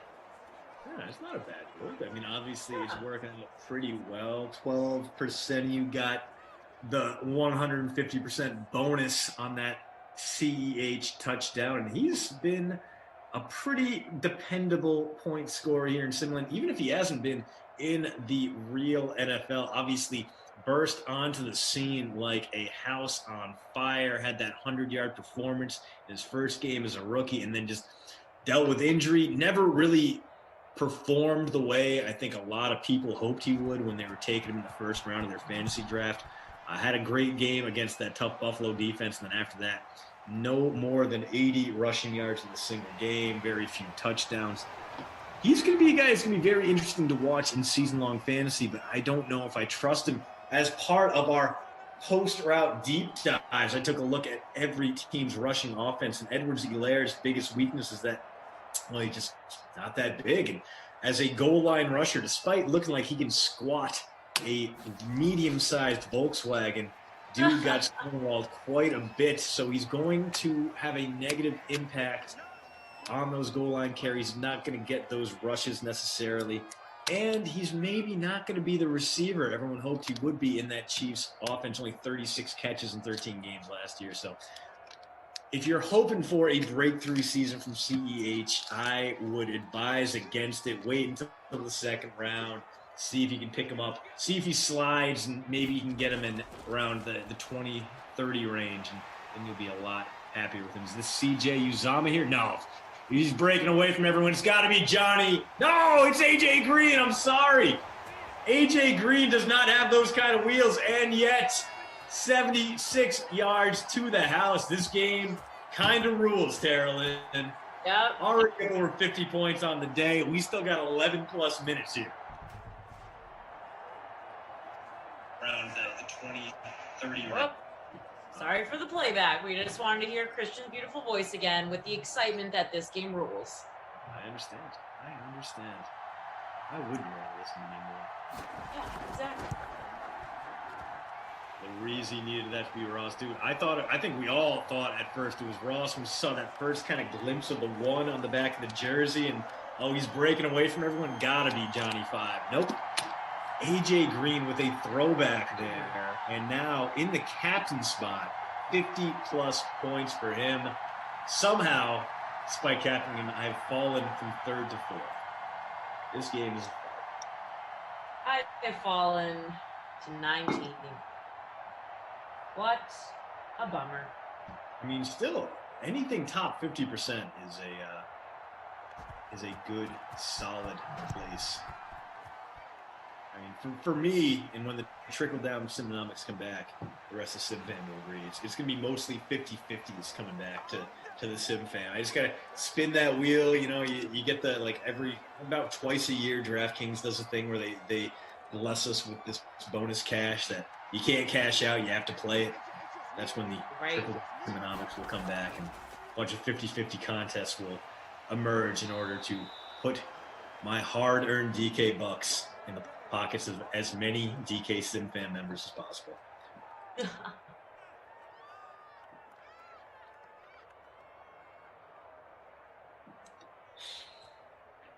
So what do we got going on this weekend? Do you have horrible weather in Wisconsin like we have here in Massachusetts?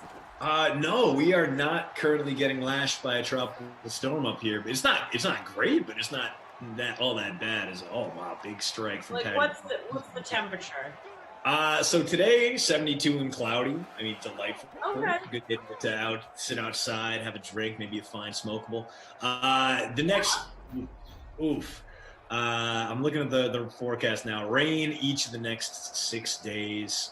Afternoon showers tomorrow on a 74-degree day. Sunday, rain all day. Monday, rain all day. Tuesday, isolated storms. Wednesday. So, I don't know. I mean, this is my last free weekend for a while. Next week, I got a charity golf thing. And the week after that, we have some company coming. The next 2 weeks after that, we should have friends from Rhode Island coming out, but they have yet to send me the confirmation on their plane tickets. So they may have scumbagged their way out of this travel commitment, which so yeah, this might be that. Maybe do a little local road trip, go somewhere, maybe check out Cable, Wisconsin. All that. That's like a 4-hour drive for me. No real plans so far, Tara. What about you? Love that. Producing tomorrow. Ooh. So I will be behind the scenes. Then what else? I really didn't want any solid plans. I did not want to commit to anything this weekend because I've had a lot of trips this summer, a lot of bachelorettes, bridal showers, all of that. And I said, I want this weekend. I will work, but I have to be at this place at this time or anything like that. So I am just really playing it by ear. And I feel like those are the best weekends, Christian. Yeah, a little self-care weekend, a little sit inside, maybe get a hard seltzer, enjoy the calm, the peacefulness. Relax. Hang out with your ghost. Yeah, hang out with my ghost. I got my new metal straws in to save the turtles, even though I don't know if they're saved yet or not. Yeah, I feel like it's fancier, even though I'm drinking out of a plastic cup because I'm like Kaufman and I live like a college boy and I don't like to wash anything. But yeah, just drinking some water with a little liquid IV to really just up my water intake like Rossi because I can't shovel down like 90 water bottles like he does a day. Yeah, he's got the jug. Oh, it's the basically jug, like yeah. the Poland Spring off the water cooler and just sips from that all day. Yes. Which, respect to him, he probably doesn't cramp up that much. He's probably got great electrolyte. Yeah, he's always glowing. So that's why I was like, you know what? I gotta up my water intake. What am I doing? Fair. I'm a little, too low key. That sounds awesome. So, of these bachelorette parties, how many of them took place in Nashville, Tennessee? Actually, none. Wow, that's upset right there. I did go to Nashville though last year just as a trip. I never experienced it before, but I went during the worst time to experience it. It was last August. Everything was really shut down. But still had fun, cool vibe there. It's more, a lot of people aren't doing like the traveling. Like it's more Newport, Nantucket, Cape Cod. Yeah. That makes oh my sense. God, Turtles won in the chat. Thanks for saying hi. I just saved a turtle and now he's in the chat. Cool. Nice.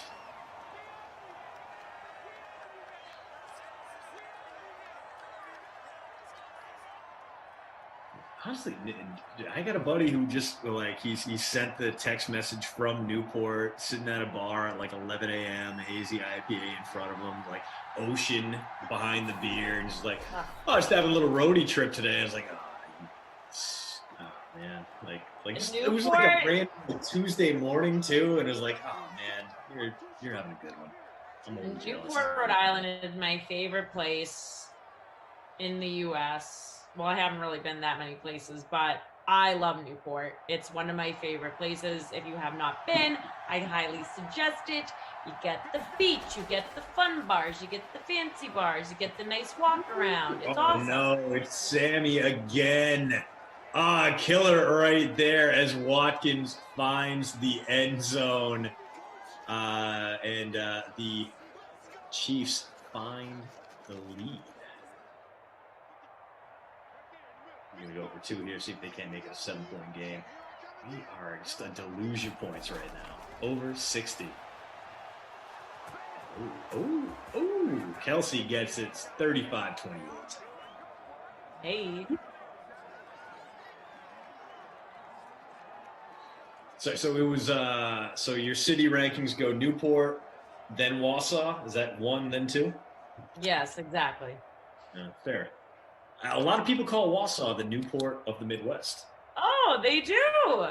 Who are those people? It's 'cause the ghosts that live in my apartment? It could be the ghost that lives in your apartment.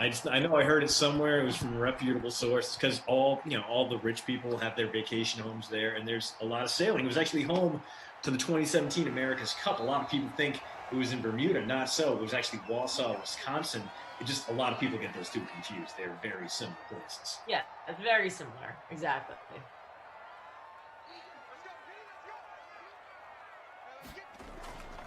Very, very similar. All right, we are now in a heady debate in both Twitch and YouTube about whether or not turtles are made of straws. So, enjoying it. You guys are going deep on that one. Yeah, show the turtles some love on this Friday.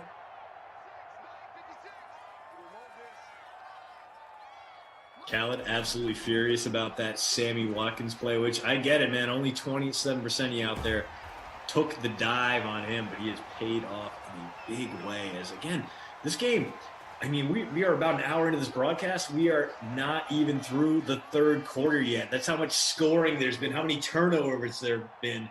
It's been a lot, but in a good way. Like this has been the antithesis of a Wild Weather Wednesday. This is dancing on the grave of Wild Weather Wednesday, and I'm absolutely. I know. Yeah. Shout out to Kagan Ops putting in work today. Tater. And Ron Cam. Oh. Hey everyone, we're back. Yeah, needless to say, yeah, 63 points combined so far. Both quarterbacks trending towards the bonus. Both quarterbacks one away from the Bundy. Mahomes has 296 and 3. Burrow 268 and 3. They both throw an interception, but who cares?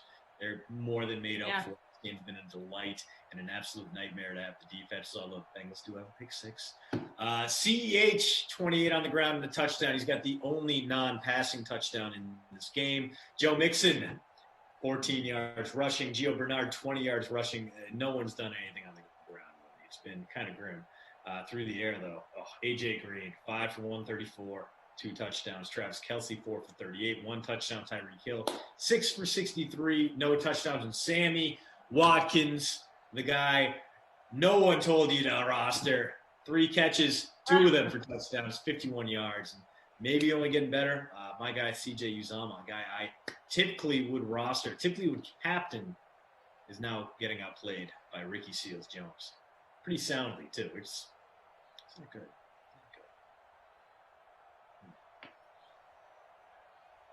Noah Moon would like me to speak John Ross into existence, yeah, I'd be into it. I'd be happy with it. Yeah. To manifest that for you. Yeah. DeMackline commiserating about how you completely missed out on the Wisconsin experience. Oh, I really did, guys and girls. Your nearest landmark in Wausau was a prison. It wasn't great. And everybody just kept trying to shove cheese curds down my throat, in my face all the time. Like, okay, I get it, but like, what else? What else do you have to offer me here? Yeah. The thing that really got me through, though, was I did have a Dunkin' Donuts in Wausau, so that was great. Okay. It made me feel like I was at home. Yes.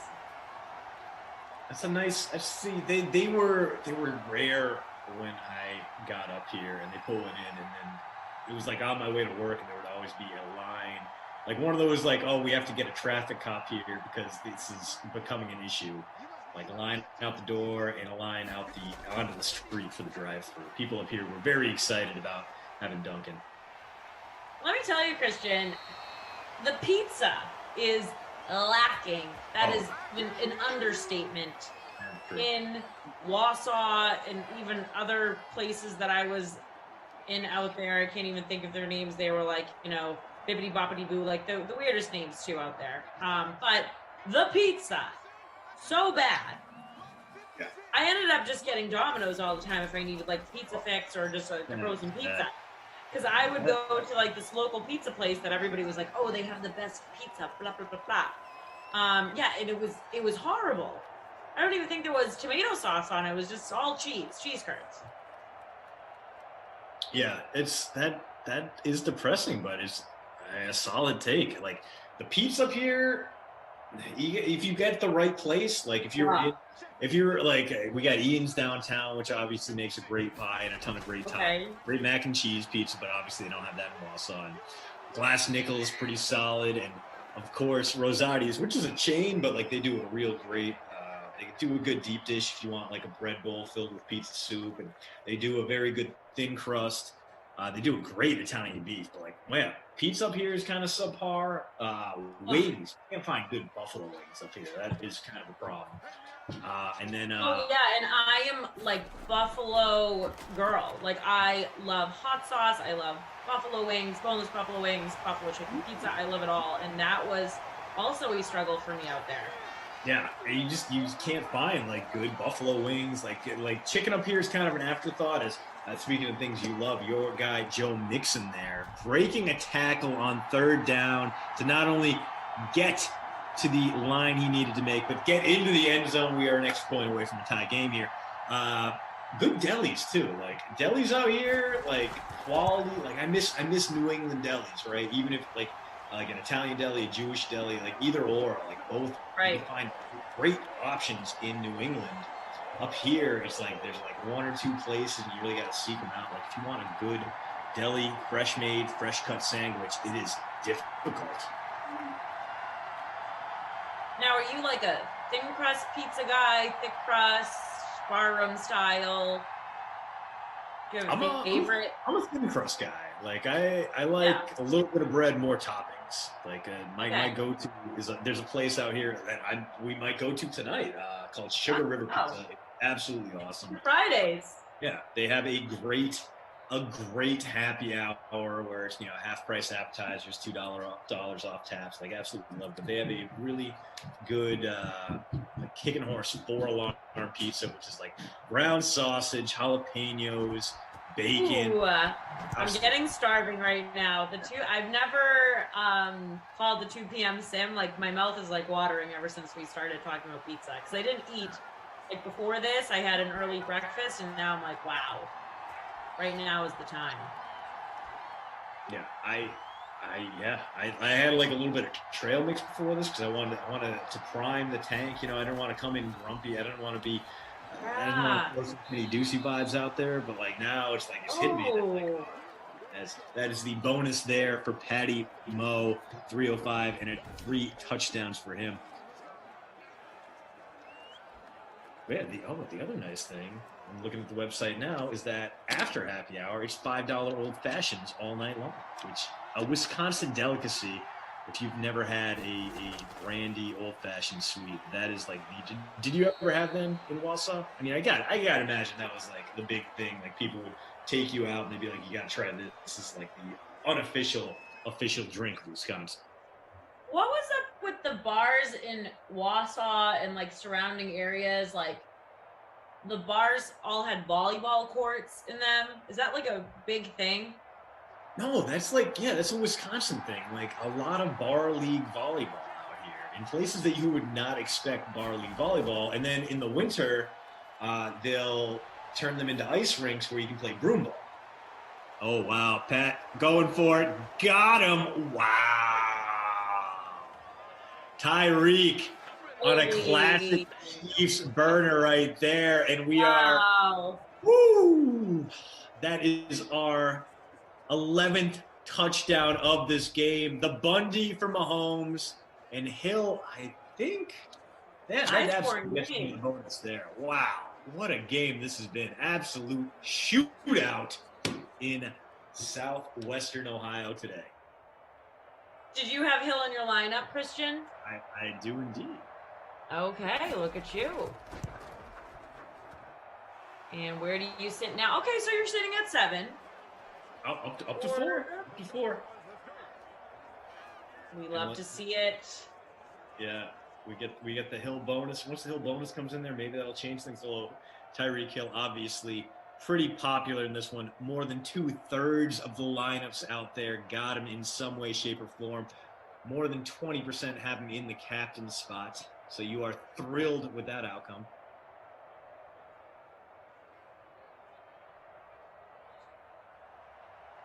And we venture on. We're still not even halfway through the fourth quarter. This, I mean, I don't want to jinx it, but we could wind up looking at a 100-point game, quite possibly our first ever 100-point game in Sinland. I was just going to ask you, would this be the highest scoring game? Because I was just looking in the chat from Connor Christian. Has to be the highest scoring game of all time. Are we going to make history today? We made history last night with you coming in again with a win in the free roll. But with the high scoring game here. It could be, as that's the Burrow bonus, and he goes to guess who? AJ Green. I mean, I think we still got a ways to go. I want to say there have been some like 45, 42 games out there, but we might have to dial up the sim historians, like the Elias Bureau sim statistics to confirm or deny that. Yep. Another sling from Joey B. That one going to Gio Bernard dog. And he's having a pretty good day himself. 12 points in the receiving game alone on those 6 catches for 62 yards. Bengals dealing, Chiefs also dealing. This one, I mean, could be a furious finish here. I'm very excited for it. Oh, Burrow escapes after that great chop block there. And all sorts of room for the rookie quarterback. And he doesn't fumble. Kalou Calais. Ball at the border of the red zone now as the Bengals absolutely tearing up this Chiefs defense. Tough for me that I have them in my lineup. That's why I keep falling in the free roll. Okay, there we go. So producer Drew points out highest scoring sim ever to date, 49-42 Cowboys over Titans. And again, we're only 14 points away from that, and it seems like we may be destined to break that record. This game could be 49-49 headed into overtime, the way that things have been going here, Terry. Fingers crossed. Fingers crossed. Yeah, I mean, if we're gonna be on for 2 straight hours calling one sim, I'm glad it's this sim and not a Wild Weather Wednesday crap fest. Yuck. Yeah, thank you. Thank goodness we got rid of that. There were some people, though, in the chat, and Jeff was, just like slightly yelling at them, just slightly, because Jeff doesn't really yell that much, saying, hey, if you say in the chat that you want Wild Weather Wednesday back, I'm banning you, and don't even comment in the chat anymore. Which, because Glash fought for no Wild Weather Wednesday, Emerson has been very vocal about it. So I was in shock that some people said, where is it? Go. I mean, some people liked Wild Weather Wednesday.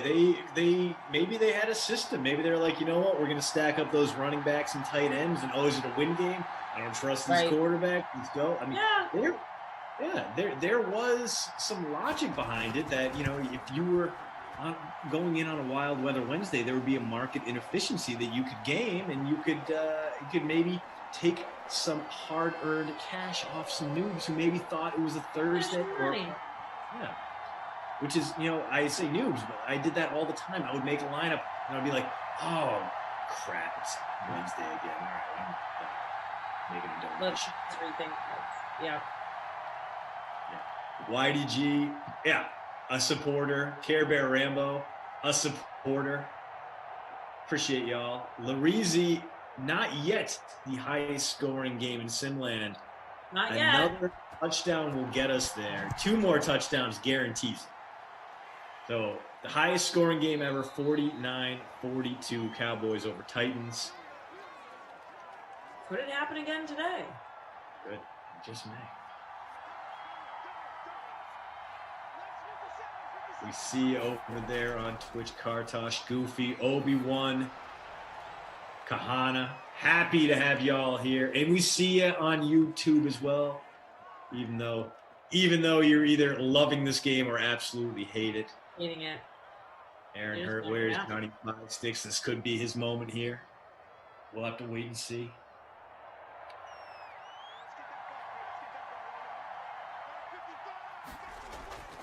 Chiefs trying to battle back. Short passes aren't going to help the high-scoring affair, but hey, 2-minute warning means we're about to get some clock management here. Mahomes could crest the 400-yard mark. Christian, are you leaning towards any particular player that you think might be a dud? Babysitter Billy-esque. Ooh, you know what? That is a good question, Tara. Because everyone's been so good today. Everyone's been honestly great. We haven't even really been... I mean, besides KC defense, but yeah. I feel like there's one guy that's going to have to go into it right now, and that's the guy I love. I care deeply for him. CJ Uzama, typically my captain in Bengals game. Say that, typically your captain. Yeah, so far 1 catch for 2 yards, so he has been a horrific disappointment. Tyler Boyd, a close second, 3 catches for 25 yards. Again, things can change here in an instant because it does feel like both these teams are going to be throwing the ball quite a bit as we get another Kelsey reception there and a quick timeout from the Chiefs. So they are nearing a point where they may want to burn some clock and just let Harrison Butker kick it. Oh, I'm sorry. The Bengals took the timeout there. They are worried that the Chiefs are not going to leave them with enough time. As well within Butker range, even on this cold January afternoon in the great state of Ohio. Okay, state of Ohio. Christian, I'm going to start using horrific disappointment now. With everything I describe. I kind of want a shirt that says horrific disappointment. I might use it like when I'm dating too, like you were a horrific disappointment. That is such a good line right there. Yeah.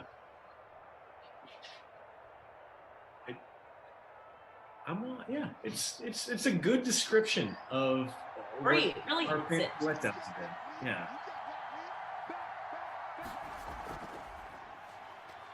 As the Chiefs just happy to grind some clock here. 3rd down coming. If they get the 1st down here, it's going to ruin our hopes and dreams of a new highest scoring sim. But if they get the stop, if the Bengals can get the stop here, we got a shot. We got a chance. 84 combined points so far. 12 total touchdowns, 1 defensive, 11 offensive. Can the Bengals come up with 1 big stop? Yes, they can. So clock going to grind down to about 39 seconds. They're going to kick a field goal here. We didn't need it. Yeah, Butker not going to miss from 47. Pretty sure. But a little bit of drama remains.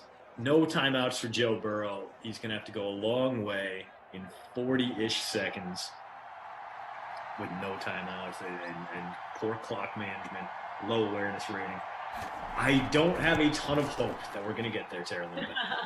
I really don't either, and I'm kind of feeling disappointed. But what a game. Yeah. So we have your horrific disappointment, Uzoma. He's babysitter Billy. What about your, like, wow, what a great Christian player of the game? Because I don't want to give Kaufman any, we're not going to use Krusty Kaufman today. Appreciate that. That's very, yeah. I think given his relative lack of ownership, I mean, only 28.7% owned in our free roll. I think it's got to be AJ Green. I mean, 57 points in the captain spot. Are the Bengals just get another hold on a kickoff? So shooting themselves in the foot right now. Now they got to go an extra 10 yards. I don't feel great about this one. No timeouts. Might only be 2 plays left. They just need to start bombing it deep and hoping for the best. It's not going to do it, although it will give Johnny Five Sticks a few extra points. Get up, get on the ball, snap it, get to the sideline, and maybe you can throw that Hail Mary that will get us to the breaking point, get us over that record-setting hump. So far, it looks like we're going to fall 4 points shy of the highest scoring sim in history. Great play fake. Everyone fell for it, Joe. All right, cool. Uzama gets the second catch of the day. He's still going to be your babysitter Billy, not my kid award winner. And AJ Green, even in the losing effort, did his best to hold his offense together with duct tape and Elmer's glue. A wonderful game, a wonderful sim to share with you, the DK Sim fan, with you, Terrell and Asak, with you, Andrew, producer Drew, and takes that game kind of ruled. Patrick Mahomes, 404 and 4 touchdowns. Wonderful. Just kiss. Yeah. Well, the good news is I'm going to finish, it looks like, barring an adjustment, 3rd place in our 94 entry free roll. I'll take that. That's still pretty damn good. Yeah, that's not bad. Pro Magnon, though, absolute runaway in that one. 189 points. Was an AJ Green touchdown away from breaking the 200-point barrier. What a baller lineup. 16 points ahead of the next closest person in our league. Just a dynamite performance there. As Harrison Butker, 16 points as a kicker in the flex. Absolutely wild. Anyway. What a game. All right, so coming up next, we have a UFC preview for you guys. Big rematch, big trilogy, in fact, between Conor McGregor and Dustin Poirier, but also a handful of other very vital matches on that card. And after that, we'll be following that up with Ross Tucker. We got to go quick because that game lasted forever because it was nothing but scoring. Terrell, an absolute pleasure. So happy we got to see that explosion of offense. I know. Loved that game. What a Friday. Glad to host with you. You know, we have the best hair here. And shout out to everyone for watching. Thanks for kicking it with us. Yeah, we will see you next time. Stay tuned for the UFC preview, then Ross Tucker. Well, how festive is this? How good is this? A good day to you from Las Vegas, Nevada. I'm John Anik. Welcome to the UFC 264 betting preview presented by DraftKings Sportsbook. And man, have we got all hands on deck today as I am joined by the veteran mixed martial arts journalist from The Ringer, Chuck Mendenhall, and a man who really needs no introduction around these parts or any other from the 305, Jorge Gamebred Masvidal. And we got a lot to get into today, boys, so let us get right to it. As many of you know, the trilogy is upon us. UFC 264, Poirier versus McGregor 3. So where are the betting odds right now as we come to you here during the middle of fight week? Dustin Poirier holding as the favorite, minus 130. The comeback on Conor McGregor at plus 108. Chuck, we will begin with you. DraftKings Sportsbook opened this as a pick'em. Some money has come in on Dustin Poirier. Why do you think he's the betting favorite, at least right now? I think that it's just that we saw in January, the last fight, we saw what he was able to do. I think a lot of that has to do with an esoteric stake. So when he fought in 2014, when they first met, it was the Conor McGregor show. It was all downhill momentum for that guy. I felt like everything was a part of the Conor McGregor bubble. This was kind of the perfect setup for him, for Dustin Poirier to go into a situation where there's a couple thousand fans at Fight Island to really focus in, put all that aside, and do what he did. And I felt like, I'm sure you guys will agree to an extent, I felt like he had a lot of options to him on how he might want to take that fight. And he had McGregor kind of dancing to his tune a little bit. It really comes down to the adjustments that McGregor's going to make. But I think the line is actually just about there. To me, it feels like a coin flip. So. Well, Jorge, Dustin Poirier is your longtime teammate and friend. What can you tell us about his training camp and ultimately the position that he comes in to this trilogy? I can tell you he's in phenomenal shape, man. I've been in there since the start of the camp, and he came in shape, He wasn't messing around. He knew that third fight was going to happen at some point, so it's not like he went home and gave himself any slack. He came back full six-packed out, in shape. Right. He was doing 5 rounds since he got back. I usually see him progress, and he gets in better shape every week. I mean, he came in fight shape already on week 1, and it's just he's looking phenomenal, man. He's going to hurt somebody. All right, well, the series is 1-1, and the trilogy, of course, is going to be completed here in a matter of days, and we want to welcome in the 4th member of our broadcast team. He is the Director of Race and Sportsbook Operations for DraftKings, Johnny Avello, certainly a legend around these parts, and I know for me and Chuck, it's been great to get to know you and chop it up with you a little bit. What can you tell us about the handle and the action that has come in on this main event thus far? Well, first of all, guys, I love the element I'm in. I'm in a sports book where people bet money and win money. Couldn't feel any better. The money that's being bet on this so far is actually coming on McGregor. Although the line move has gone from a pick to -30. That's because most of the money has come in as of late. But as far as bets are concerned, about 55% of the bets are on McGregor, 45% on Poirier. Now, this is one interesting fact, guy, is will the fight end in the first 60 seconds of the first round? I have never seen this since I've been bookmaking. 100% on the money says yes.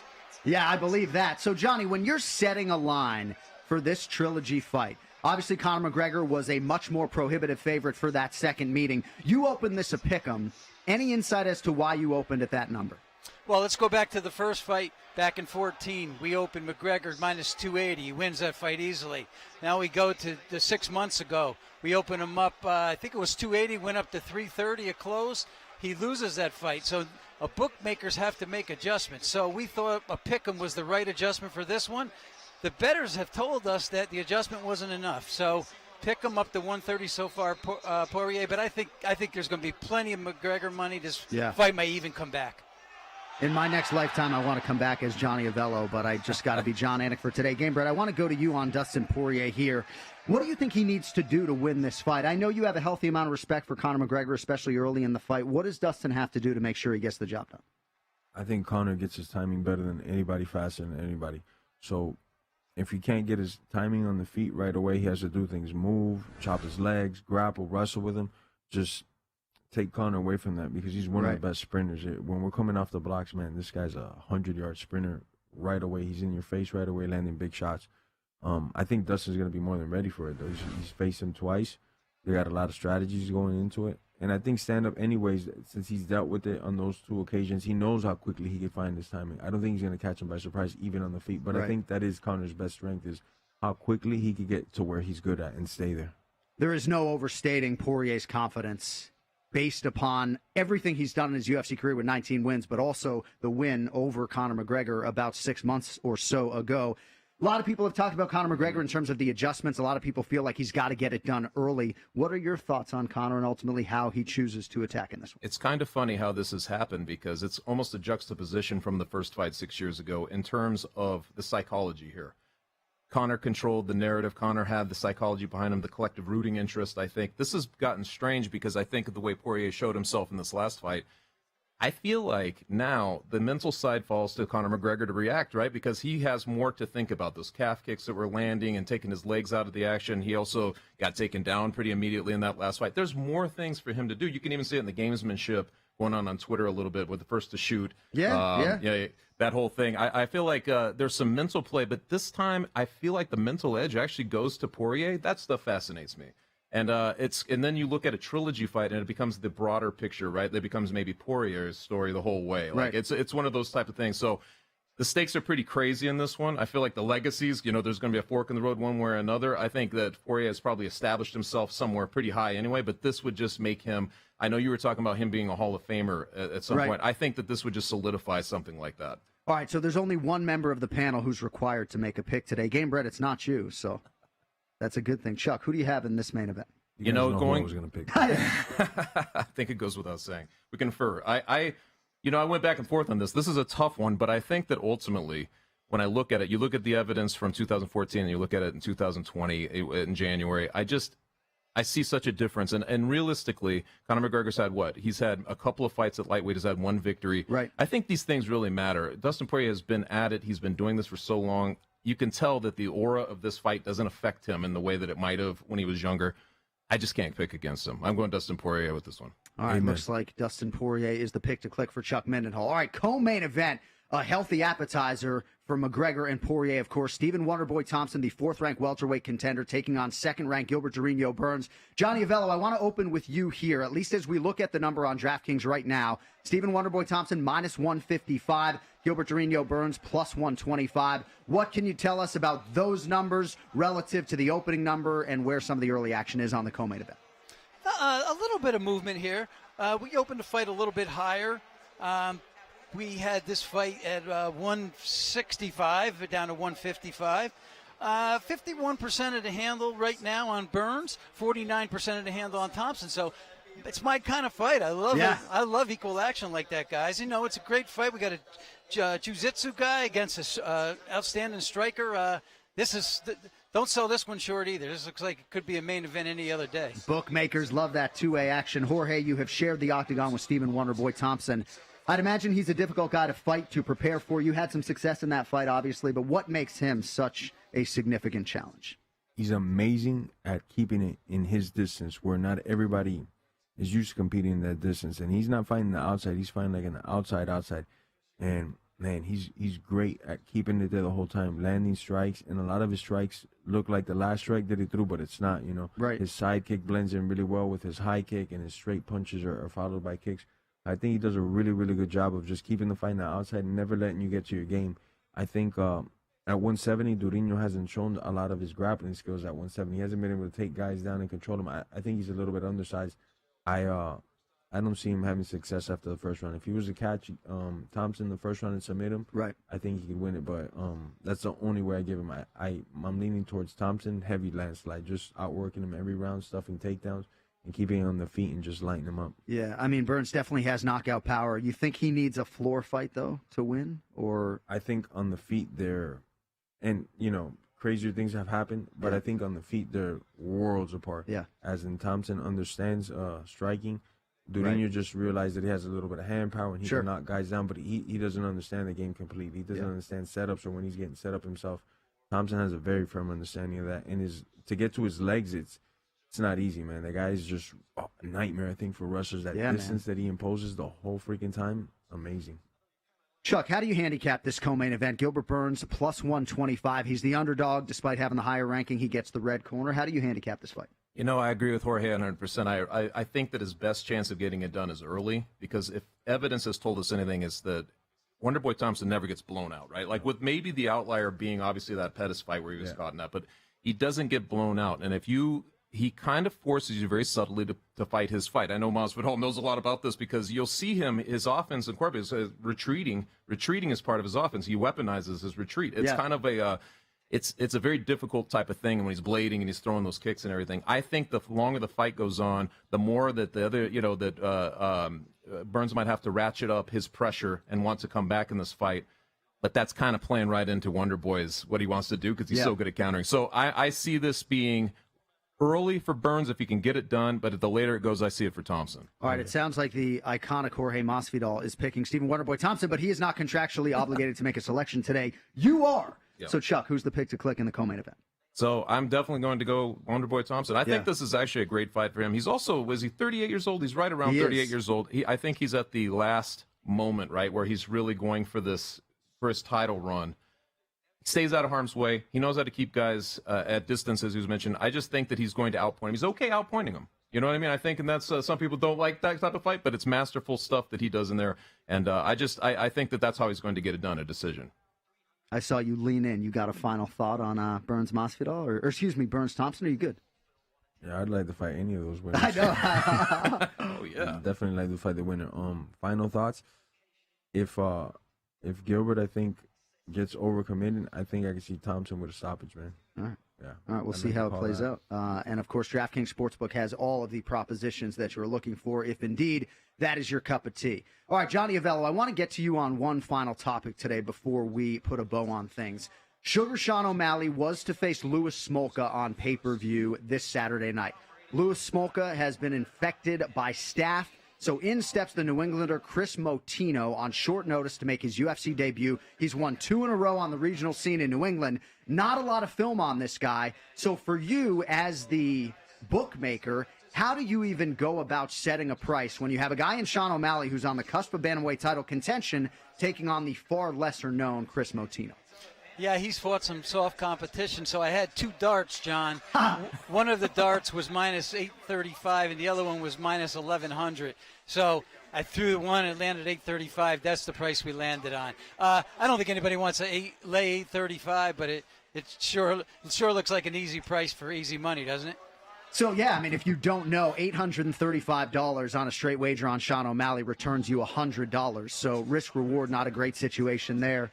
What are your thoughts, Chuck, on O'Malley and Motino here in a few days? If there's a moment of hesitation to take that type of bet, it would obviously be the durability, right, of O'Malley, because we've seen him hurt to the point where on one fight he was able to finish it. He does his post-fight interview on the ground, but he's hurt. And the next one against Chito Vera, he couldn't continue, and it hurt him, and he loses the fight.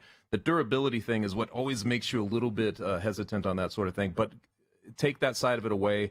I just think that O'Malley's at a place right now. I don't know a ton about his opponent. Like you said, it's not easy to him. But I think that O'Malley's at a place right now, especially after that last fight, getting his confidence back, everything. He looks really good to me. So I feel like that should be easy money. Jorge, Sean O'Malley feels like right now his mindset and his skill set are good enough to challenge for the Bantamweight Championship. I don't know where you fall on O'Malley and how high you think his ceiling is, but he's putting a lot on the line here, fighting a newcomer that could take a lot of what he has worked for away. What are your thoughts on what we might see this week? Athletically, I think the kid is beyond gifted. You know, his timing, his distance, reflexes, his technique, and the little bit of time that he's been in the sport and how he's put it together, I think he's phenomenal there. Like you say, though, durability and dogness on a fighter is like, man, everything, though, especially in longevity and especially in the UFC where, you know, maybe you might fight a newcomer now, but then after that, you're going to be in the gauntlet. You're going to fight number 4, number 3, number 2, and you have to be durable. But I don't think he's going to have to be too durable against this guy. You know, I think, you know, I don't know anything about the other guy. Yeah. I'm guessing O'Malley walks over him. You're Something right, like though. that. You're right, though, in terms of O'Malley's durability. It's been called into question, and obviously there are a lot of examples of it failing him in the past. And Motino is a dog, right? If you're looking for the dog, I mean, he is a dog, but he is a decided underdog. And me usually, because I don't believe that nobody's in a fight, that nobody's 10-1 over a guy or something like that. Right. I usually will bet on the underdog for these, even if it's like $100 I'm throwing away. Just, you know. Yeah. Why not? All right, good stuff. Well, McGregor versus Poirier 3, of course, is coming up this weekend, and we want to get you in on the action at DraftKings Sportsbook, the official sports betting partner of UFC. And how about this knockout offer for this weekend? 264 to 1 odds on a knockout in the first round during Saturday's main event. If this rubber match ends in a first round knockout, one way or the other, and you're on the right side, your $1 bet will pay you $264. You get the same odds if you back Dustin Poirier or Conor McGregor, but the rub, of course, is you got to get that right. You also have to be a new customer on DraftKings Sportsbook. I can assure you, though, DraftKings safe, secure, and reliable, so you can deposit and withdraw your funds at your convenience. And, of course, if mixed martial arts betting is not for you, why? But, of course, we have other options as well. Great odds and promotions on basketball, hockey, baseball, and so much more. So download the top-rated DraftKings Sportsbook app now and use promo code VEGAS when you sign up to turn $1 into $264 when you bet on a main event fighter to win by first-round knockout. Place your bet and watch the fist fly this weekend. That's code VEGAS to turn $1 into $264 large only at DraftKings Sportsbook. All right, thank you all for indulging us for this UFC 264 betting preview presented by DraftKings Sportsbook. For Chuck Mindenhall, Jorge Gamebred Masvidal, and Johnny Avello, John Anik saying so long for now. We'll see you next month in advance of UFC 265.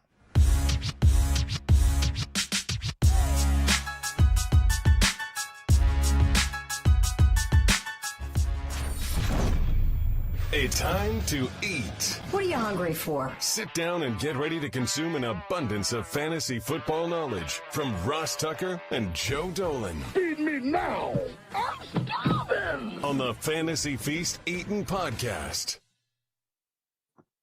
Yeah, let's eat, baby. It is the Fantasy Feast Eatin' Podcast, and it is presented by DraftKings as always. Speaking of DraftKings, we've got 2 more contestants for the July Best Ball Draft over at DraftKings, head-to-head with me and Joe. I am me.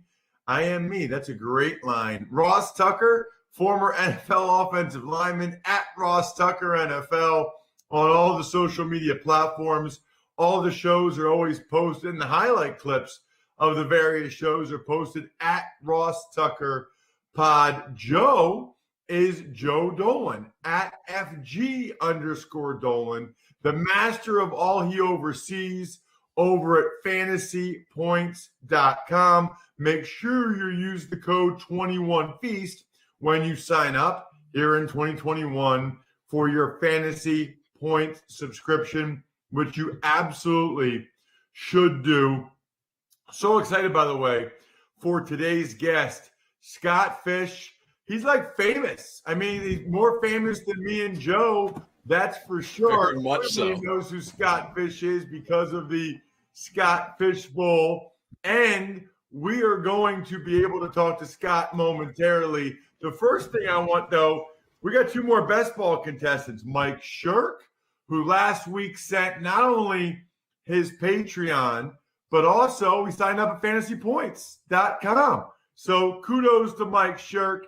And then you've got Justin Christopher. I said on Monday's Ross Tucker Football Podcast, Joe, I said the first new patron we get, you're in the best ball draft. Well, that was JC, Justin Christopher. So those 2 guys are in.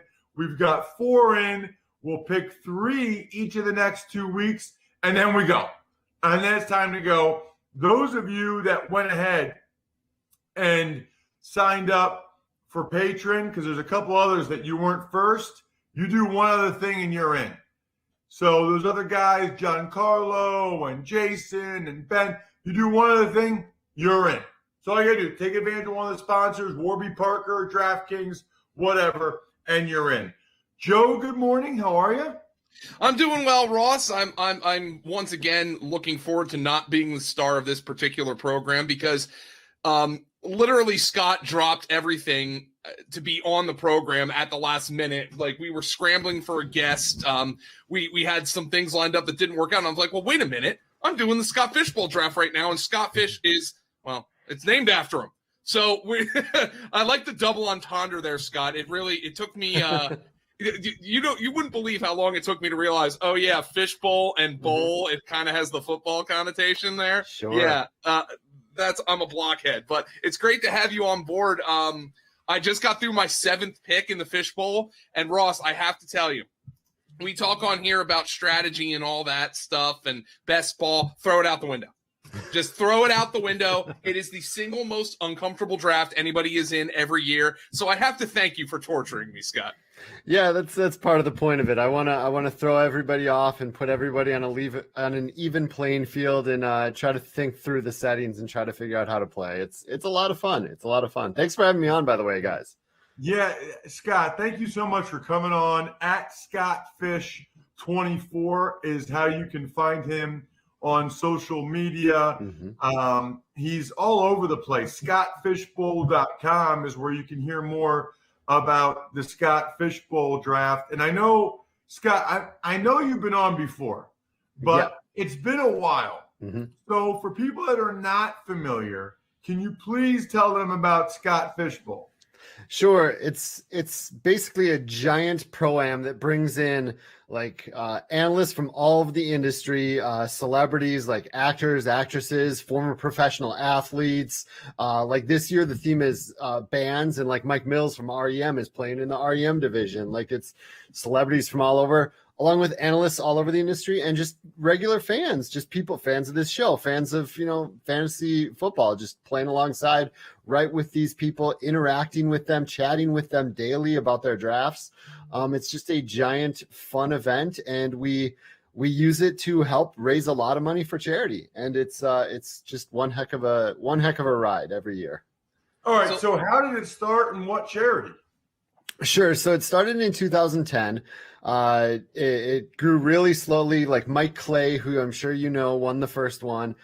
We just started as a reader league for the site I ran at the time, but each year I kept inviting more and more analysts to come play. And when one analyst says he'll play, another analyst will be like, "Oh, if he's playing, I'll play." And it just steamrolled to the point where just almost everyone plays in this thing now. So this is the 11th year. And about 5 or 6 years ago, I was helping a buddy with a Toys for Tots drive in Las Vegas, and he bought the toys in Las Vegas, and he couldn't do it the next year. And so I kind of picked up that mantle, and I was 35 at the time, and it coincided with a heart attack for me. And at that point, like when you have something like that happen to you, something in the back of your head just says, I want to be a better person. I want to be a better role model. I want to, be a better leader.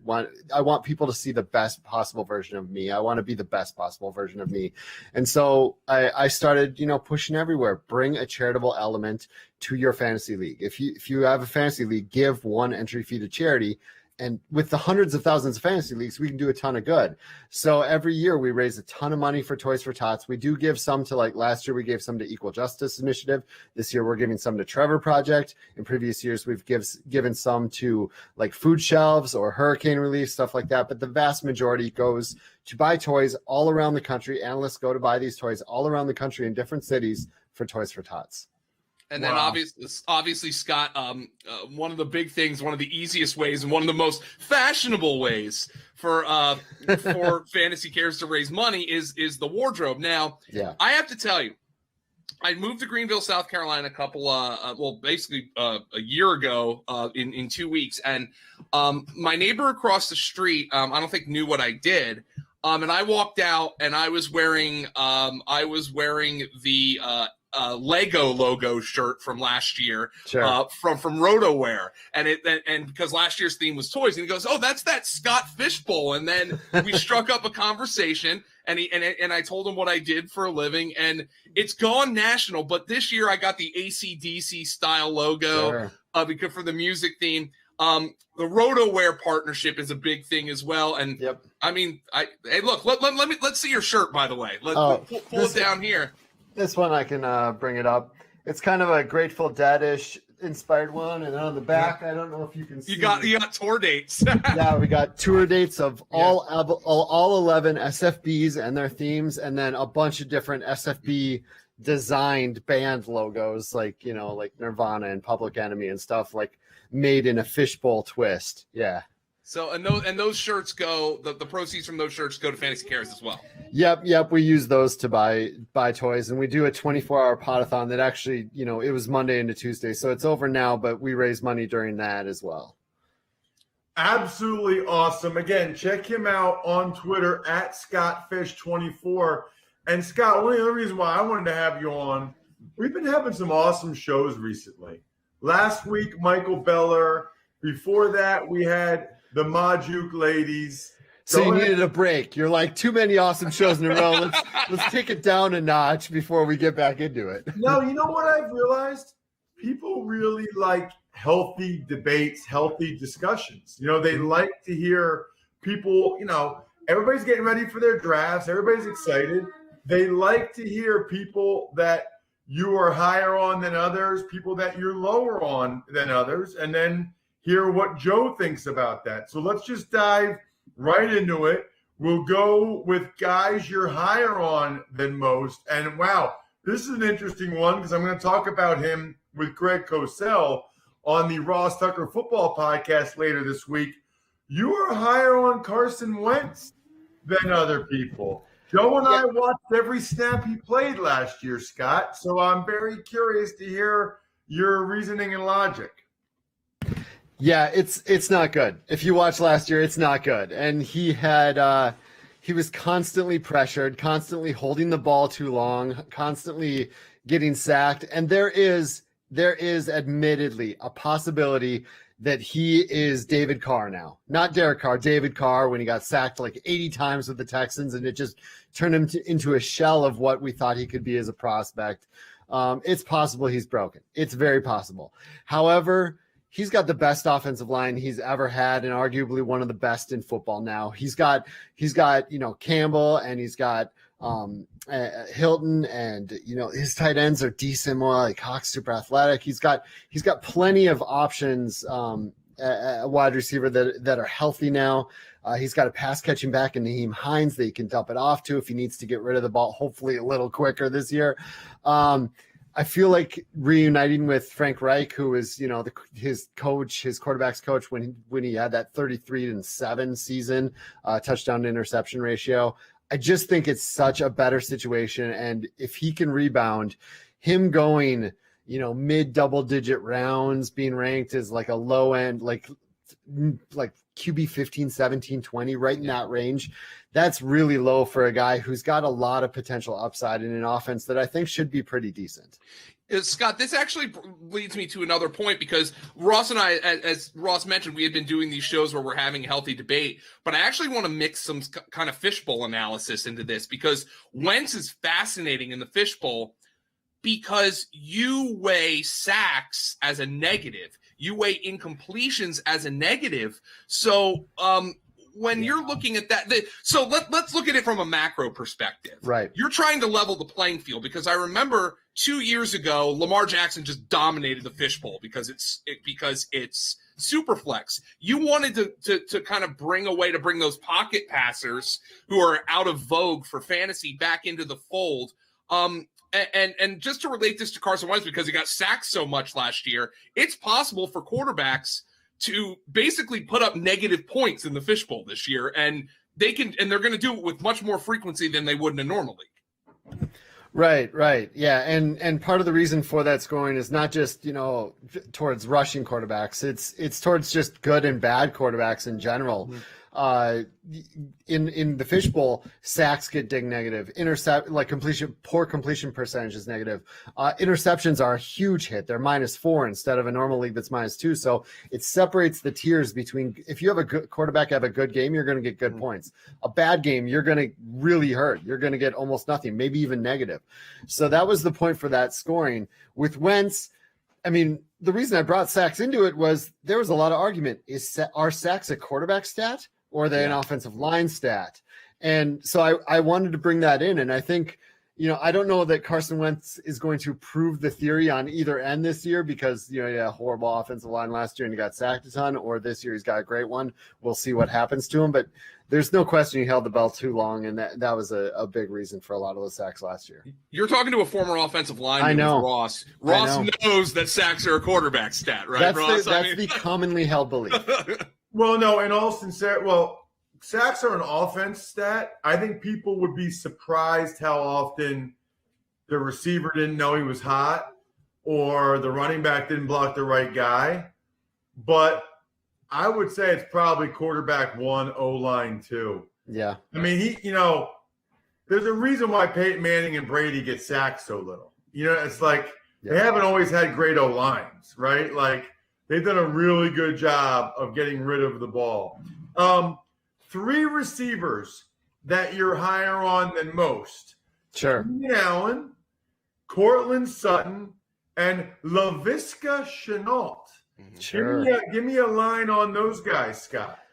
Just Keenan Allen going, in the 3rd, sometimes in the 4th in drafts is crazy to me, because when he was healthy with Herbert, he was getting nearly 10 targets a game. Like Herbert just completely tunnel vision for him. And with Lombardi going over there, and it's going to be Herbert's 2nd year. Eckler should be healthy most of the year too, which, you could say that a lot of receptions might tick that down a little for Allen. But I just think the offense is going to be better as a whole. And I'm a big rising tide raises all boats fan for fantasy. I just think the offense is going to be even better, and he's still going to pepper Allen with just tons and tons of targets. I would be like ecstatic with him as my wide receiver 1. I would gladly take him in the 2nd, but I don't have to take him there. I can wait around, or sometimes 2 in some drafts to get him. I'm way higher on him. Cortland Sutton going in the 7th, it seems to ridiculous to me. I know there's a lot of options there, and I know Drew Lock or Teddy Bridgewater. What are you going to do? But he put up awesome numbers and looked like an alpha receiver with like Joe Flacco and Brandon Allen, like bad Joe Flacco, end of career Joe Flacco, and Brandon Allen.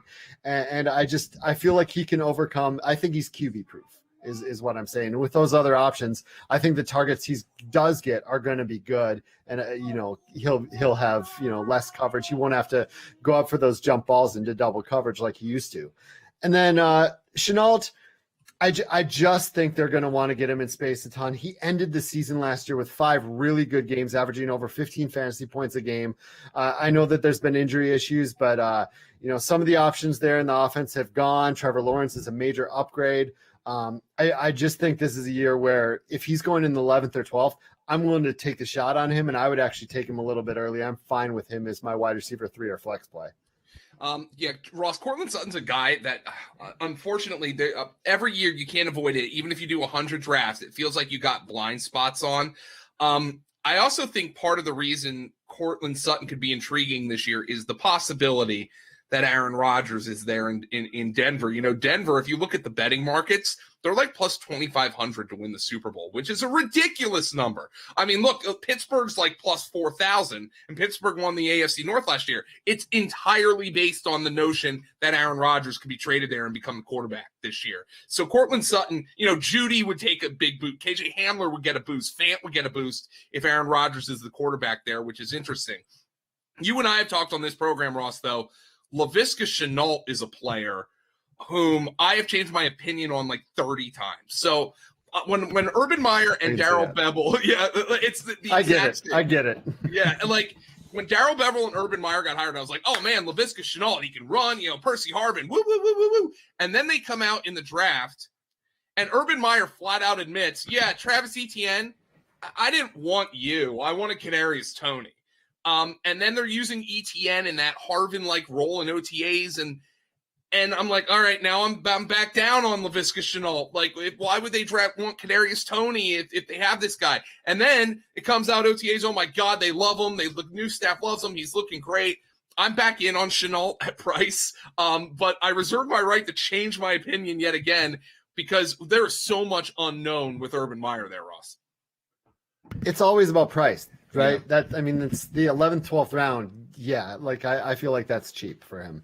I feel like I'm wearing my Jaguars shirt today. Whatever this color is, it's Jaguars-esque. People need to check us out on YouTube, youtube.com/Ross Tucker NFL. So I've never seen this before. Okay, Joe, when we have guests on, this is one of my favorite things we do.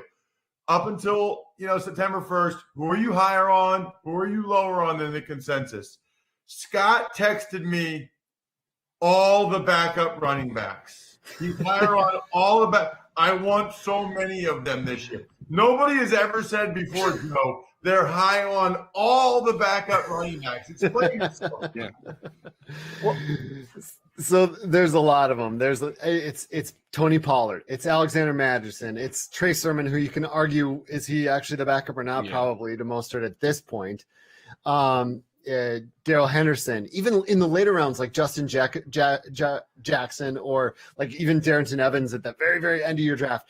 But for me, that extra week, like we've already seen injuries. Yeah, I got a little. By the way, Scott is doing this, okay? Scott is literally giving this analysis while his son is pulling the earbud out of his ear.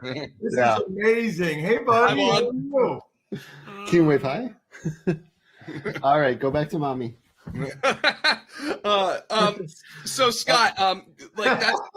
Let me bring you back into the conversation because I want to involve the fishbowl here. Okay. I am very glad that you're higher on all the backup running backs, because I'm going to need to be high on the backup running backs because I have just 1 through 7 rounds of the fishbowl. So let's go back to some of the builds that have been successful in the fishbowl. Have you found that, like, quite frankly, I feel like zero anything can work given the scoring format? That's part of the thing with balanced scoring, is that you can come through with any strategy you want and it will work. It's got the super flex for the quarterbacks. It's got tight end premium for the tight ends. It's got points per first down, which generally boosts running backs. It's got the PPR for the half PPR anyway for the wide receivers. And also wide receivers you have to start 3, so their value comes in their depth. So I think you can use any strategy, but I really feel, as far as all the running backs, Pollard, Madison, Sermon, like Henderson, those types, they're going 11th, 12th, 13th, 14th round. And this is a year where we got an extra game. We already saw last year, and there's been a trend towards second running backs getting more and more work. More injuries are happening. There's you got bye weeks right in the middle of your season, 6 to 14. I figure with bye weeks, injuries, the extra game, coaches seen that we have the extra game, and already a trend towards the second running back getting more work. We're going to see those backups get legitimately 125 to 175, maybe even more touches. And if a stud goes down, you've got a huge option right there. So when I'm in the double-digit rounds, I'm already drafting my bench players. I want all of those guys. I want as many of them as I can get. The tight ends you're higher on than most. I've seen a lot of people that are into Troutman with the Saints, but I guess I don't know his ADP, but I've been hearing that a lot. And then you got Komet with the And I was starting to think maybe I'm not higher on than most. I'm just trying to get them everywhere because they're going so late. I didn't grab their ADP right before I got on here, but it's late enough that I want as many of them as I can get. Troutman's just jumping into his spot with more opportunity, and the way Winston treated Brait in Tampa, I'm hoping he treats Troutman that way. I'm hoping we see those end zone targets that he liked to hit with it. He trusted his tight ends in Tampa, especially around the goal line. And tight ends, historically, especially the later, the deeper ones, tend to be pretty touchdown dependent. And if you got a situation like that, I'm going to like it. And Komet, I just think it's open for him to thrive there. I think that he's, he ended the season last year with like 6 or 7 targets, and in 5 of his last 6 games, he was really starting to get worked into that offense. I do like Mooney there, but I think Troutman is going to get a decent amount of work. So, Scott, let's talk about more into the fishbowl and some of the rule changes that you made this year. Sure. Like I said, the draft always makes me uncomfortable. I think it makes everybody uncomfortable. Like, I think it's hard to write strategy pieces for it because the leagues are so different. But I think one of the biggest cliches in fantasy football is zigging when others zag. On a macro level, you zigged when others were zagging. Everybody is kicking kickers out of their leagues. Yeah. You brought them into the fishbowl. What's different about it? What are you doing differently with kickers? What do you think the kickers are going to add to the fishbowl? I've been in the league for years. You haven't had kickers or defenses as long as I can remember. What are you doing with kickers this year that's different than other leagues might be doing? Yeah, so there's a thing in the industry where you want to ban kickers, get them out of the league. There's a lot of people who think they're very unpredictable. Yeah, Ross is raising his hand right here. But there's also, there's multiple reasons for that. But one of the main reasons is their scoring is random and whatnot. There are analysts that I really respect in this industry, like the John Paulsons and Andy Barons and people like that think kickers are very predictable, and they're predictable and projectable, and you can see the trends. You can take kickers in games that have high betting lines, over under betting lines, and they generally do well, things like that. So I wanted to cater to both parties. I wanted to make a compromise. I wanted a win-win-win situation where they want the ban kickers, people win, the kicker lovers win, and I win for mediating it, I guess. But it's an old office line. Of course. But this way in Fishbowl, they can be flexed. You don't have to start them. You don't have to draft them. You can, if you don't like them, you don't have to do anything with them. But if you like them, you can bring them in, throw them in your flex, and prove that they are flex worthy and that you can project them. It's just a compromise. Yeah, you can start up to 4 kickers, Ross. I know you're excited to think about that.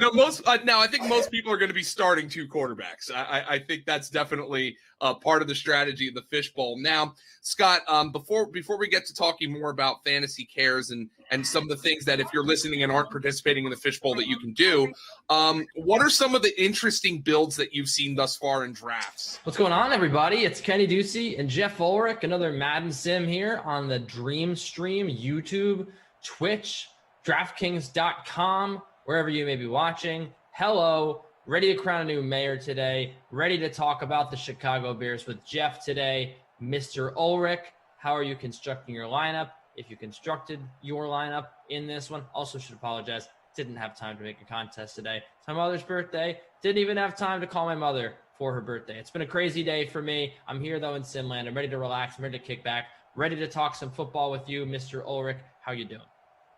So, why are we talking about the Chicago Bears? Did I miss some news? Just thought you liked the Chicago Bears. That's why I brought it up. No, fair. No, I'm up for all the NFL talk, but absolutely happy to be here on a Friday. I'll be doing a ton of sims over the next 3 days, and happy to kick things off with you, friend, and watch a little simulated football action. Is it coming home? Isn't it? Is it coming home this weekend? I think England's lifting the trophy, the Euros, the 2020 Euros. I don't know, man. I mean, it does seem that way, doesn't it? I mean, I would say yes. I mean, what's your take? You think it's Italy or what? Tough to tell. England has a chance of choking on this stage. It's such a good final, isn't it? I mean, it is. It's going to be good. I think England will win. I mean, look, no country has a roster like England's. They are going to be able to run over any country if they just play their best game. Not sure if that's going to happen, but I will say, haven't been too impressed with Italy lately in the Euros. I think that England can bring it home. Italy's good at just slopping up games, though. Like, I'm not a soccer guy by any means, but they're just so good at just like keeping that game kind of just dead. And then they have some killers on it. Chiesa's a very good player. I love Chiesa. Juventus, watched him a few times, and I mean England obviously has many more name brand players, but what Italy sort of lacks in those household names. I mean, obviously they don't have a lot of Premier League talent. They make up for in just solid team football. Pretty incredible what they're able to do. I think that should be good. Should be good. And then Wimbledon final as well on Sunday should be great. Should be a great day of sports. And it'll of course, be fun, Sims on the Dream Stream. No, I'll be definitely checking into that. The World Cup final. I mean, World Cup final. We're not there yet. I mean, sorry, Euro Cup final. Essentially, is the World Cup because it's a big tournament. I'm sure Europe would say that those are the only countries that matter. I mean, you've got a few great countries in Copa America, but that's why so many people love the Euros, because it's almost every single nation that's good at football. It's a very good tournament. At the same time, you can't say it's like the World Cup because look, Brazil's not there. I mean, and Argentina. So, but I will say this: if England doesn't win this, they're going to become like the Toronto Maple Leafs, like one of those teams that just like doesn't. They got that moniker on them now. Like they're good, but they don't get it done, right? So this feels like a big moment for England. It's a big moment here for both of these teams at Dallas, and Ezekiel Elliott breaking a big run. Now, I mentioned I didn't make a contest. I did enter CEH's contest, though, and I got Dak Prescott in my captain spot. I got Zeke. I have... No, they're changing the play. Amari Cooper, Max Six Williams, Larry Fitz, and CeeDee Lamb. So I'm feeling all right about my lineup. I'm glad that I didn't make a contest because I would have just faded the Cardinals, and it's probably going to end up biting me in the butt anyway. Never want to get bitten in the butt. And Andrew mentions the Open Championship next week too, so big week for England. I captained Kyler Murray. put him with DeAndre Hopkins, and I punted with Dalton Schultz. So that's the kind of lineup I'm throwing in there. Not a very good one, but it will drop pass. Now, Kenny, do you know, are we in the playoffs here yet for this? I believe July 14th we're starting the playoffs. This is week 17. Okay, yeah. So there we go. Okay. That's right. Wednesday we start, correct. All right, so you got the up-to-date info for me. So there you go. And now the people have the up-to-date info. So the playoffs people are starting Wednesday. And then next week we'll have a muted schedule because we'll be having the semifinals and the Super Bowl, the Simper Bowl, excuse me. So all that stuff happening next week. How many Simper Bowls have we had? We've had like at least 3 since I've been here. Yeah, I want to say 3 so far. I think this might be the 4th. That sounds about right. Well, the big question is, can you remember all the winners? The Seahawks won 1, right? Seahawks won 1. I want to say Atlanta won 1, but maybe they lost to the Chiefs. I can't remember. It was either Atlanta or the Chiefs won 1. I think it was Atlanta versus KC for one of them. Oh, no. Okay. Falcons won the first one, says Andrew. I think that is right. I do remember they got to the final one, so. Definitely Seattle won the last one.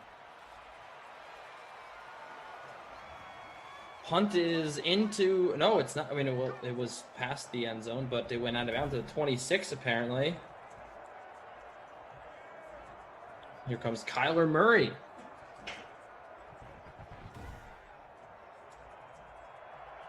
Brian C., the Super Bowl favorites. Well, I mean, you don't need me to tell you who the Super Bowl favorites are. We can just go over to the DraftKings Sportsbook and check, but kind of feel like Tampa Bay's got to be up there. KC, one of those two. Probably Kansas City. I like the Packers, though. I do, if Aaron Rodgers comes back. They can be copacetic again. Green Bay at plus 1,500. Like, would you take that right now, Kenny? I know we won't talk about this long, but. Well, I don't know what plus 1,500 means, but I will say that Green Bay winning the Super Bowl would not shock me one bit. I will say. Let's leave it at that. Well, I will say that, like, I think that I still think there's a chance Aaron Rodgers doesn't play. Oh, for sure. That's the risk, right? That's the risk with taking the Packers to win the Super Bowl. That's also why some people think that that they're not going to win the Super Bowl. That's why some people give them not a good to win the Super Bowl, because there is that dark cloud hanging over them that is Aaron Rodgers. Right. And look, I know that, you know, these things tend to. We did just see Le'Veon Bell sit out an entire year when no one thought he would. Everyone thought Le'Veon Bell's going to come back because he's not dumb enough to sit out and, you know, sacrifice all that money. And he did it to prove a point. There is not a bigger point prover. There is not a more vengeful person than Aaron Rodgers. And if you think for 1 second, as we get a long touchdown from Christian Kirk to start things off here for the Cardinals, that's a surprise. You don't normally see Christian Kirk going for a long touchdown, but he did. Now I'm so happy I didn't make a contest, because I would have gotten wiped by everybody in the chat. Yeah, I think that there's a great chance. Yeah, I mean, okay, that was a crazy little pass there by Christian Kirk. We don't see him very often in these sims do much, to be honest. But yeah, I mean, to answer that question, first of all, Brian was talking about for the Madden sims. I mean, I think they're definitely live. I think that the one key to winning the Madden sims is having a very high-end quarterback. So, you know, Aaron Rodgers definitely fits in that mold. He's not a rushing quarterback, though, so that's something. But they have a good rusher in Aaron Jones. Yeah, I could definitely see the Packers as a pick. I think that it's difficult to. I mean, it's going to be. This is turning into, for me, like the Grand Slam tennis tournaments. Because I feel like it's impossible for me to pick against the Kansas City Chiefs. It just feels like a fool's errand to say, oh, you know, this team, they're going to beat the... Like, I think that, to me, if I'm looking at, you know, making a prediction, talking to a friend, if me and my friend say, hey, look, if you are willing to give me one potato chip, right, and the Chiefs win the Super Bowl, I'll give you back 3.5 potato chips, I would say I'll take that, because I'm not going to give one potato chip to get 7 potato chips back if the Buffalo Bills win the conference. Like, I think that's a pretty good deal. Like giving someone a drink for 2.5 drinks on the Kansas City Chiefs, I think that's amazing. And I don't understand why you wouldn't just lock in that, go down to your local establishment, find someone to lock that in. A friend that would give you a couple sodas, because 2.5 sodas. Because look, I think that the Bills are a pretender, and I that about me. I still think that we're going to see regression at the Bills when they don't play the cupcake schedule that they played last year. Of course, they still do get to play the AFC East, but the Jets are going to be improved. The Dolphins are going to be improved. The Patriots are going to be improved. And they don't get to play the worst secondary in football in Seattle and a pretty bad one in Arizona. They don't get to do that anymore. You're going to play some legitimately good teams. The Colts are interesting. The Colts can get to the Super Bowl. I still don't see it with the Browns and the Ravens, though. The Ravens, we've just been here so many times with the Ravens. Last 2 seasons we've been here with the Ravens, right? And we've said, look, the Ravens are the best team ever. The Ravens are an elite offense. And then what happens? They just get absolutely steamrolled by the Chiefs. They got steamrolled by the Titans 2 years ago. I'm just done trying to predict what's going to happen with the Ravens. I'm just willing to throw it out and say they're not going to do it. To me, I just feel like the lock of the century is the Chiefs winning the Super Bowl. I don't know if you feel any differently, but with that, are we talking about the Madden Super Bowl or the Super Bowl, the real Super Bowl? I was talking about the real Super Bowl. Okay, no, fair enough. I mean, look, to your point, who is going to beat them in the AFC? Like you said, I'm not a believer in the Ravens. I like Cleveland. I don't know. I think asking them to beat the Chiefs. Right. But we saw against the Chiefs, even with the Chiefs backups, how overmatched they are, right? Sure. Or that was the Steelers. That was the Steelers. But, I mean, they were overmatched by the Chiefs this year. Yeah, I mean, the Chiefs were rolling with not a great O-line. They still were able to get through the AFC. I just don't know who's going to come up and beat them. So to your point, if you're getting... Well, to your point, I think the Kansas City Chiefs make for a good Super Bowl pick. Absolutely. Let's just leave it at that. The NFC. I mean, is it a fool? Like I said, is it a fool's errand to pick against them? It probably is, yeah. Because to pick against them, you have to go to the NFC, which is like a minefield, right? You get the NFC West. Legitimately, 3 different teams could win that division, maybe even 4. You've got other quality teams there that are going to go, like the Packers. The Tampa Bay Bucks. And so you've got 4 quality teams that are all just going to be ravaging each other. And again, last year, I don't think anyone was on the Bucks, but the Bucks came out of there and won, right? So I think to your point, if you're picking someone, you should probably just roll with the Chiefs, because they're more than likely coming out of the AFC. Who would you even pick? If gun to your head, who would you pick to upset the Chiefs in the AFC? If there's one team you think could do it. I mean, that's what I'm saying. I don't think there is. I would probably pick the Titans, but my level of confidence would be 25%. I think the Titans are a very solid pick from you. Yeah. I think that. I mean, their defense would have to step up. I really think for me, it's the Colts. I think it's the Colts for me. I think that the Indianapolis Colts last year, you saw a team that, remember there was obviously the controversy with the call. Remember how close they came to potentially beating the Bills, the high and mighty Bills. And if they don't have Phillip Rivers, if they have a better, if you put Carson Wentz on the field for that drive, I think that they score a touchdown. I think that they beat the Buffalo Bills. And it's a great team. They did a great job building that team. I love their running backs. They're obviously their receivers aren't the best, but Michael Pittman Jr. has the potential to really grow into a stud. And T.Y. Hilton was still serviceable for them last year. Their line is fantastic, right? And obviously, I mentioned the running backs. And their defense, they had one of the best secondaries in football all year. I just feel like this is a complete team, Jeff. and I feel like Carson Wentz, if he can just be 60% of what he was, that's got to be better than 100% of what Phillip Rivers gave you. I think that they get an upgrade at quarterback, and I think they have a real chance of getting to the AFC Championship game if they're, of course, on the other side of the bracket with the Chiefs. And if there's going to be one team that I think gives them a run, I'm going to take a strong secondary and a strong rushing attack. Because I'll tell you what, that's what beat the Chiefs in the Super Bowl. The strong secondary, strong rushing attack. Speaking of strong rushing, Dak Prescott breaking through a tackle for a touchdown. But that was the recipe to beat the Chiefs in the Super Bowl. Carson Wentz is not Tom Brady, but I'll tell you what, Tom Brady really didn't need to be that great in the Super Bowl. The defense was absolutely sublime, and Leonard Fournette all postseason long carried that offense. It's true. They got a great O-line too. I always go back and forth on the Colts. You can't look away from the fact they've got some great, defensive line players. They got a great O-line. Jonathan Taylor. That defense is good again. Jonathan Taylor could rush for over 1,500 yards. But I also look at their skill positions, and it's like Carson Wentz, T.Y. Hilton.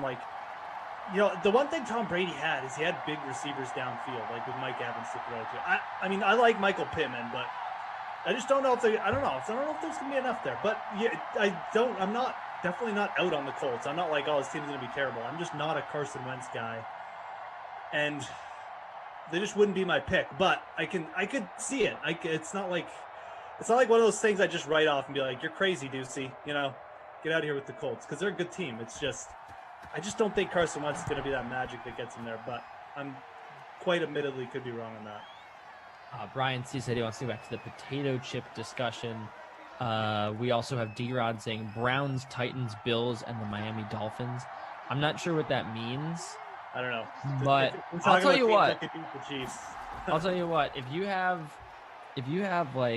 turn back the clock to, 5 years ago, and you told me that someone would be commenting that the Browns, the Bills, the Titans, and the Dolphins would be 4 likely teams to upset the unanimous greatest team in football, with potentially one of the greatest quarterbacks of all time entering his prime, it would be a meme. I would laugh so hard. I'd be like, are you serious?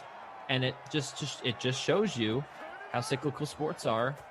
And I say it all the time because people make fun of the Jets.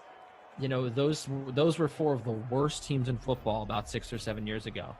And they have completely turned things around, and it happens all the time. Good teams become bad teams become good teams. There's turnover in the front office. They hit on some draft picks. You get the right executive and the right, coach, and voila, you're right there again. And the Rams, the Titans, they had very impressive rebuilds. The Colts as well. The Colts you have to give credit because they survived the Andrew Luck retirement. That was difficult. So it's true. It's true. They got put in a bad spot there, and then they went through the coaching change, and they built their team the right way, though. Getting DeForest Buckner there on the defensive line. I like that move. Drafting Jonathan Taylor. So, yeah, they're a good team. I fully admit it. It's going to be interesting, that division between Tennessee and Colts. I don't know why we're talking about them so much, but, because they're not in this game, but it's going to be an interesting one. Yeah. Well, 7-7. Christian Kirk with the touchdown. Dak Prescott ran for a touchdown. Must be high asking, Jeff, why didn't you make a contest? That's not Jeff's job. That's my job.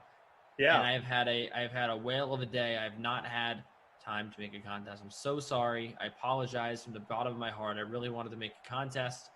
Sometimes when I don't have time, someone will rescue me. Jeff's rescued me in the past. So is CDA. Couldn't do it. In this sim, Christian Kirk's got the 47-yard touchdown catch. That was it. CeeDee Lamb has a drop. Amari Cooper, 2 catches for 25 yards. Larry Fitz, 2 for 14. That's where we stand right now. Ezekiel Elliott's done a good job on the ground. And obviously had the rushing touchdown for Dak. Any impressions here from what we've seen from this sim action here in the first quarter? 14 No, minutes pretty off. good first quarter, man. I mean, Dak with a nice little move to the end zone, grinding down the old Arizona D, but Kyler's got the ball back. Already had one nice play.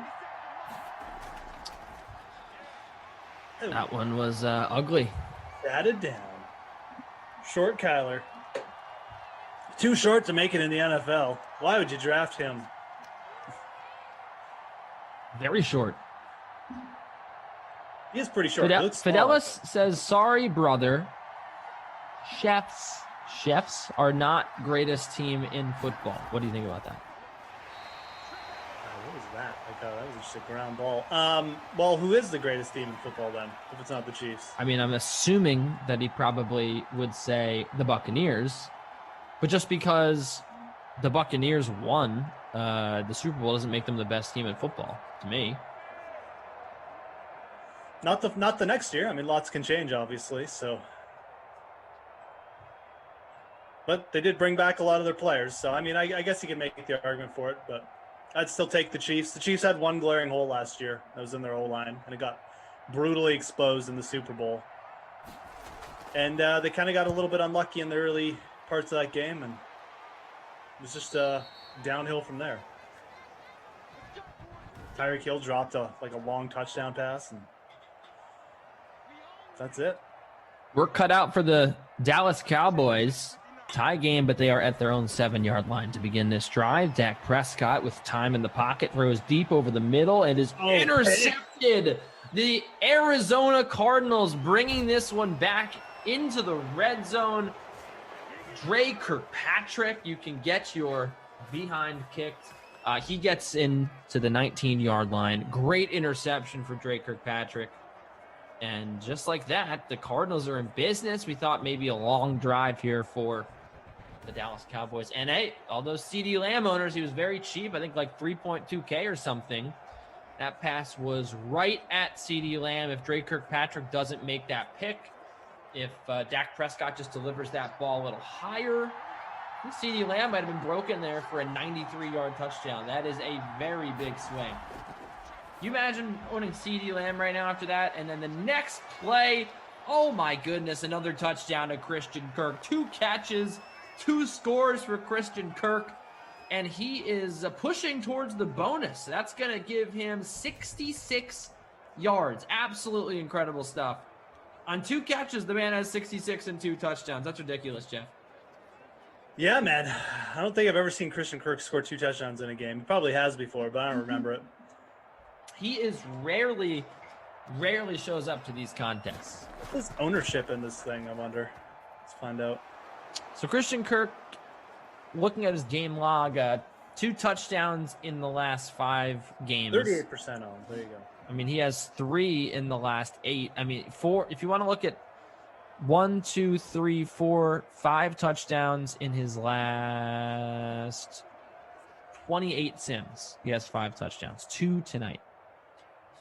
He only had 2 catches last time out. See, that's the thing about the sims is a lot of times I'm not even looking at the fantasy points. I'll look at the amount of receptions because sometimes that tells the story. Sometimes a guy will just have break a big one, you know? Yep. It's true. Pretty wild. Pretty wild. Christian Kirk. I don't know. Is he on your radar for fantasy next year with AJ Green there? You think AJ Green will just be kind of like a nothing? I don't think so. You're not in on AJ Green, or you know who's on my radar, and it should surprise nobody, but Elijah Moore. Oh, okay. All right. I mean, right? I mean, I think that's a pretty fair one. I think that the coaching staff loves him. He's got incredible talent, and I think he's getting drafted like as a wide receiver 5. To me, I just feel like this is a situation where, Zeke breaking one. This is going to be a shame if it comes back for a holding. Probably coming back. Jeff, I feel weird about it, and it's a hold. I feel weird because I don't want to sit here and say, yeah, I know Zach Wilson's going to be great. You know, I don't know if we can definitively say that, but I mean, all he has to do is like be decent, and as long as he's decent, you have a guy who I think should see the field a lot. They have nothing to lose, and he's got great speed and great talent.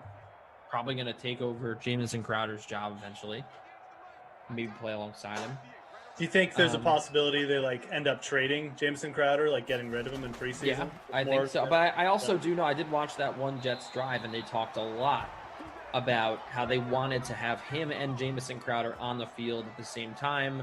Like they think that both of those guys can go outside. So we'll see. Obviously, Mims is a vertical threat. He's an outside guy.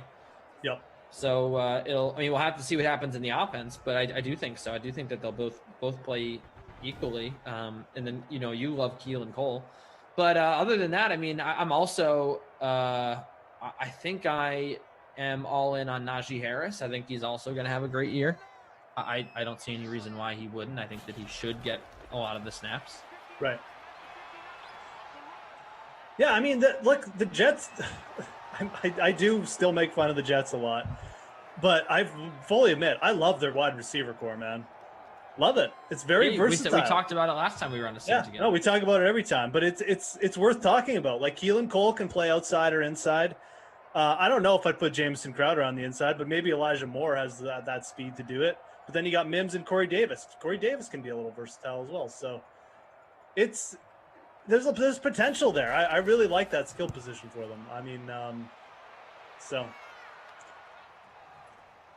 What about just looking down at some ADP, because I haven't even begun to prepare for my drafts. Yeah, I'm kind of. That's like a month away for me. Week.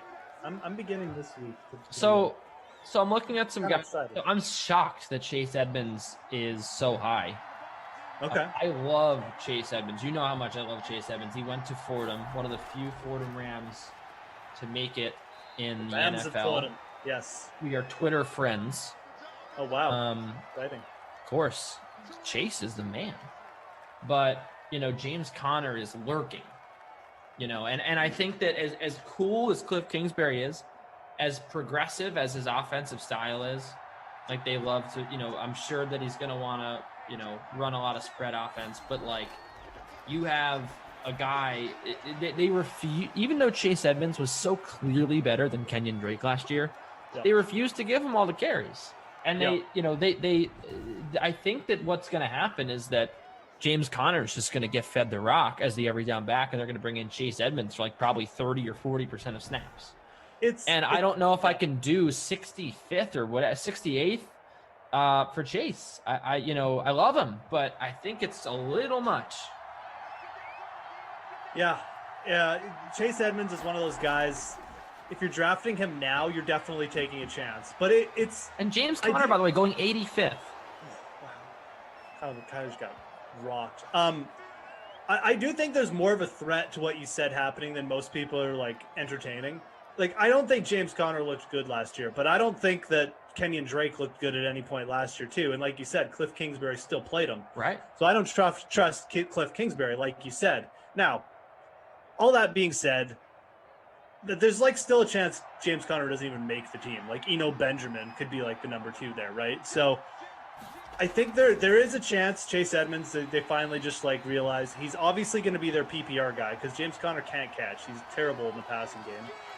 And we know that's where Chase Edmonds is going to fit. So there is a chance you're getting a guy lower ADP who's going to see 60%, 60 to 70%, get a bigger workload, and be a really good PPR guy. But it's a good point. Like, I don't really want to overdraft him right now. I want to see how preseason plays out. And if James Conner is going to be there, and if he is, like, I'll just stay away because what you said is on point, man. I don't trust Cliff Kingsbury as a coach, not in these situations. He doesn't go with the talent. He just, like I said, to their detriment, he played Kenyon Drake last year, and I don't know why he wouldn't do that again with James Conner. So there's definitely the possibility exists that he'll do it again. So. I mean, and the fact that he's getting drafted 15 spots lower does point to the fact that people do see that as a real concern that James Conner could usurp him. Another few guys I'm looking at, like Damian Harris, not too further down the list at 86. I think he's really good. I think that he could emerge as, I know it's always scary to draft Patriots, but with so much uncertainty at quarterback, he was rock solid last year. So he's you have him. He's a good running back, Damian Harris. Like Absolutely he is. Yeah. Jerry Jeudy, to me, I had a lot of FOMO from not drafting him last year, from being honest, and I do think that it could be a big step forward for him this year. Yeah. Waddle. I think Waddle's in a great spot, but I don't trust Tua, as everyone knows. Michael Pittman, again, I mentioned him earlier, but like that's a guy that I'm definitely targeting. I think that he is going to he has the potential to finish top 10 in wide receivers. I actually believe. Yeah, I mean he could see like 140 targets. I mean, legitimately. Yeah. He's only competing with like T.Y. Hilton, who might be a little bit dusty at this point, right? So and look at what happened last year. Like Michael Pittman, I'm looking at his numbers now, but if I can recall, like he didn't really even play that many games, and he still managed to put up insane numbers. Like he only started 8 games, and the games like when he was throwing the ball, he was insane. It was really, I guess. Well, I guess maybe he wasn't like as consistent as I thought. He only had the 1 touchdown, 500 yards, but like really from week 8 on, he got 48 targets, 30 receptions. That's actually not that bad. It's not amazing. I mean, it's a good catch percentage, catch rate. But I do think that this is going to be an offense that transforms this year. He had that big playoff game, obviously, for them. And I think with Carson Wentz, I'm definitely putting a little more stock into the Colts receivers. And he's going above T.Y. Hilton, which is definitely fair. I'm actually surprised T.Y. Hilton's going that high. Naeem Hines also probably not going high enough.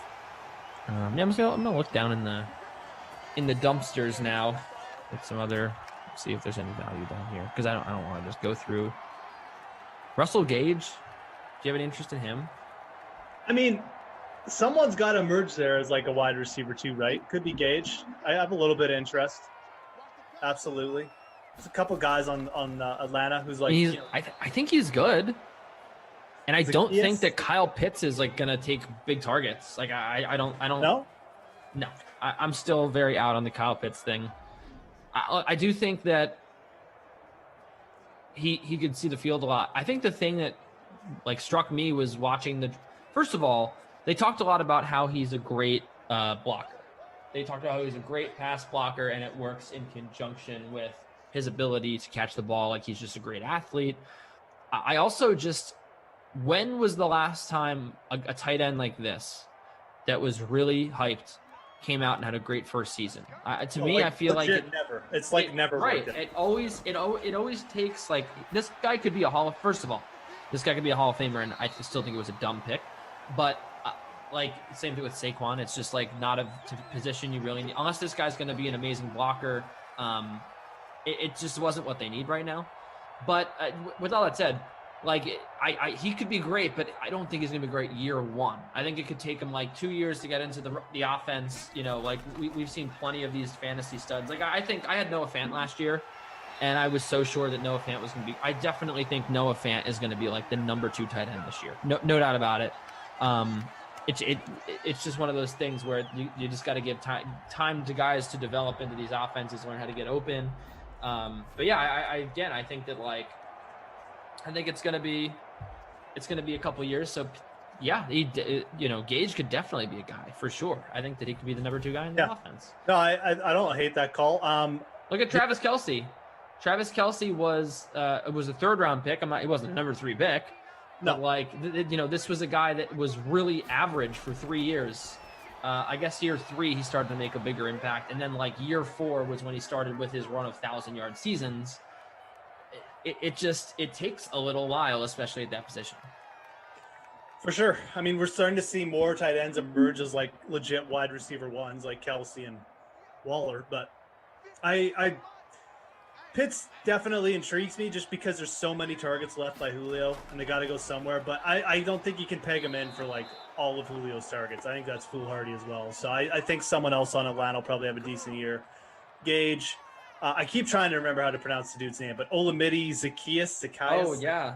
I think that's another guy who could really pop up for them. He looked very good at times last year. I think that's a guy you should think about too. So you know who I'm looking at? We're now in the bargain basement at this point because I'm looking at like ADPs outside the top 200. What about Sammy Watkins? I think that's a guy that could certainly. I mean, you talk about sleepers. I mean, people have been in a coma talking like that guy. Like, no one is thinking about Sammy Watkins. And I think that the injury towards the end of last year just helps drive down his fantasy stock, or at least his draft position. The thing about it's the same thing with the Falcons. Who do the Ravens have to throw the ball to? I mean, I think they're going to have to throw it to Sammy Watkins. I mean, Sammy's definitely going to get some down the field stuff. Look, if he's like really cheap or late round, I guess I don't hate it. That's what he is. I mean, his ADP is 218. Yeah, it's very low. You're right. No, I don't hate that. I would probably rather take a chance on Sammy Watkins than Marquise Brown, which just tells you how much I don't like He Marquise stinks. We talked about it all year last year, how bad Marquise Brown is. They need someone to throw the ball to. It wasn't really Snead. They brought Dez Bryant out of retirement. So I just think that basically it's an open contest to see who wants to emerge as a great pass catcher for the Ravens. And I know that it's crazy, but if you look at, like, Sammy Watkins is slotted on the depth chart as the number 2 receiver. And if you look at his body of work, he's missed a lot of time, but like when he's been on the field, he hasn't been terrible. At least not to me. I know that he's been a scary guy to have from a fantasy perspective. No one wanted to roster him because, you know, the guy just like is a disappearing act at times. But in a new, he was competing with Tyreek Hill, Travis Kelce, Demarcus Robinson, Mecole Hardman, some amazing athletes, some amazing receivers. He's got nobody competing with him in Baltimore. Yeah, no, absolutely. I mean, I just don't really like the idea of Sammy Watkins, but if he's that cheap, I don't think it's a bad idea to take a shot on him there because, like you said, I'm not really high on anyone there, other than Mark Andrews, but obviously he could have a bounce back as a tight end. I guess he didn't have like a terrible season last year. It just didn't really pan out like everyone thought. Right. I don't know. I'd also be fine just fading everybody in that Baltimore passing offense. It's just bad. Like Lamar's really not that good a passer, and I just don't feel like anything's going to change. How'd Kyler do that? Yeah, that's some good stuff right there by Kyler. Supposedly Kyler's going to try and run less. He said his legs should be a luxury. So take that for what you will. Wow. I'm not going to draft Kyler next year. Are you drafting Taysom Hill? I mean, I actually have him in a dynasty league. So as my third QB, it's a 2 QB league. So I have 3 QBs. He's going above Christian Kirk. Look, Taysom Hill, dude can run a bit. I mean, right? He's not completely useless for fantasy, but he's going ahead of James White, Tariq Cohen, Jamison Crowder, Christian Kirk, Cam Newton. Is he going ahead of Jameis? Derek Carr. This is Congo Cab. I love this. Zach Wilson, ADP 164. Derek Carr, ADP 186. I love that. That's the favorite. That's what the best thing I've read today. Zach Wilson's ADP is 20 spots higher than Derek Carr. After all that we talked about yesterday, great numbers for Derek Carr last year. Wrong side of 30. All of a sudden, Zach Wilson's got you beat. More people will trust Zach Wilson. Unbelievable. That is a half, 14-10, Arizona leading Dallas. Apologies as I glance down to my stat monitor, which is just my Zoom window here. Kyler Murray, 132 passing yards. Dak Prescott, 120 passing yards. He does have an interception, but he also has a rushing touchdown, and that is how the Dallas Cowboys got their 1 touchdown. Christian Kirk has both touchdowns for the Arizona Cardinals. Zeke, 61 yards on the ground. Kyler Murray, 45 yards on the ground. He's been fantastic. And in the receiving department, as I mentioned, the 2 catches for 66 yards and a touchdown for 2 touchdowns for Christian Kirk. Amari Cooper, 4 for 56. D-Hop, 3 for 37. Blake Jarwin, 2 for 25. Max 6 Williams, 2 for 15. CeeDee Lamb, super cheap, just over 3,000. 2 catches for 31 yards. Pretty good value on CeeDee Lamb. Where's Michael Gallup? Does Michael Gallup show up in this second half? He has 1 catch for 8 yards. Sorry, Fitz go off. He catch touchdown. Who's the next touchdown scorer? Let's do a pick here. Who's going to score the next touchdown here?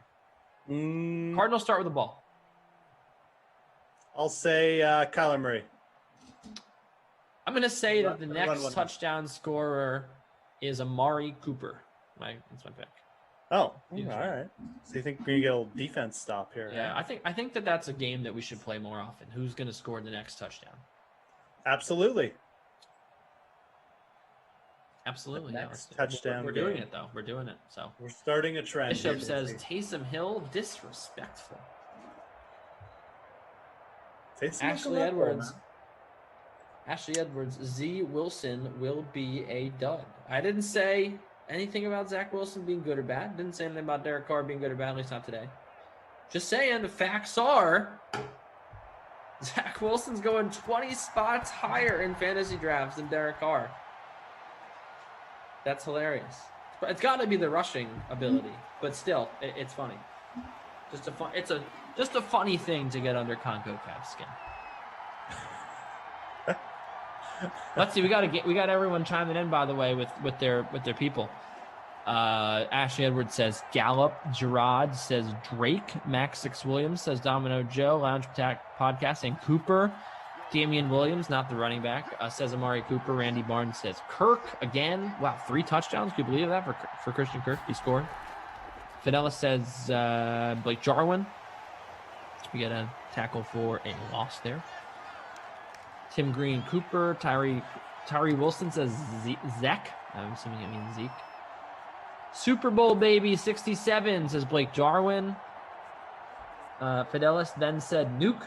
So he's changing his pick from Jarwin to Nuke. Domino Joe says Chase Edmonds. Boy, I love that. Brian C. Murray rushing touchdown. How about this? Person who picks the next touchdown scorer gets to be the mayor. Because I don't see Guru 805 anywhere.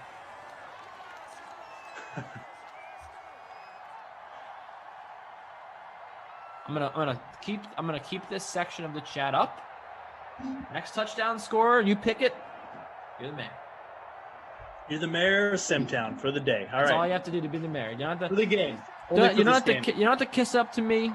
The next 2 hours. If you kiss up to me, you're probably not going to be the mayor. I'm not going to give.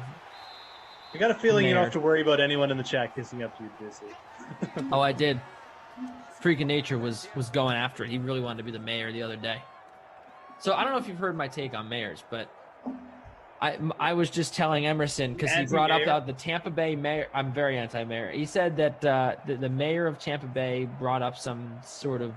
She said something dumb, like she was happy that the Lightning lost Game 4 so they could celebrate in Game 5, and I was just like, why do the mayors? We got like Bill De Blasio wearing like a Nets hat, and everyone hates him because like it's a Knicks town, and he's eating pizza with a fork, and like. I just feel like the mayors want to be so involved in what's happening in sports, and we know that you don't care. We know you don't watch, so why are they doing this? Remember, like the Boston mayor, or whatever he said, he called Rondo Hondo years ago. Like there's just so many weird, you know what I mean? It's hilarious. So I look, you know what it is, Ducey? It's politics, man. Politics, they latch on to anything going on. That's what politicians do. Anything good going on, they say, I got to get my claws in there so I can suck out the political. But you're not a real fan if you want the Lightning to lose Game 4. Come on, man. What fan is like, you know, I'm so glad, Jerry, because now I'm so happy that our favorite team lost because now they can win at home. No, man, you know, it's coming from a guy who liked the team that blew a 3-0 lead. You win Game 4 if you can. You try your hardest. The only politician I could ever stand getting involved with sports was Obama, and I don't care what your views on Obama are. Please don't start in the chat. I'm just saying the dude actually gave out his bracket. Like he'd sit there and he'd go through it. He obviously liked the game. It wasn't forced. It wasn't like, oh yeah, look, I got this jersey on today because this team won last night. It was just like, okay, here's my bracket. You know, we're gonna go through it. And he gave you a little bit of analysis too. That's cool. He obviously is into basketball. We know that. All the other dudes can just like every other politician, as far as sports go, can just like, you know, we get it. Like you're not into sports. Are you campaigning for mayor right now? I also like that you brought up a politician from America because you're in Canada, so it's like doesn't even matter to you. Canadian politicians they're so boring. It's like the controversies here are like, oh, this guy forgot to say sorry last night. Like, did you just say sorry? Zeke up the middle. all you guys that picked Cowboys to score next, looking good. Looking good. I'm looking back in the chat. You know, Super Bowl baby got Blake Jarwin. Of course, you would have had, Fidelis changed his pick from Darwin from Jarwin to Nuke Hopkins. Do you think Fidelis is regretting changing his pick from Blake Jarwin? He didn't have a chance for it. Got to hope for a field goal, 1st and goal. Dak Prescott in the shotgun. You got to get 9 yards to get on top of the Arizona Cardinals. Down 4, throws left side, caught. Coop. Oh, wow, just tackled at the 2. I almost got my pick. Wow. Who did you pick again? I picked Kyler. So you did pick Kyler. I need a big change of fortunes here. Why? So did who picked Kyler? Someone picked. Brian C., former mayor of Simland. Wow, Ducey almost became the mayor of his own town. If that makes any sense. Run up the middle. Oh, Zeke. Wow. Brought down at the 2. 3rd and goal. Oh, so everyone picking a Cardinal now. All of a sudden, just one stop, you're right back. Obi-Wan asked if I got a Top Shot pack today. Did not. Waited in the queue. Forgot because it took so long. I forgot about the queue, and then my turn was already way past. Yeah, I've really just I've soured on the waiting part of Top Shot as well. 3rd and goal. Handoff to Zeke up the middle, and he can't get there. They tackle him at the 1. You got to be kidding me. They got to go for this. They're down 4, so. Down 4. Clock ticking and stopped, as it were. Clock inside 4 minutes in the 3rd quarter. Cowboys a yard away from taking the lead over the Cardinals. Will they go for it? Probably not. But I've seen it. I've seen it happen. They should go for this. I'm pretty sure they will. Clock ticking. They're going to kick the field goal did it. From the down 1 4. From the 1 yard line. Greg Wow, Zerline. Chickens. Shortest Usually field goal of his life. Usually the Sims get aggressive here, like in the 3rd Good. quarter. Not today, I guess. Unbelievable. Unreal. Unbelievable. That's some chicken stuff there by Sim Mike McCarthy. We shouldn't be shocked about it at this point, but nothing shocks me anymore, Jeff. I've seen it all. I've seen fair it all, enough, Jeff. man. Thanks for watching. 330 of you. Nope, sorry. I'll take that back. 331 of you. Welcome to you that just joined. 333 of you watching on YouTube. Thank you so much for being with us. The Dream Stream 45 now on Twitch. Long says, Ducey, great job today. Thanks. Simland appreciates it. 821. First time playing Fortnite. Manning the Twitch chat. I think I'm ready to disappoint. First time playing Fortnite.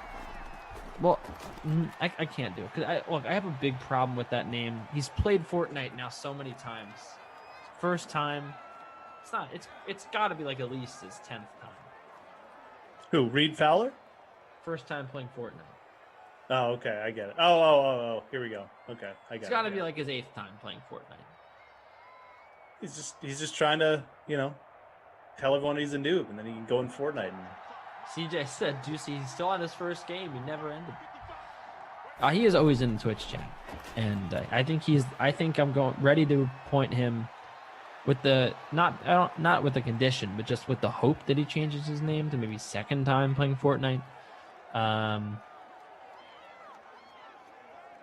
think that he has to be the mayor of the Twitch chat, right? Okay. I think we need a mayor of the Twitch chat. Disco does not like my take that first time playing Fortnite needs to rename. Kyler Murray to the sideline. Out of bounds. Caught. Max Williams again. 3 catches now for 17 yards. Being told there is a 2nd time and the 3rd time. Yeah, but Disco, the thing is, I can't change what my name is. I was born that way. First time playing Fortnite just needs to go into his settings and change his username. It's very easy. He created that name. 2nd and 8. Kyler Murray runs right. Oh, jukes out a man, slides down at the 50. I think he could have gone for more. First time playing Fortnite said second time playing Fortnite is already taken. Who are you taking, Ducey, if given the opportunity? Kyler Murray or Josh Allen next year? Fantasy draft. You have to take one. Give me 1 second. I have to look up something. This goes against Ducey's nature to pick Josh Allen in anything. So I know he's very conflicted. Well, look, people don't think I'm objective. I'm going to give you a very objective answer. Okay. I just need to look at the numbers. Objectify it up. Let's go. So I will start by saying, like what we saw with Russell Wilson, we talked about it on the show. I think that his numbers last year were inflated by two performances. One against one of the worst secondaries in football, the Buffalo Bills, and one against the Cardinals where, the next game came back down to earth, but those two games accounted for, I think, over 800 of his yards. Most of the times he was average. Now, when we're looking at how many yards a guy's going to throw for in a season, it's not the strongest argument to say, well, all his yards came from two games. But, if you're looking at who's a guy that has put together consistent performances, it certainly does. So, with that said, Josh Allen is, and he's not going to get to face the Seahawks again. He's going to face some good secondaries, and I expect a little bit of aggression from the Buffalo Bills. With that being said, he did have, I'm trying to look at his yards per game, 284 yards per game, 37 touchdowns to 10 interceptions. That is very good. He's very good inside the red zone as a rusher too. Yes. Very good. I don't see that changing. So my whole thing was he doesn't. The rushing with Josh Allen, and that is why I had the take that I did at the beginning of last year. The rushing has always been overrated. He doesn't run that much, and he doesn't run for that many yards. He ran 102 times last year for 421 yards, 4 yards a carry. Kyler ran 133 times for 819 yards. That is 6.2 yards per carry. And Josh Allen did run for 8 touchdowns. That is true, but Kyler Murray ran for 11 touchdowns. So look, you're talking about a guy who ran for double the yards. If I'm just, I think that he has an incredible amount of rushing upside. I think he has way more rushing upside than Josh Allen does. He runs more, and he's a better runner when he has the ball. I think what you said is true. Josh Allen is a great red zone runner. He runs when he needs to. But it's sort of like Patrick Mahomes in the sense that, you think that because they can run, they're great runners, they have great rushing stats. Not the case. So I give him a clear edge there in the rushing department. The tough part is the passing for me because he almost threw for 4,000 yards last year, Kyler, and he was hurt for the last part of the season. Yep. I'm willing to. I really do think I would take Kyler Murray. I know it's crazy, and you can wait a lot longer in your fantasy drafts. But I think that what you get in the rushing department, if you're talking about strictly fantasy value, those 400 and 500 yard extra rushing yards, right? Those 500 extra rushing yards. Say you get 500, you get 3 more rushing touchdowns. That's just doing the quick math. You get 18 points for the touchdowns. You get 5 or 50 points for the yards. So right there, that's almost 70 points, right? And then say you get 500 extra passing yards from Josh Allen. Maybe you end up getting, 5 more or 8 more touchdowns. That's 32 points. And you basically had 48 points. So to me, I feel like I would rather have Kyler. I think the upside is much bigger just from fantasy. For real life, I'm not sure. But fantasy perspective, Kyler Murray, definitely. Look, it's not a hot take to say you're taking Kyler over Josh Allen. These are the number 2 and number 3 in ADP, right? These guys are super close. I'm just wondering off the top of your head. Yeah, and I get it. My dog's having a puppy dream. My dog's legit having a dream right now. It's hilarious. That was happening to me earlier, actually. Yeah. She was crying while we were on the air. Legit, I don't think it's a hot take. I would probably take Josh Allen, but I think it's really close. I think you'll probably see Kyler go down a little bit in rushing yards this year. But Really? Because he's going to throw more because he was hurt last year, or what? What's that? Why do you think he's going to go down in rushing yards? I mean, I just think last year, dude had I can't even remember how many. He just ran an insane amount. I mean, basically set records, right? Like, I just don't know if you can expect him to keep up that pace.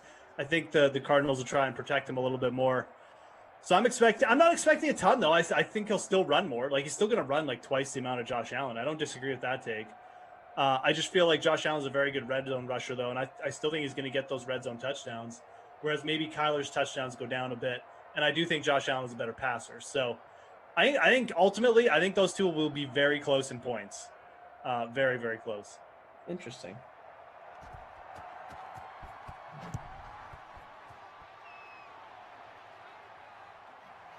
Well, Cowboys trying to get back into this game.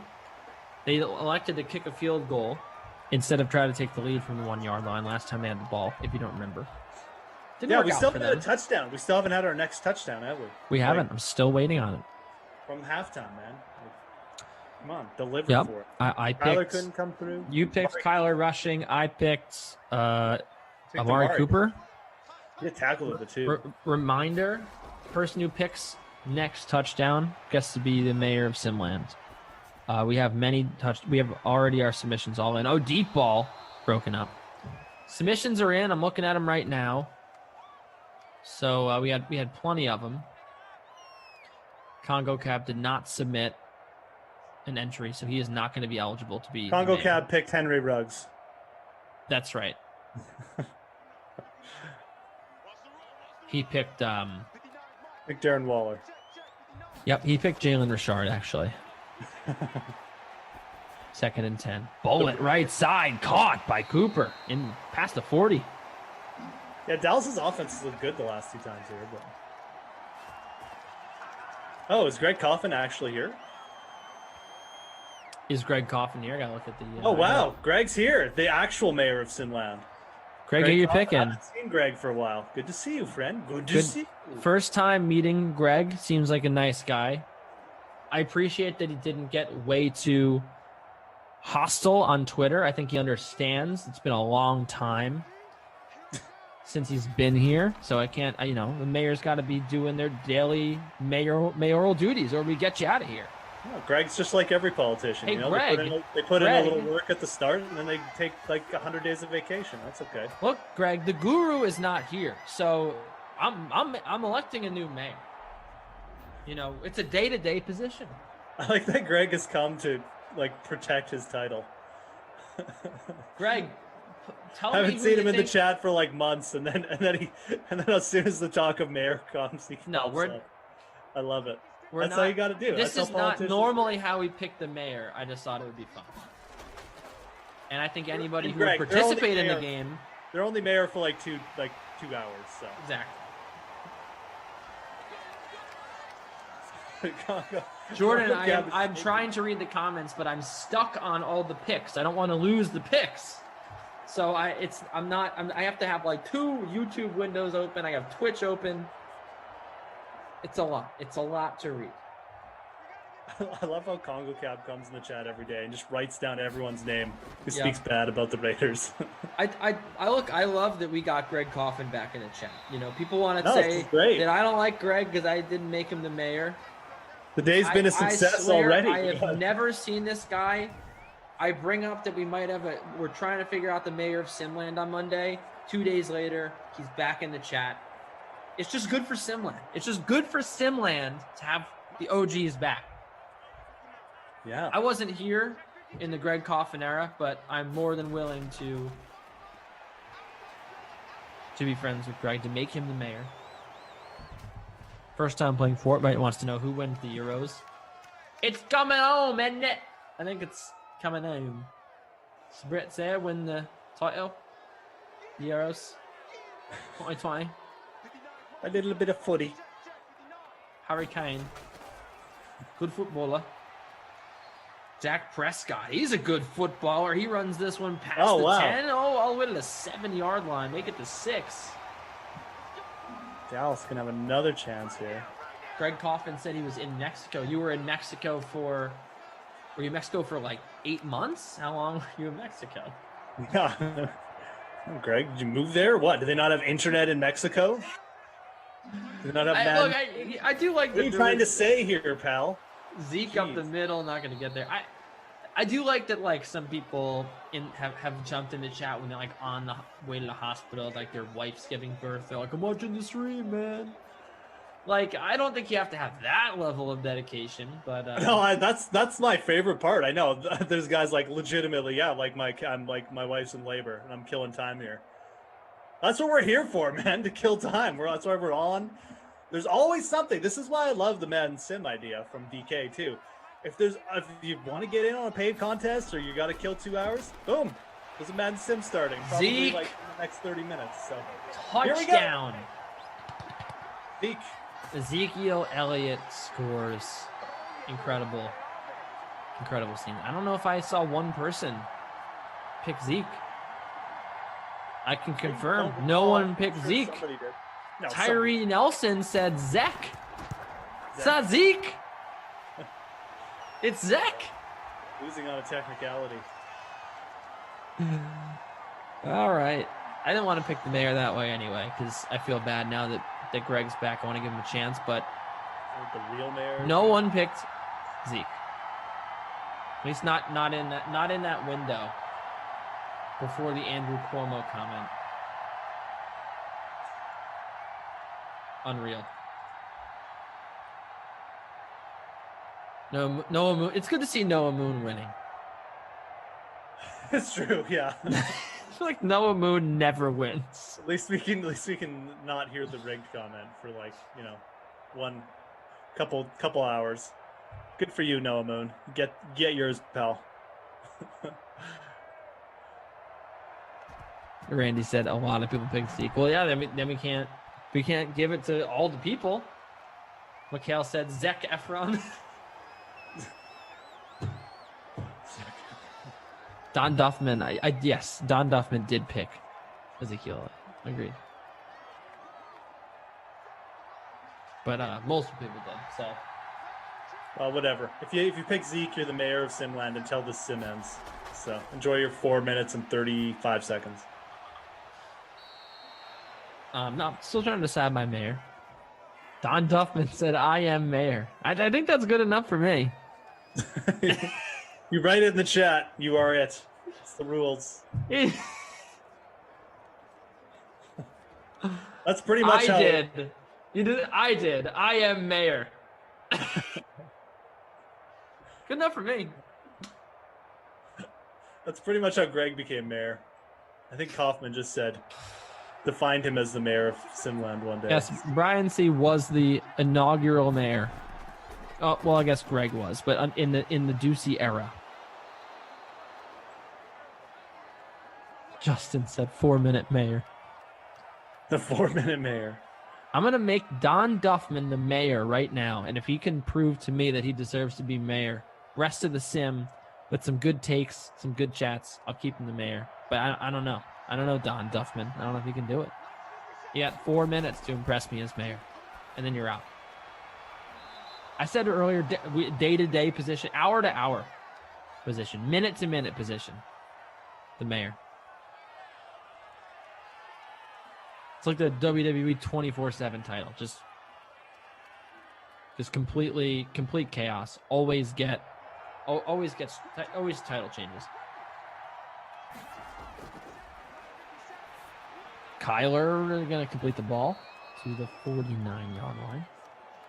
Hopkins finally making an appearance.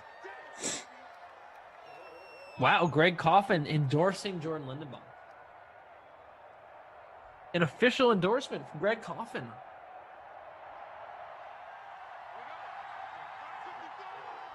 Jordan has had a good day of chatting today. We said it's been a good day. Good day for Jordan. It's been a great sim. We got Greg Coffin back. We got Congo Cab all riled up. It's been amazing. Good positive day. Hope everyone's having a positive Friday, as it should be. It's the end of the week. No Lisa Robinson to just yell at me every 5 seconds. It's been great.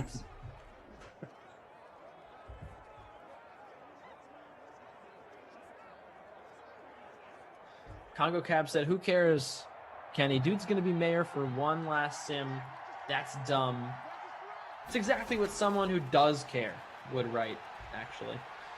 Kyler Murray running right side. Got the first down. Actually held on to the ball, too. He did not. He did not fumble.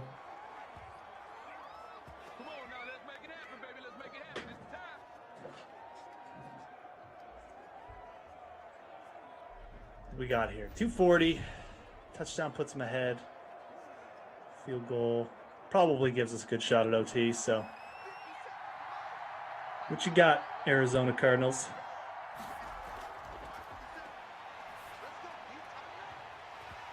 Not much. Not much there.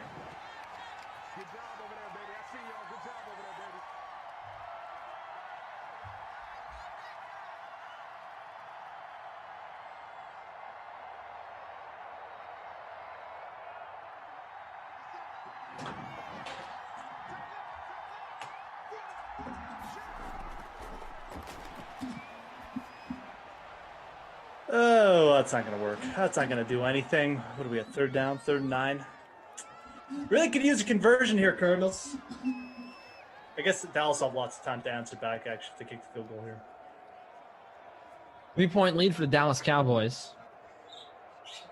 As you can tell, DK Sim fam, I'm very excited about overtime potentially happening. You've got your tea ready to go. We've got a great show queued up. Got the unreasonable odds ready to go.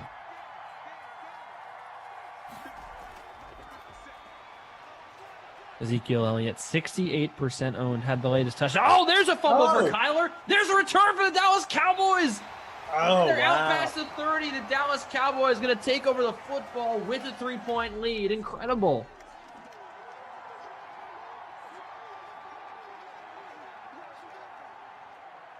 Incredible.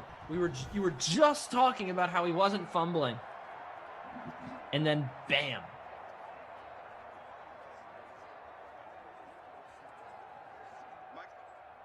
Oof. All right. 1 play to go for the 2-minute warning. 3 timeouts for Arizona. Gonna need a quick stop.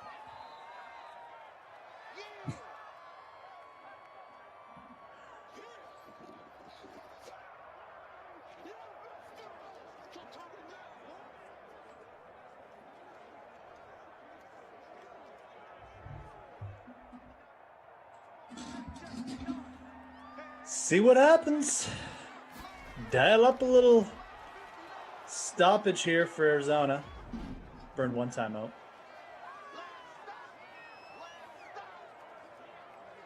What's your plan for the rest of the day? Do you see on any more of these or? Nope. I am going to emo night tonight. Very excited. Emo night? Emo night, yeah. What's emo night? Emo night Brooklyn. It's a, I know one of the DJs. He's great. Guns. I go. They tour the U.S., so they'll probably be coming to a city near you soon. You just show up. They have a bunch of DJs. They just play emo music, and it's a great time. And I definitely won't be attending. But My Chemical Romance, Fall Out Boy, Panic at the Disco. List goes on. It's great. Good thing I don't have to have my voice tomorrow because I'm not gonna have a voice. Did you make the Mets game yesterday? I did. It was 2 days ago. Was that 2 days ago? God, I can't even remember. I went to the 2 o'clock. It was amazing.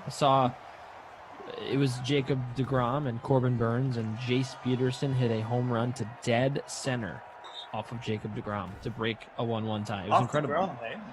Interesting. And the Mets ended up winning on a walk-off. It was very great. Well, that's a good game. It was a great game. Was it good weather? I heard it was hot there. Greg Coffin said, I'm not intrigued. I'm slightly alarmed. I did just... I did just explain it, but it's great. It's just emo music, you know.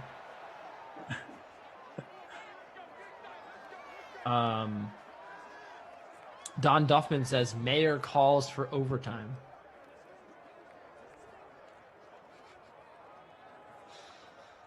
I kind of like this guy, if I'm being completely honest. Mayor calling for overtime. This guy just needs overtime. If they get to overtime, this guy's, I think I got to install him as the permanent mayor. Kyler getting there. Oh, he stretches for the first down, but the clock is running. The clock is running, but gotten some big yards here on the first couple plays. Hey, man, Greg Coffin, the Jets are the most emo team ever. The Jets are the most emo team ever? Fair enough. What makes them emo? Jack Wilson looks a little emo. Kyler just doing it all. 124 rushing yards now. Really racking it up. Finally going to burn a timeout. Only got one left, though, so can't do much running now.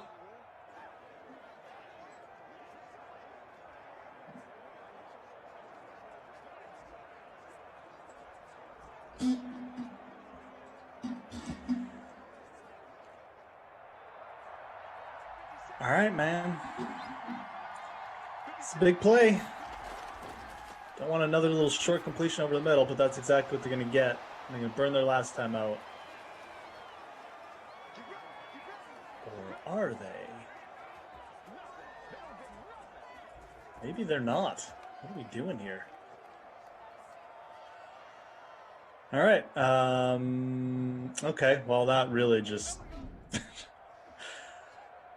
Sideline or bust here for Simland. Just trying to make it harder on themselves. You know, don't want these easy, 2-minute drives.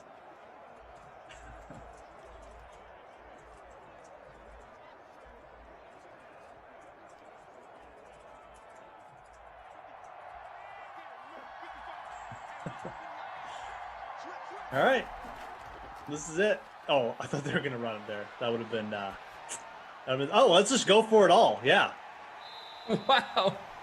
That's one way to do it. I guess they figure they can't get the sim. When the sim evolves to learn how the sidelines work in this sim, it's going to be unstoppable. But until then, the end of the game scenarios just really elude the sims. So Hopkins versus Bills moment coming, says Yachty. Yeah, I could see that. Here we go. Trying again. They're trying for it. That one's not going to reach the end zone, and it's Doesn't not matter going to if be it was caught. Yeah, doesn't matter if it was, because no time. So, well, That's it. That's your ball game. Kyler didn't want overtime either. So We did not get anything. We did not get overtime for Don Duffman, even though he's wearing his Burger King crown. Yes. And Brian C. wants to say, as the first mayor of Simland, I'd like to know more about Emo Night. Like, do you need a friend? Do you need a friend there? Yeah. So I think that that's definitely something that I don't need. But I encourage everyone to go. It's a very fun event, and I appreciate all the questions. I think that they probably would too. Anyway, 2017 final score: Dak Prescott 207 yards, Kyler Murray 2 touchdowns. Dak also had a pick that he threw, but he did run for a touchdown. Christian Kirk, probably still one of the winners of this game. 2 catches, or he had the 2 touchdown catches, rather. Great day. Jeff, who are you picking as your Ulrich's Ultimate Prize? Say that. Player of the game. Ulrich's Ultimate Player. Ulrich's Ultimate. I don't know. Okay. Let's just go with, should I just go with the easy choice? No, let's go with Christian Kirk. He was 5,600, over 20 sim points. Only had the 2 catches, but 2 touchdowns. From a value perspective, it really paid off. I could have gone with Kyler, but I'm going to go with Kirk. And then from a Not My Kid Award perspective, let's just give it to Michael Gallup. He was 36% owned, had 2 catches for 8 yards. That's terrible. No, it's not. That's not good enough. It's the Jeff Sorry Award. The what? The Jeff Sorry Award. Oh, okay. Of the day. Sorry Yeah. award. Sorry you rostered this guy. I like that. Gallup. But yeah, look, I think that you wouldn't have you wouldn't say to Chris Collinsworth, give us your Gruden's grinder, would you? So it should be named after you. I agree. You're picking the award. Billy doesn't even come on these things anymore, and Kaufman, who cares about him? So I agree. We should switch it up. I'm going to do that from now on too. I'm going to name it after. Yeah, I encourage I'm encouraging everyone. You got DeAndrea's Destroyer of the Game. Let's make that a thing. Absolutely, I agree. And you feel free to name the award whatever you want. I was just giving you some suggestions here, so to get the ball rolling. But all right. For Jeff, I'm Kenny. Great staff behind the scenes. We appreciate all the hard work. The Drew Stack, Tate K on ops, doing a bang-up job, getting you all the scores up to date. We appreciate you being with us. Twitch, YouTube, DraftKings.com, wherever it may be. Now let's toss it over to Unreasonable Odds. We'll pray for Steve Buchanan's basement in the meantime. So long. See you at 6 for another sim.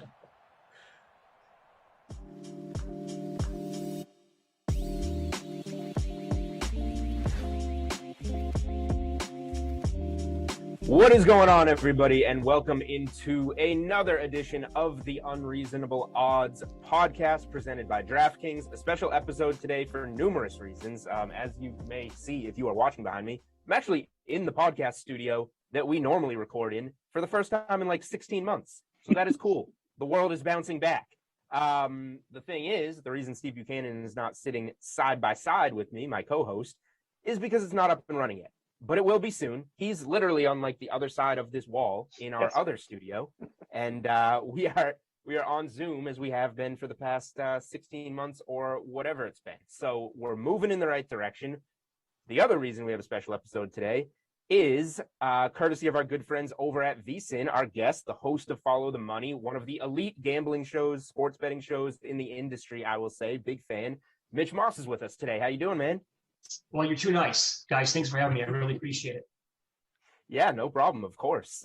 We get it out here in Boston on NESN. So, I'm always doing some work in the morning, throw you guys on and really enjoy it. I think it's, a very unique show of its kind to be able to go that long on sports betting and cover so many topics on a daily basis. Oh, thank you. It's a fun show. Obviously, it's we like to have fun on the show as well. So we spend plenty of time, obviously, talking about sports betting, sprinkling in, some off humor kind of like topics once in a while as well. But I think you kind of need that to stay sane, like 3 hours every single day, For sure. Yeah. All right. Well, we'll try and continue the trend of having a little bit of fun here to start off and play a game that we've been playing with our guests recently, called Know You Better. So obviously you are, an experienced sports bettor, a guy out in Vegas with some experience here. So we'll start off on a high note. I don't care if this is your biggest money win or something that you hit at plus 10,000 that you had $2 on. What is just your favorite win in your sports betting career? It has to be, this is coming up it is actually the 15-year anniversary of, I won a football contest out here with my betting partner at the time in 2006. It was called The Last Man Standing. And, we have so many contests now out here in Las Vegas. Obviously, DraftKings has incredible contests during the football season as well. So they're becoming more popular now that obviously legalized sports betting is in so many states, which is great. Back then, really didn't have too many. That was one of them. And it was a unique contest. And so you pick one game every week against the spread. And every game comes with the hook. So there are no pushes whatsoever. Either you win and you advance or you lose, and then that's it. And the way it works is you can get up to 5 entries. If you buy 4 of them, they give you the 5th one for free. Or you can buy 1, 2, 3, whatever, how many you want, up to 5. And so in 2006, I think I want to say it was fewer than 1,000 people were in it. And my buddy and I actually won that in week 9. And so and it was we split like, a little bit more than 17,000. Back then it was really, really cool. Hell, I'd take that today, obviously. Yeah. But just to kind of have that's going to, and that's by far the most success I've ever had in a betting contest before. But to actually say that we won one of those out here in Las Vegas is something that I can, kind of like have on the resume, so to speak, forever. And that's a pretty cool thing. For sure. That's awesome. And no, 17 grand today, that is still something. So yes, I would. It is for sure. Yeah. I would very much like to win one of those as well. Me too. All right. We got to flip the script here. Sports bettors, we can come up with these every morning. We can tell you our worst bad beat from the night before. But what is the one that is just etched into your brain that you will never get over? It was actually a bad push. And this was in 2004. And many people know the game, right? It was Final Four, UConn and Duke. It was the Chris Duhon three-pointer buzzer. But so leading up to that, I had probably still to this day my best March Madness ever. I mean, the first couple of weeks where everything was going my way. I mean, I was getting lucky bounces and shots at the buzzer to go in to maybe go over a halftime total by a half a point or whatever. So I was really, really fortunate that year. And going into that game, like immediately, as soon as we knew that was going to be the matchup, I thought that Duke was going to have an impossible time slowing down Emeka Okafor. I thought he was going to destroy that team down low. The only thing that could hurt my chances, I thought, was if Okafor got into foul trouble. So anyway, I'll get to that in a second. But I basically, I didn't put all of my winnings in the first couple of weeks, but I took a large chunk and I put it on, and I made the mistake. It was UConn 1.5 for the game. I bought it down to 1. I should have just done UConn money line. But instead of that, because I told myself at the time, I'm like, what are the chances it's going to really land on 1? So I'll be safe is what I said. And I'll buy it down from 1.5 to 1 instead of doing the money line. And I think it was at the time I only had to pay 10 cents for it. So it was $1.20 is what I laid. But the money line was like minus 130 or right in that neighborhood, obviously. So I could have just paid the extra 10 cents and done money line. Well, and then for those who don't remember, the game starts off where Okafor gets into foul trouble, like right out of the gates. And so Duke dominates like 30 minutes, the middle portion of the game. And they're incredible, right? And they had to lead the entire time. Then Okafor, like Calhoun sat Okafor for a lot of that game. He comes back in the second half, and the game goes exactly how I thought it was going to go in my head. He comes back. He punishes Duke down low. He's phenomenal. They come roaring back. They take the lead. He goes to the free throw line late, hits some free throws. They go up by 4, and I'm celebrating like this is incredible. There's not enough time on the clock. Like they're not going to get hit a 3 at the buzzer and push this game. And I honestly, at this point, after 2 hours of this, I had a migraine because of the pressure and the stress. And I'm young. I was like 25, 26 or whatever. And I had the biggest bet of my life at the time on this game, right? And so I'm kind of like finally exhaling at this point, like, hey, I have a winner. This is really cool. And then, 2 seconds left. They get it to Duhon. He crosses half court. And so he goes up. It's off 1 foot, by the way. Off 1 foot. There's a defender coming at him. He like ducks like this, goes up and under, kind of a double pump, puts it up with one hand from 35 feet off the glass and in. And so I'm sitting there just like, what just happened? And my mouth is on the floor. And I'm like, are you kidding me?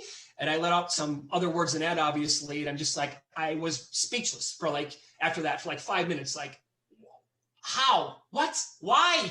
And so, but I didn't lose, but I pushed on a dumb bet that I made. I could have done money line. It would have been safer, obviously. But that to me it's now been 17 plus years. I'll never forget about that. A push can be worse than a loss, by far. And this is a perfect example of that. Yeah, that definitely qualifies.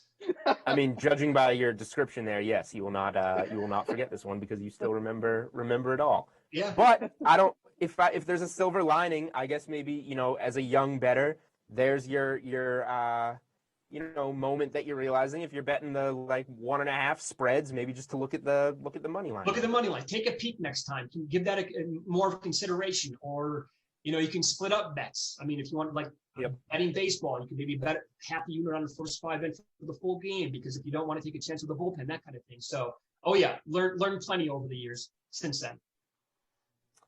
All right. So getting into, I know you guys on Follow the Money cover all types of trends throughout all kinds of sports. What is your favorite trend to kind of either keep track of or to just kind of, I don't want to say blindly tail because you're researching it, you're betting on a trend, but what's your favorite trend to bet on, I guess? Well, it goes back to and here's to your point, right? You can't just blindly bet this stuff year after year after year. A couple of years ago, kind of caught on to this totals in the first period in the NHL, where some teams in the league were, at the time, if you were betting a blind, you were killing it, because the Blackhawks, but when I caught wind of it, the Blackhawks went over 1.5 goals for 15 consecutive games. And that turned into a 17-game streak. And then later on that year, Tampa Bay hit it 18 consecutive games where they went over 1.5 goals. And so eventually we were calling it, the name of our show is Follow the Money. As you said, we were calling it the Follow the Money 5 because there were 5 teams that were hitting at well above 70% into the 80% range. And like books didn't catch on to this yet. It wasn't really like a popular thing because the total, like the juice was still certainly manageable and not where it worked out to the percentages, right? So it was like you're laying $1.15 or $1.20 or $1.25. It didn't really matter who was playing, but eventually, as we talked about it more, and they kept coming in, and 5 or 6 teams got up to that level, and especially, by the way, when those 5 or 6 teams played each other, it was going over at 90+% on the season, which was just silly. So eventually, it caught on to the point of where these teams, they would open up, like let's say, day of, over a goal and a half in the Tampa Bay game might be $1.45 or $1.60. Within 2 hours, it would go to minus 230 or minus 245. Or books eventually moved it to 2 goals in the first period. And so, at the time when these game totals were priced at 6 juice to the over or 6.5, like the math was not really making much sense, because if you're going to go over 6.5 with a juice or 6.5, yet the period bets are 1.5, like over $1.20, $1.25. And they kept coming in over and over and over again. 3 periods. If you do that breakdown by each period, that's 4.5 with some juice, obviously. And so anyway, back then it was just like, it was a treasure trove because they kept coming in. But that was 2019. Last year during the pandemic, it cooled off a little bit. Certainly this year, it never really took off to where it was. But that was in the last couple of years, that was definitely the best trendy bet that made a lot of sense. All right. Flip side again on this one. What is a trend that people will point to and say that's why I'm backing it, that you just say this doesn't make sense? I don't know why people use this. There's a lot of stuff, I think, in the football world. You'll hear primetime games a lot, but actually, certain guys have been really good in primetime spots. I think the Seahawks come to mind. Like their Russell Wilson and Pete Carroll have been unbelievable in primetime games, so you got to back them. Well, does that really make that much sense? I mean, they're on national TV and they're on the spotlight, so they're covering all these games. They've been great at it, but I don't think that really has anything to do with much. When you hear about there's one in baseball right now to start the season where I think it was the final game of a series. The Nationals, I think, to the under were amazing, but what does that really mean? You'll hear people will break down like this team is so good, like on Thursdays or on Sundays, getaway day. To me, I'm not a big, I'm not going to go that far and say that really means much. You know what I'm saying, guys? Oh yeah, absolutely. The day of the week thing, the Thursday night football. Well, I'll say like a short week in football, that's different. But like the day, the time, I don't know if I'm into all that. The same thing, real quick, same thing too with like, this pitcher has done well against the Astros in the past. I don't care what he did against them against the past, because it's not the same team. Like, to me, that's so irrelevant. Just because he did well against the Jersey, which is basically what it is, I cannot back stats that are like 2-3 years old against former teams. I'm totally with you. No, that's really a great one. It really is, because guys who've been around the league for a long time, maybe they dominated like a rival, or somebody in a certain league 5, 6, 7 years ago, but the current roster is made up of players who were never on those teams. So it's like, what kind of stock do you really have to put into that thing? Right. Yep. Totally. All right. We're going to end on this one for Know You Better. This is a more overarching one. Just your best advice for, new sports bettors getting into this. Well, there's a lot, certainly. I would say money management obviously comes to mind. Don't force bets. If you're having a bad day at the office on a Saturday or whatever, don't double down on a game that you don't really have a strong opinion on or a good edge. Don't just because you're losing. It's like blackjack, right? All of a sudden, if you're down big, you want to start betting. Let's say you're betting $25 a hand and you're losing, over and over and over again. You just want to start playing $200, $300 a hand. You could get absolutely killed that way. I would say, though, have as many outs as possible, if that's okay for me to say on this podcast. But I mean, it's, that's a big one. In my opinion, you got to have a lot of spots where you can check out and examine different numbers. All right, so let's talk about some of the current stuff that's going on here. Let's move over to the NBA Finals. Obviously, we're looking at Game 2 tonight. The Suns took a 1-0 lead in the series in that one. The biggest news about that one, of course, was Giannis moving from doubtful, probably not going to play, to ends up playing 35 minutes, records a double-double. Pretty typical of Giannis here. And I believe, Julian, you can back me up on this. I believe once the news that Giannis came out, we saw about a 2-point spread movement on that in the Bucks' favor once that Giannis was confirmed to play in this game. Obviously, the Bucks didn't end up covering; they lost 118 to 105. So, Mitch, what are your thoughts here about tonight, and even kind of the rest of the series here? The Suns have been one of the best home teams in the league, even during the regular season. This has been a spot where they've dominated. But obviously, with Giannis in here, it changes the landscape of the Bucks. So, Suns are favored by 4.5 tonight. What are your thoughts on tonight, and then kind of moving forward? Yeah, I'm not going to be surprised if the Bucks come out in the first quarter, in the first half, and make the proper adjustments that killed them in the first game. Yeah, and they have the lead, or they're very close to the Suns at the end of the first quarter in the first half.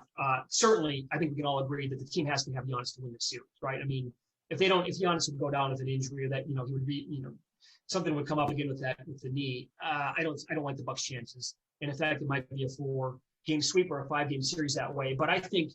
I don't love Budenholzer. Monty Williams had a hell of a season this year. Arguably was the coach of the year. He didn't win. He had a great argument for it, though, obviously. So I think Monty Williams has the coaching edge. I will give Budenholzer the benefit of the doubt coming out of the gates tonight to make those adjustments.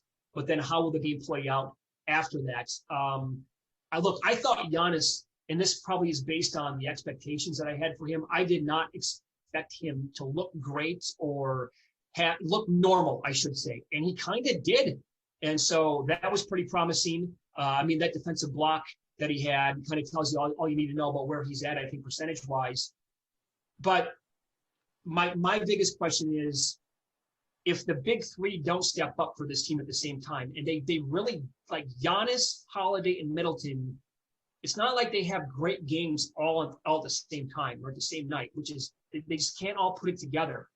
So if 2 of the 3 can play really well tonight and have big games, I still think they're going to need somebody off the bench to have a big game. And look, I thought Bobby Portis, it was all about matchups, right? I thought Bobby Portis, I was like screaming on the air for him to get more minutes early on in that series. I thought there was a spot for him against the Hawks, and he played really well. Not so sure, if there's a great spot for him against the Suns with matchups, but I would if he doesn't give the Bucks much off the bench, then where is it going to be coming from?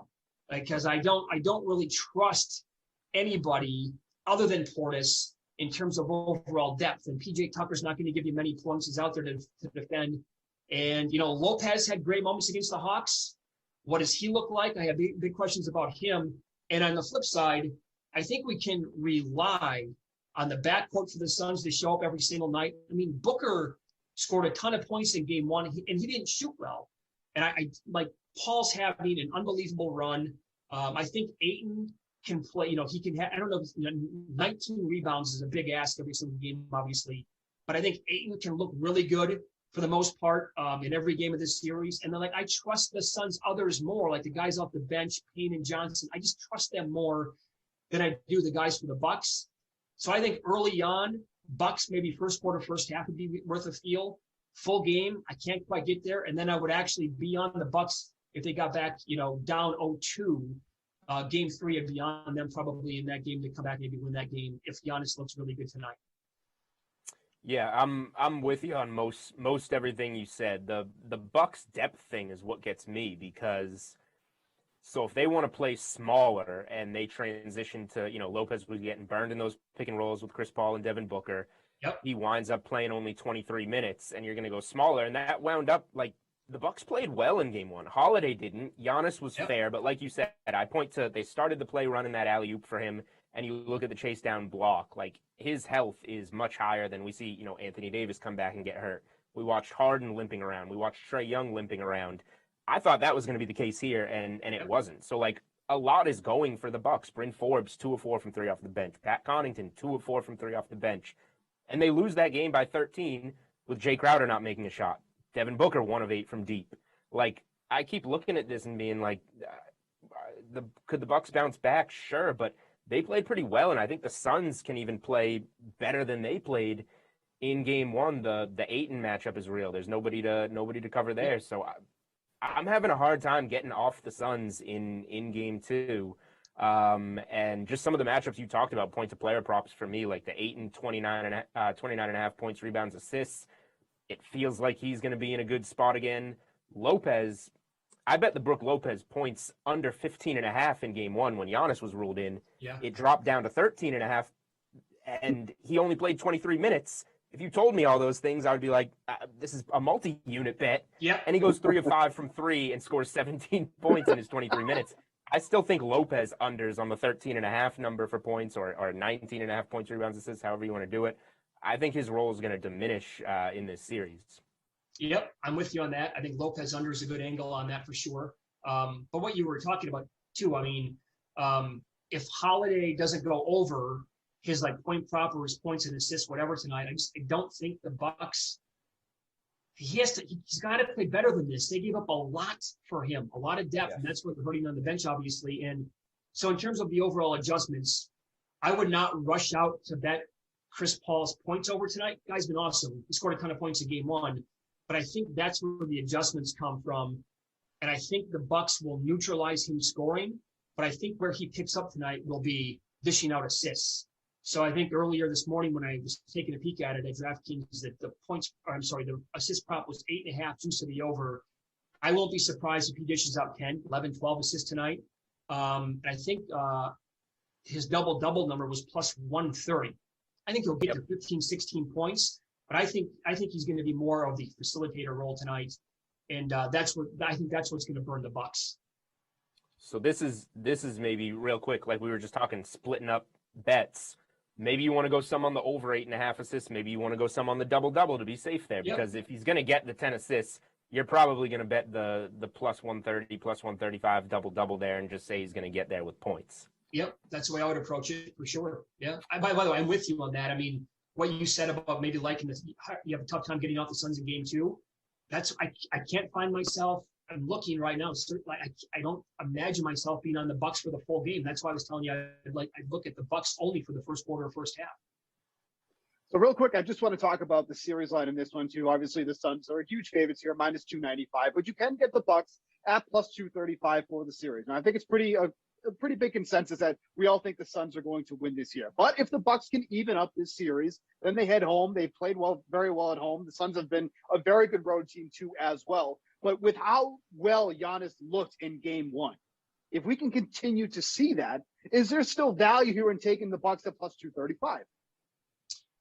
I don't think it's a bad number. I mean, and I think if you were going to bet the Bucks going into the series, right, you had to wait until game one was over with because of the unknown with Giannis and how he was going to look, knowing that, hey, they can easily. By the way, the Bucks history, like if you go back to not only last year during the bubble, but the year before that, they've been awful in game ones. I think people forget that like 3 years ago when they were one of the biggest first round favorites I can ever recall. That was against Orlando, not last year in the bubble, but I think it was, they lost by 12 at home in game one. The series against the Celtics in 2019, they got blown out. I think they lost by 22, if I recall correctly, in game one.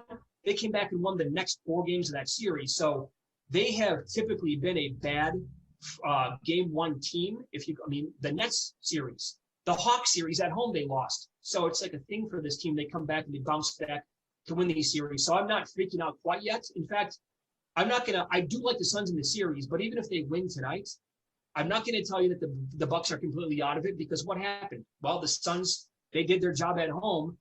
And, as we know, going back many years now in the NBA, things get a little bit different when the series shifts and it moves from one location to the next. I wonder what that number would be if the Suns win tonight for the Bucks to come back and win the series then. Because I'm not going to, even though, the Bucks did play well and they outscored the Suns by 15 points from downtown in that game and they lost by 13. I'm not going to rule them out yet, especially with how Giannis looked in game one. Milwaukee, we'll remember, Milwaukee was down 2-0 to Brooklyn and won that series. Now, the Kyrie ankle injury played a big role, but who's to say Devin Booker doesn't roll an ankle and the same thing can happen? So It's been that kind of postseason for sure. Last thing real quick on NBA. This has been a really popular bet recently that I've seen everywhere on Twitter, on all types of shows, the Chris Paul MVP bet. This is one I will pump myself up for 1 second. My June 14th DraftKings playbook article, I said at the time, DraftKings had Devin Booker priced above Chris Paul in the NBA Finals MVP. Booker was plus 750. Chris Paul was plus 1,200. I wrote up that is ridiculous. Chris Paul was 5th in the NBA in MVP voting. If you think the Suns are going to get there, you're taking Chris Paul plus 1,200. And now here we are, and we finally get to the finals, and Chris Paul becomes, thank you, Steve, I deserve that clap. We get here, and Chris Paul becomes the favorite, plus 160-ish, 170-ish before game one. Now they get a win. Chris Paul, probably the best player on the floor. Maybe it was Ayton, but I think the narrative-wise, people will go Chris Paul there. Now we're looking at like minus 143 on Chris Paul, and I'm still sitting here telling people it's not too late. If you like the Suns at over minus 300, it's going to be Chris Paul's award. You can, do you feel good about the kind of value you're getting now? No. But is it a better bet than the Suns to win the series at all that juice? Probably. Your thoughts on the Chris Paul MVP situation or the overall MVP situation? If you got I would think certainly that if you're looking to, if you love the Suns to win the series, that's one way to approach it, is to lay, what would you say, $1.43 updated? I think it's $1.43 right now on DraftKings. Yeah, I mean, certainly that's the way, rather than laying more than $3 to win the series. Sure, that was because it's all. I try to tell people this all the time, right? And by the way, the Booker, again, he didn't shoot well, but he had, 28 points in game one? Ayton had awesome numbers, and he played an exceedingly well game. I tell people all the time, forget about what you think about the awards, right? It doesn't matter if you think, I'll give you an example, the National League MVP, to tie it in. It doesn't matter if you think a pitcher should never win the award. You have to think what voters will think about that, right? And that's the way it breaks down with the MVP vote here. If you like the Suns win this series in 5 or 6 games, and Paul still, if he plays at this level, forget about it. Nobody else has a chance. But even if he dials it back a little bit, and other guys step up, this is his first finals appearance ever. Like the media, they vote on this stuff, not bettors or fans. So the media, they love narratives and storylines. Booker and Ayton could play out of their minds, and I still have a tough time thinking that voters will give it to anybody else other than Chris Paul. You know what I mean, right? That's the way it works with this stuff. Another example would have been the Coach of the Year in the NBA. I thought it was a great race between Thibodeau and Monty Williams. But the whole thought was, well, the Knicks have been terrible for a long time.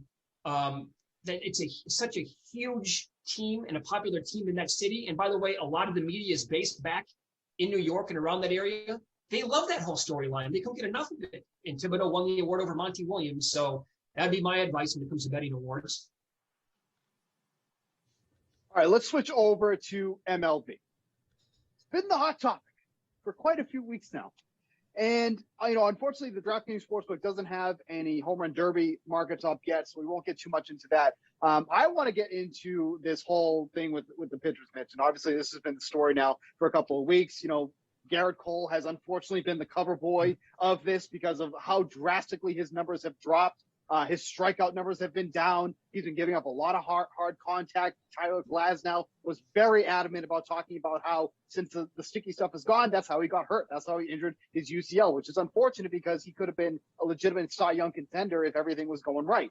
I want to get your opinion on the overs hitting a lot more often now since kind of this has been implemented, because I feel like it's kind of a bit of odd timing too, because we're getting into like the dog day of summer now. A lot more humidity, which is obviously more ideal for hitting. But if you look at the numbers from the past few weeks, which is really when they started implementing this whole new rule, which is on June 21st, as of last week, the over has been hitting almost 4% more over the season total. It's been about a 50-50 split all season long. For the past couple of weeks, we've been seeing the over hit 54% of the time, 53% of the time. Do you think that the timing is just convenient, or do you really think that this whole substance thing is really hitting, allowing the overs to hit more, and we should be looking at the overs more? It's a great question. I think it's all tied in together. You brought up the heat across the country. I think that absolutely. I mean, typically that happens in baseball during the summertime when it's warmer outside, high humidity in a lot of these spots. Well, you see a little bit, an uptick in higher scoring games. That tied in with the timing. I think certainly the timing of the sticky stuff has something to do with this. You can't, changing the rules halfway through the season for one specific position, that's a little bizarre to me. And now all of a sudden you tell these guys that they've gotten so used to it, and all of a sudden I can't. The Glasnow thing's a perfect example. And I have him on multiple tickets to win the Cy Young, and I bet him at 35 to 1. I am at 35 to 1 to have the most strikeouts this year. And he was right in the mix for all of that stuff, right? And I thought his press conference was great, but he's just like, look how big my hands are. His hands are like up to here. He's like, I can't grip the baseball. I mean, and all of a sudden my muscles hurt in places I didn't even know where muscles existed, that kind of thing. So I mean, Garrett Cole is a great example. Trevor Bauer's numbers until recently with what happened to him. I mean, the spin rates were way down. Now, Corbin Burns was awesome yesterday against the Mets. Didn't get the win, but he was very good. It's also the Mets lineup. But he wasn't the same pitcher that he was, that we saw in the first, 5-6 weeks of the season. Right. So I think it's a combination of all of this stuff where all of a sudden the velocity can still be there, but if the spin rate's down, some of these pitchers who were linked to it, their numbers, you can't lie. Numbers won't lie, right? So there's definitely an impact here. And it also kind of ties into the futures market for MLB too, because on DraftKings Sportsbook, for whatever reason, Garrett Cole is still the favorite to win the Cy Young. I don't know how that is still possible, but it is. But I think it's a great opportunity to look at this market. But because Garrett Cole is a -130 favorite, you are getting an incredible number on the rest of the field. Second in line, Carlos Rodon, +250. Lance Lynn, second, +55. And then Shane Bieber is really when it expands at 20-1. Is there anybody on the board that you see right now and you're like, if there's an opportunity to pounce on somebody, it's going to be this? Because I can't say for sure, but if Cole goes out and has another bad start, he can't be the favorite anymore. He's got to move to plus money soon. I'm surprised it hasn't happened already. I know he was -170 before his last start. Now he was -130. So obviously that number is falling. But right now, because he's one of the favorites, you have to get somebody else at a better number, because this market, especially after the All-Star break, in my opinion, is going to start shifting dramatically.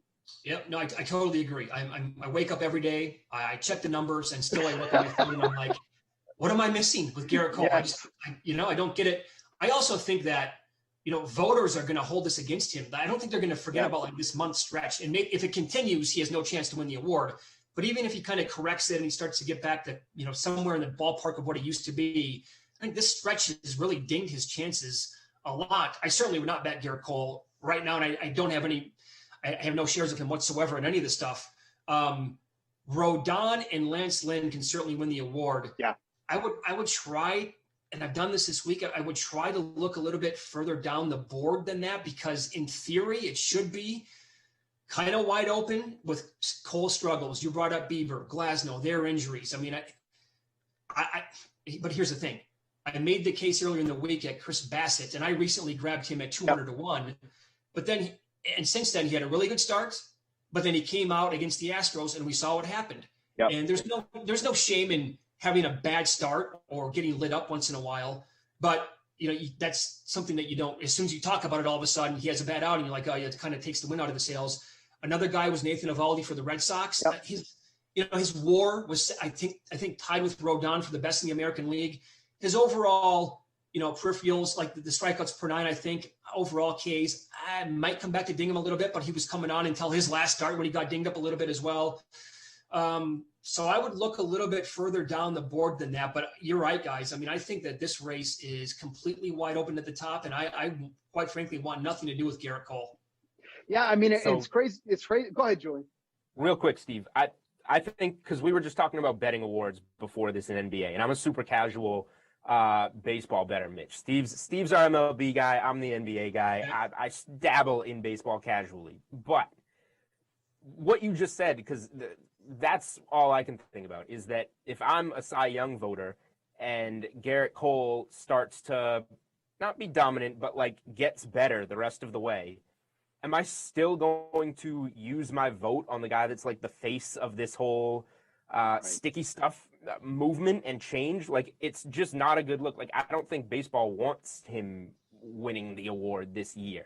So it just feels like no matter what, that's a little extreme, but it feels like going in another direction with somebody who had a cleaner season would be the direction to go. And I mean, I looked at the board. I've seen, everybody saying, how is Garrett Cole still laying juice here on the Cy Young? And I looked at the board and I was like, wow, these are the next guys, the two, White Sox guys.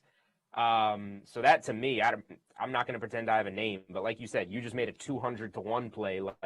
I think that's how you're betting the Cy Young this year. Somebody that's going to finish strong that is out of it right now. I would, I look down the board, find somebody in between 30 and 100 to 1, whatever. And if they're on a good stretch right now and come up with other reasons, I don't think playing on a first place team matters anymore to voters. I mean, King Felix had that 13-12 season 8 or 9 years ago where they finally realized that, look, his numbers are too good to ignore. We got to give him the award. Right. So I think that also goes for the MVP. I mean, like, how are people going to deny Ohtani? Are they going to look at the Angels and say, well, they're a third place team? I don't think that matters to voters anymore. I think Ohtani, what he's doing is something that nobody alive has ever seen before. So I think it's going to be too much to ignore. As long as he doesn't get hurt, like, that's going to be his award. I don't think you got to be best player or best pitcher on the best team. All right, real quick before we move to NFL, we're talking Ohtani, and what he's doing right now, like, I don't even know. What is he, Steve, right now to win the MVP? Has he gotten over minus 200? It's minus 190. He's right there. Minus 190. Like, I feel like I would still take that. I would the 30 to 1 or whatever he was before the season.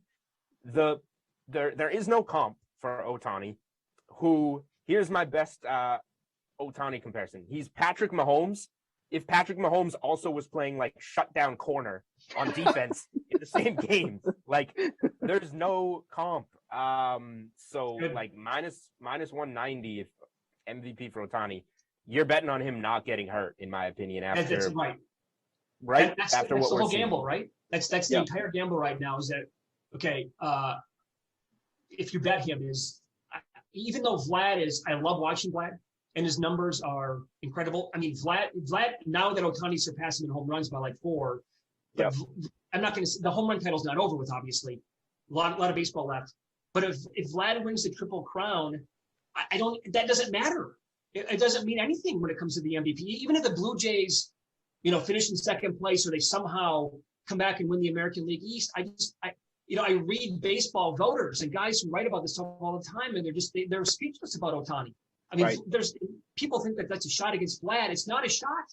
Vladimir Guerrero Jr. is having an incredible, and he's a blast, and he should be one of the faces of baseball with Ohtani and guys like Tatis.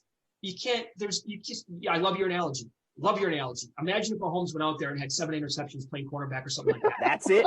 That's the comparison. If Mahomes, let's say it's like week 11, and Mahomes had 28 touchdown passes and 4 INTs and 3 sacks, it would be Mahomes against the field to win the MVP, Yep. Be Mahomes minus 2,000 against the field.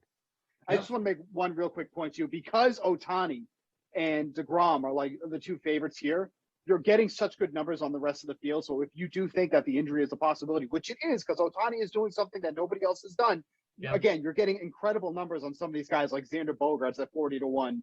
Jose Ramirez, who probably isn't in contention, but 50 to 1 for him, somebody having a good year. It's just something to look at too as well. Yeah, the Red Sox players are certainly. I mean, then you got to think about it though. Which Red Sox player do I bet on? Is it Devers? Right. Is it is it exact Bogart? Somebody else? Martinez, I know got dinged up a little bit, but he was putting up great numbers. So there, in theory, there is some value down the board if they get hurt. But again, that's what the gamble is, right? Yep. We're recording this on Thursday afternoon. We don't have home run derby odds. I promise I'm moving to NFL now. But Ohtani at Coors, putting on a show. Baseball wants it. I want Ohtani. He'll probably be the favorite, but give me him. But it is, the field's so good. I mean, you can make the case for Gallo. You can make the case for Soto. Yep. Soto. I mean, Soto at Coors in a home run derby. Geez. Please. Crazy. All right, I'm looking forward to Tuesday night. Okay, real quick, NFL or college football talk before we get out of here. We're getting towards it. I know it's weird, like, Stanley Cup just finished this week. We're in the middle of NBA Finals. Usually we're, more into the football grind than this new sports calendar that's been laid out in front of us. But we're getting there. So it can be college football, it can be NFL, any future that's just really standing out to you, in early July here? I made my biggest win total bet ever my entire life on the Raiders under 8. Oh, I have that. I have that. Oh, you have under 8? I do. Okay. I laid minus 130 on it out here. I mean, I don't know. I mean, the Raiders had a nice season last year. They were in the mix of the playoffs a little bit. I look up and down that roster. I've done this for weeks. Like, how do they get to 9 wins? Am I betting against, like, if Mahomes gets hurt, if Herbert gets hurt, and, the Chargers, like, I don't like their personnel at all. And I think Derek Carr, I think he gets a bet. I like Derek Carr. I think calling him serviceable is kind of, that's actually a criticism on him. I don't mind him at all. He doesn't have a lot of weapons outside of Waller. The offensive line, a lot of guys left. I didn't mind the draft this year, but it's the other drafts from 2020, 2019, 2018, where they whiffed on so many of their picks. And right now in 2021 is where you look at the second, third, fourth year guys and you're thinking, okay, you need to step up and be like an all-league player or a guy that we can rely on or somebody that we look at with the numbers on Pro Football Focus and some of the metrics. And we're like, yeah, you don't stink. But in reality, a lot of them do. And so I don't think that they're a 9-win team. And I'm more than willing to pay the price on it. Again, laying $1.30. So I like that one. I took some flyers in the Rookie of the Year market. Trey Sermon for the Niners. I think with Mostert there, I like him, by the way, but if he gets hurt, which he has an injury history, I think Sermon steps right into that, and they have a great offensive line. But I fully admit that I'm super high in the 49ers this year. I expect them to have a major bounce back. So I actually have 3 guys now. I have him at 60-1. I have Carter with the Jets at 90 or 100-1 to win the Rookie of the Year. And I'll be honest, I took Davis Mills, quarterback with the Texans. That could be, obviously everybody expects him to be the worst team in football, but I grabbed him at 300-1. And the thought process there is there's going to be no Watson, obviously, the way it looks. Yeah. And if something happens again to Tyrod Taylor, like there's a path for Mills to start a lot of games this year. And maybe, they're high on him. Other teams are high on him. If he's better than anybody expects and he's a starting quarterback in the league for a lot of the season, I'll take a shot on that at 300-1, so I don't mind that bet at all. I like that you brought up the Raiders thing about that offensive line too. He was so well protected last year. It is not going to be like that this year. And that is going to make, I think, such a big difference. And no, I don't think it's being talked about enough. So when you say that this is a team that might struggle to win 8 games, I am totally with you here because, that was such a strength of the Raiders. And I don't think that people really realize that enough. And I think that's going to come into play with the lack of receivers anyways. That is going to make such a big difference for them. It's huge, huge difference. Yep, you're right. I think go ahead, Mitch. Go ahead. I was going to say, I think you're right because when I hear people talking about the Raiders, and now obviously even a Raiders pound, it's never like people all of a sudden have forgotten about the offensive line. How many guys left? Like that's kind of a big deal. I mean, you need that protection. And I actually, now that we're getting closer to the whole fantasy world, I'm learning that a lot of fantasy guys I respect, they are way down on Josh Jacobs this year. Like they don't like him going into 2021 at all. And so, if he, and I know they addressed it, they brought in Kenyon Drake. But the receivers, I did not like the draft pick of Henry Ruggs. I think you're expecting him to have a major leap this year. I don't really see that. Yeah, he's super fast, but other than that, not in love with him. It's just, now Waller is he's a matchup nightmare. And how do you not love Darren Waller, obviously? But if you can somehow, figure out a way to slow him down or neutralize him, I don't like the offense at all. Jacobs wasn't catching enough. Glad. Sorry, Jacob wasn't catching enough with a good offensive line. He's not going to be catching with a bad offensive line. No. Yep. I'm just thrilled that you guys are just, making some sense here on the Raiders under. I got the under 8 at -135, so I was a little bit more juice than you. It must have been you that moved it down to 7. Biggest win total bet that you've put in. It's sitting at 7 now on DraftKings Sportsbook. I thought I was going crazy. I was on Sports Map Radio co-hosting the Diehards last night on behalf of DraftKings, a little special guest appearance, and we had Ken Thompson on out in Vegas. Okay. Yep. Great guy, respectable guy. I'm sure you know him out there. Yep. And he was telling me how he had the Raiders over 6.5 and over 7. And I thought I was going crazy. I thought I was missing something. I brought up the offensive line. I was like, the offensive line. So I'm set on it. I'm already in. I'm not changing my mind. I'm glad that you guys, that's weird. That happened to me just last night, and I was like, I missed something? It's come full circle now. It has. Right? Exactly. All right. Well, I'm glad I can go back to feeling normal and feeling good about this bet after hearing why the Raiders are going to be so good last night. And by the way, what we need to have happen is the Broncos to make a big move for Aaron Rodgers and for Green Bay to say, people forget about that too.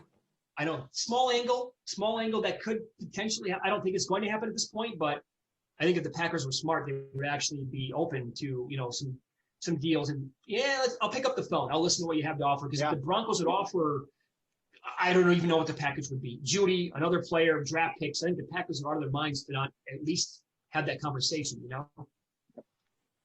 I hear you. That's definitely something that you don't want to bet it because of that, but that's something that in the back of your mind that say, hey, this bet could get easier if that happened. All right. Well, we went through essentially everything here. I'm trying to think. I think we got it all in, right, Steve? We're good. Yep. No complaints. No complaints. For Steve Buchanan, for Julian Edlow, for the Unreasonable Odds podcast. Thank you, Mitch Moss, the host of Follow the Money, with our friends VSiN out there in Vegas. Thank you for coming on with us, man. You guys are awesome. Thanks so much for having me. That was a lot of fun. Thanks, man. Anytime.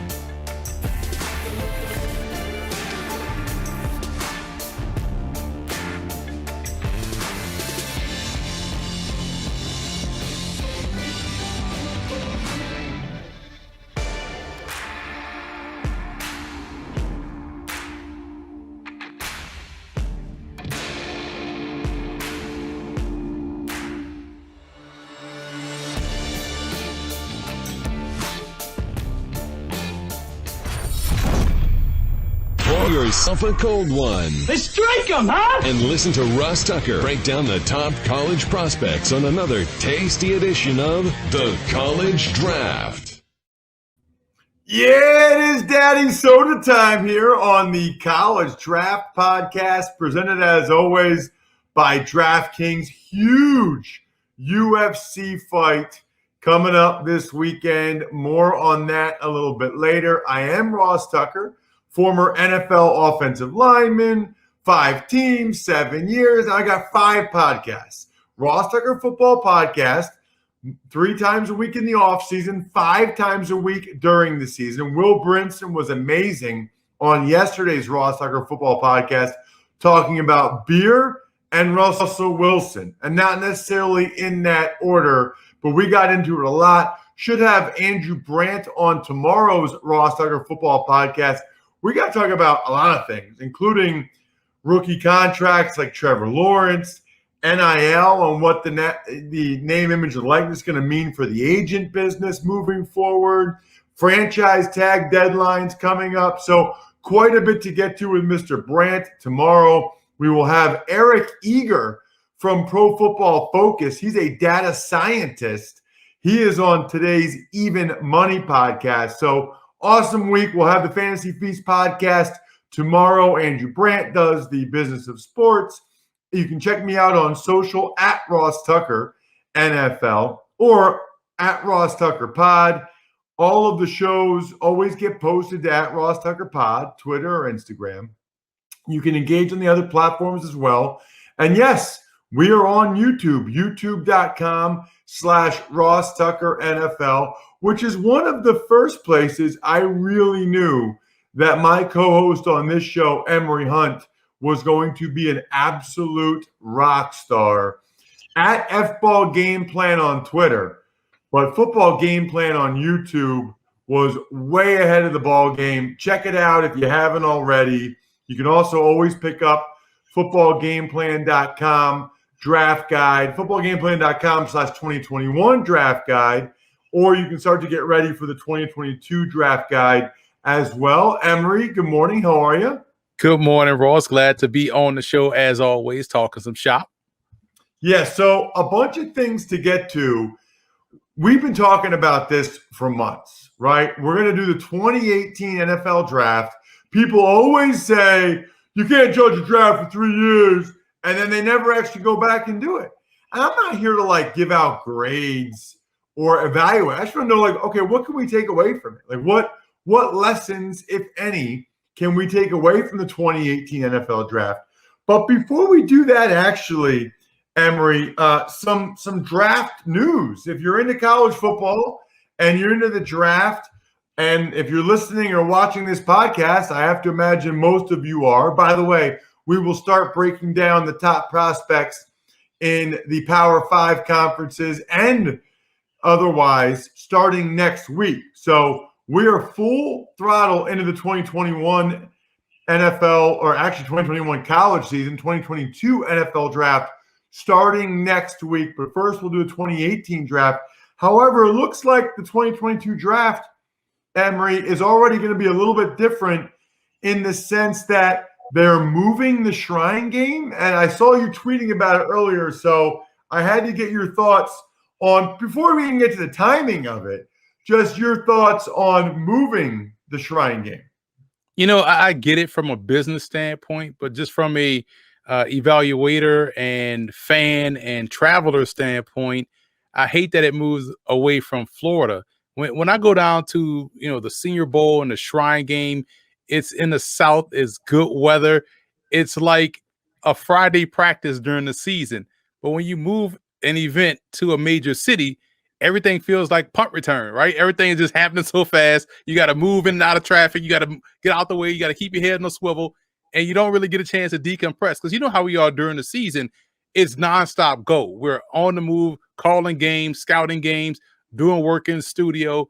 And so going to an all-star event, it's a chance for you to relax, get back into the groove, kind of decompress while also still working. But you move to a major city, man, and it just sounds a lot like in the middle of the year playing football in Times Square. Well, I was going to say to you, though, I mean, I guess I don't know if all the practices are at Allegiant Stadium or if they're somewhere else, but I mean, the weather, well, actually, yeah, the weather should be nice in Las Vegas that time of year. It is. And I'm just saying this from a personal perspective. I don't like flights over 2.5 hours. So obviously that is a problem for me. But I guess I'll have to get used to it and the 5-hour flight and get ready for it, get myself ready to go. But that's why I love Florida, because it was 2.5 hours, 2 hours and 15 minutes, and we caught good tailwind, and I'm in and out like that, and that just made travel easier for me. What about the fact that, and I think it was Chase Goodbread might have tweeted this, it's going to be the same week as the Senior Bowl, I believe, which I guess that makes sense because it's the same week as the Pro Bowl, and the Senior Week is always the same week as the Pro Bowl, whereas the Shrine Game used to always be the week before the conference championship games. That is interesting. I wonder if they're going to try to compete with the Senior Bowl to get players. I mean, I wonder which one will get more attention from NFL Network. I got a lot of questions. Yeah, I got a ton of questions, and it goes right along the lines of what you're talking about, competing. I particularly don't like to see all-star games compete with one another because it kind of takes away from the reason why the all-star games exist, to be a showcase for the players. Now, granted, you want to have, NFL scouts and a lot of NFL scouts and coaches attend your event. And I can understand why the Shrine wants to go toe-to-toe with the Senior Bowl in that regard, because now you have guys that are there, let's say in Vegas, for it's a bigger market and it's easier to get in and out of. So it's easier for scouts to travel there as opposed to going to Mobile, where primarily everybody flies into New Orleans and drives to Mobile. Some, fly into Mobile, take a connection. But for the most part, people drive into, Mobile from New Orleans. And so I just don't want them to compete toe-to-toe. Because, again, I'm used to going to all of these all-star games, and I would like to continue to go to all of these all-star games. And if you put them all in the same week, it's like, man, what are we doing? But if you're the NFLPA game, you're probably like, wow, we have a full week to ourselves, because they were trying to compete with the Shrine Game over the last 6 or 7 years, having their event, the same week. And it wasn't competing with the All-Star Game. It was competing with Florida. Do you rather go to Florida, or would you rather go to Carson City, California? And Florida will win out 14 times out of 10. And so now with them having a week to themselves, it'll be interesting to see how big the NFLPA game grows too. Yeah, that's an interesting part of it that I hadn't really thought about, the NFLPA game. But yeah, I mean, I guess I don't know how many people went to both, I guess is the question. How many people would go to the Shrine Game and then go down to Mobile for the Senior Bowl? I would probably try to do it, because I know how vital both games are and critical both games are. You kind of want to get to both because you've gone to both, for the last decade, and you don't want to break that tradition. It's going to be tough, though, because, again, if it's the same week and we know how the Senior Bowl week starts practically Tuesday, the Shrine usually starts on a Monday, so you can kind of maybe catch the kite out after 2 practices and go down to the Senior Bowl and try to catch 2 practices there. So it'll be interesting to see how people divvy it up. Well, we're divvying up our schedule here on the College Draft Podcast by diving into the 2018 draft. Very, very interesting. I was reviewing it earlier this morning, and before I even get into that, I just want people to know it might be the best UFC ever. McGregor, Poirier 3, all set for UFC 264 this weekend. DraftKings is offering 264-1 odds on a knockout in the first round. 264-1 odds on a knockout. So you don't even care who wins the fight. You're just hoping somebody gets knocked out. He got knocked the bleep out. Download the top-rated DraftKings Sportsbook app now. Use code Ross when you sign up to turn $1 into $200. Dude, this is me right here.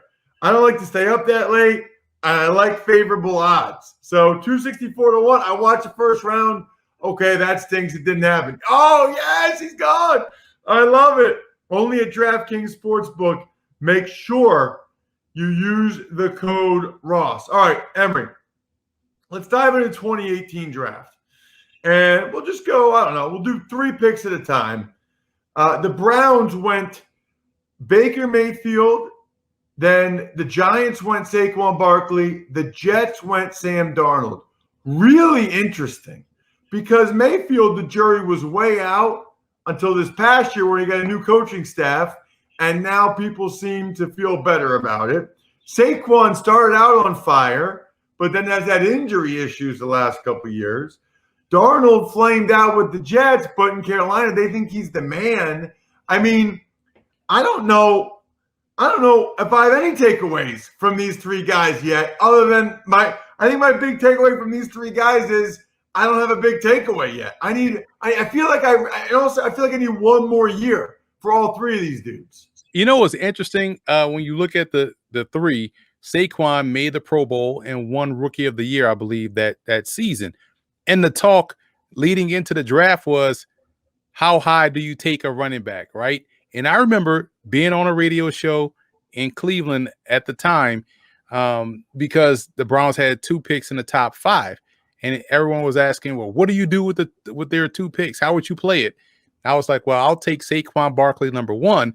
Everybody lost their minds. How could you pass up Sam Darnold or Baker Mayfield or Josh Rosen or Josh Allen? I was like, because I know I can get the best quarterback at pick 4, and that's Lamar Jackson. So I'm going to have a backfield with Saquon and Lamar and lead the league in rushing for the next decade.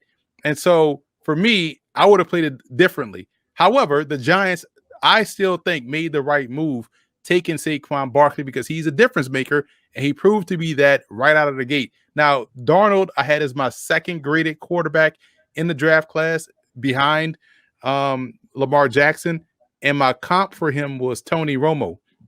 I felt like he was a guy that can make some off-script plays. He was athletic enough to scramble and make plays with his legs, but had a turnover issue.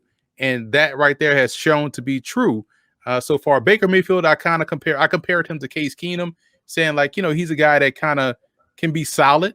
Remember that year Case Keenum was coming off the Minnesota year where they got to the NFC Championship game. So it wasn't a knock. It was more of a stylistic comparison. I didn't see Baker as a first overall type pick, but someone that you can win games with if you had the right team around him. The next couple picks are interesting as well. You've got Denzel Ward at 4 to Cleveland. Denver Broncos took Bradley Chubb at 5. The Colts took Quentin Nelson at 6. I would say perhaps maybe with the exception of the injury to Chubb, I would think all 3 of those teams are pretty happy with those selections.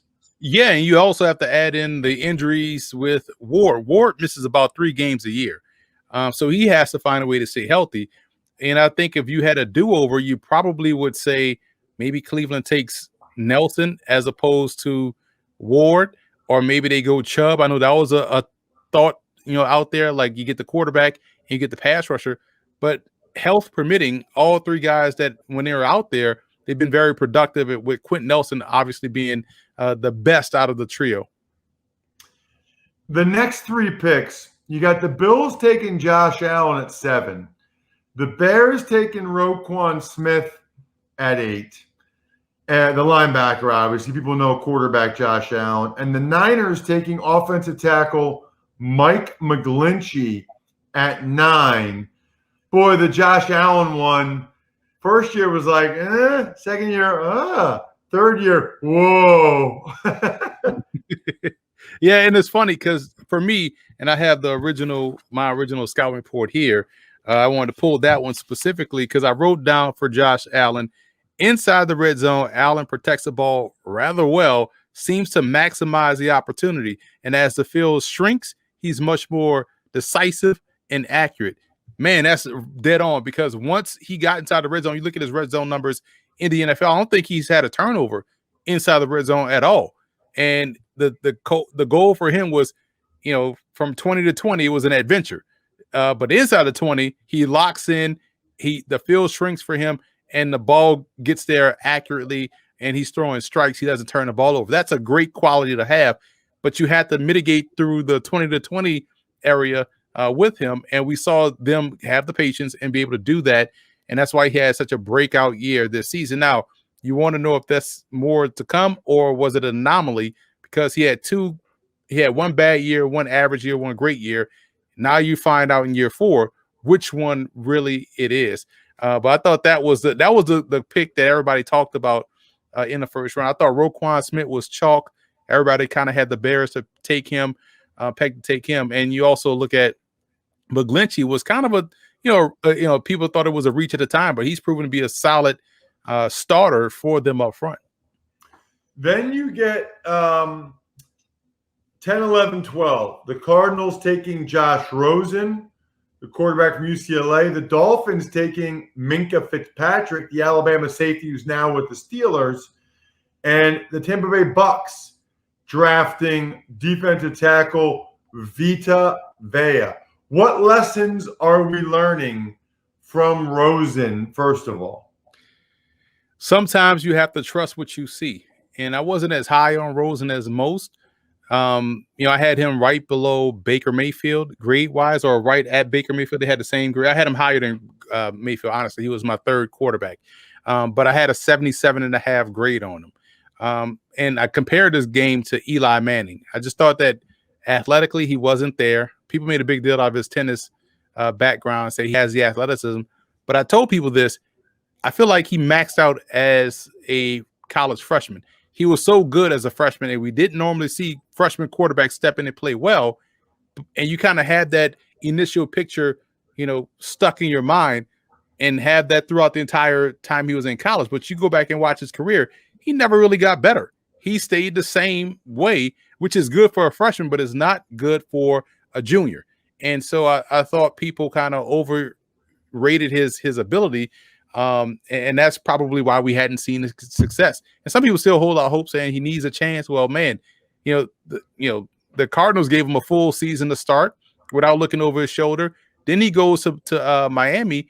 They give him every opportunity, and we saw it play out in real time where the offense just looked better with Fitzpatrick out there. So I think that's the lesson. Sometimes things are what they are, and you can't create things that don't exist. Yeah, that's interesting. Going on from there, Minkah Fitzpatrick and Vita Vea both have become really good players. I was shocked that Miami gave up on Minkah so early, and he goes and becomes a 2-time All-Pro with Pittsburgh, because he's exactly what you want in today's game in terms of someone that plays safety. It's a positionless position, so he's essentially a defensive back. He can do a lot of different things, but Miami was trying to make him be one thing. And that's not why you drafted him that high. He goes to Pittsburgh, and we know how that is the fountain of youth for so many players and prospects. And I think that's why we've seen him just take off and become the player that he was at Alabama. And Vita Vea, I mean, it took him a while, but man, last year he was dominant up front for Tampa. The next 3 picks, you've got Washington taking Daron Payne, the Saints taking Marcus Davenport. Daron Payne, D-tackle from Washington. Marcus Davenport, D-end from the Saints. And then the Oakland Raiders took Colton Miller, the offensive tackle. Yeah, and rate them in that order, because that's how their career has gone, right? Payne has been solid for Washington. Davenport has been inconsistent. And remember, the Saints traded up, and I thought, they traded up to go get Lamar Jackson. But they trade up to get Davenport. And Davenport, you can make a case that Trey Hendrickson, who they drafted later in this draft, was better, than Davenport. And I think that right there shows you the unknown part of the draft. Davenport checks all the boxes athletically, but hasn't been able to put it all together on a consistent basis. And Miller has gotten better, but initially, man, it looked like a complete whiff by Oakland at the time. But you hope that he can continue to take steps in the right direction. But that was the one out the 3 that many people believed that was the big whiff. What's interesting to me about that is, the Raiders already gave him a second contract now, and they're paying him like he's big time. I don't know that he's really there. And I think he might be – somebody has an email to me that we're going to get to probably this week at the Ross Tucker Football Podcast, where he's like the second contract the Raiders have given one of their first-round picks since like Darren McFadden, like something crazy. I got to look it up, but something really, really crazy. The next 3 picks, man, this is a talented draft. I mean, the next 3, you got the Bills taking linebacker Tremaine Edmonds, the Chargers taking safety Derwin James, and the Packers taking corner Jair Alexander.